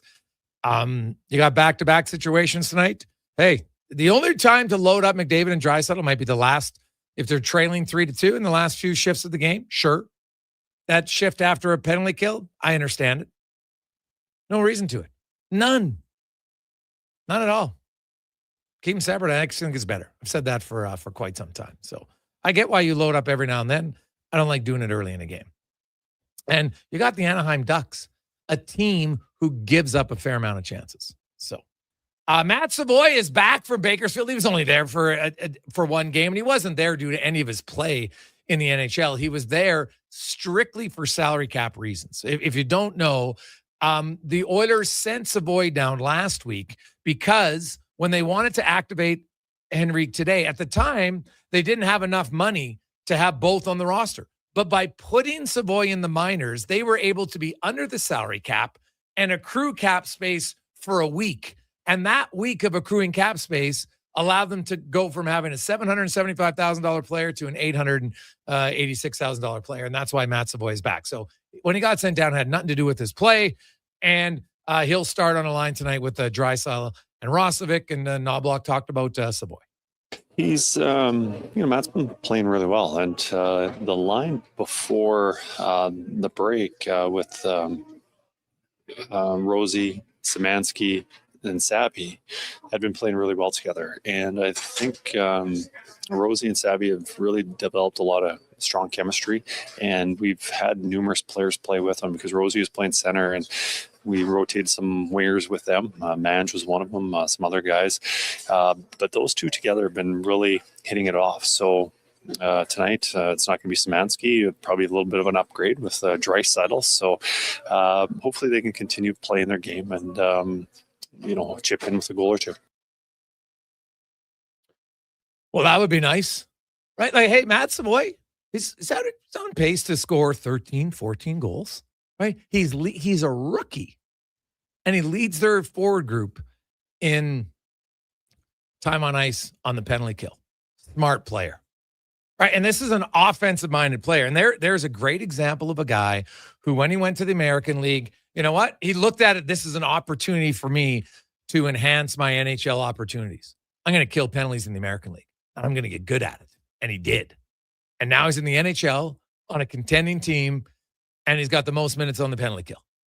And now with Henrique back, those guys, when they're together, they have really good numbers on the PK. So it's a no-brainer that you're going to play those two together. And I think when all things are said and done after the trade deadline, maybe even before, I think you'll probably see Henrique and Savoy play a lot of 5-on-5 time as well because they're on the second unit power play and they're on the penalty kill. It's kind of easier to keep them in rotation. Knobloch also asked about the race in the Pacific Division, and this team has struggled. Let's be honest. The Oilers have struggled coming out of a breaks. So the fact that they're in this race, it's so tight, and they're playing all three teams in that race, can that benefit them to maybe get off to a better, quote, start out of the break? When there's a push to win hockey games, it pushes you to be better, kind of gets you ready for the playoffs because you have to play that playoff type hockey. It's a win now moment. And, we've been in this situation, since I've been here. First year, a little bit more in the middle of the season. We were able to win enough games where we were able to coast a little bit into the playoffs. Last year, I know this time of the year, we were sitting on that cutoff line where we need to win some hockey games. So this year is going to be right down to the it's going to be a battle right to the end. And you look at all the teams that are trying to get in the playoffs. All these teams feel that they're going to make the playoffs. There's going to be a handful that aren't going to. So, we feel that among other those teams that we're going to be one of those teams to get into the playoffs. But we're going to have to play with some desperation and some really good hockey down the stretch. Well, he's bang on about that. And I don't know, Cons, what's your gut? What's your feel on the Oilers and how they're going to come out of this break? I'm interested because, like we've talked about, the last few starts to the season, it's been slow. After the Four Nation face-off, a little bit slow. I think you just have to look back to that. And for the Oilers, find the little things you can do to provide some sort of spark. If you are someone in the bottom six right now, I think this is your time to shine. And, Trent Frederick would be a key guy for that. Vasily Podkolzin, go out there. If you're Frederick, maybe you drop the mitts, maybe you throw a hit, do something just to kind of get things going. Obviously, you can't put your team in a bad position. I think a good start to this game is obviously a good way to start the backup of the regular season. But history tells me it won't go good. But like we did in our predictions, I think they're going to find a way to get the win tonight and hopefully be a little motivated down the stretch here with Connor McDavid getting back here. And I think this is also an opportunity for players around that team to look and say, hey, he's going to be a little fatigued. Leon Draisaitl might have some fatigue. We're fully rested. This is the time for us to step up and make some plays.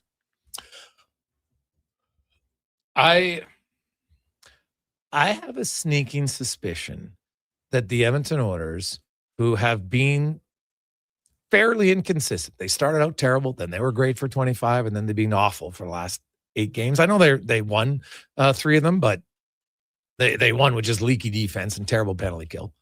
That I won't be surprised if Edmonton comes out of this West Coast swing with 2 out of 3 wins at all. Now, it won't be easy because they get Dostal tonight. And then Kemper's not playing tonight for LA because Vegas is resting all 5 of their Canada and U.S. Olympians.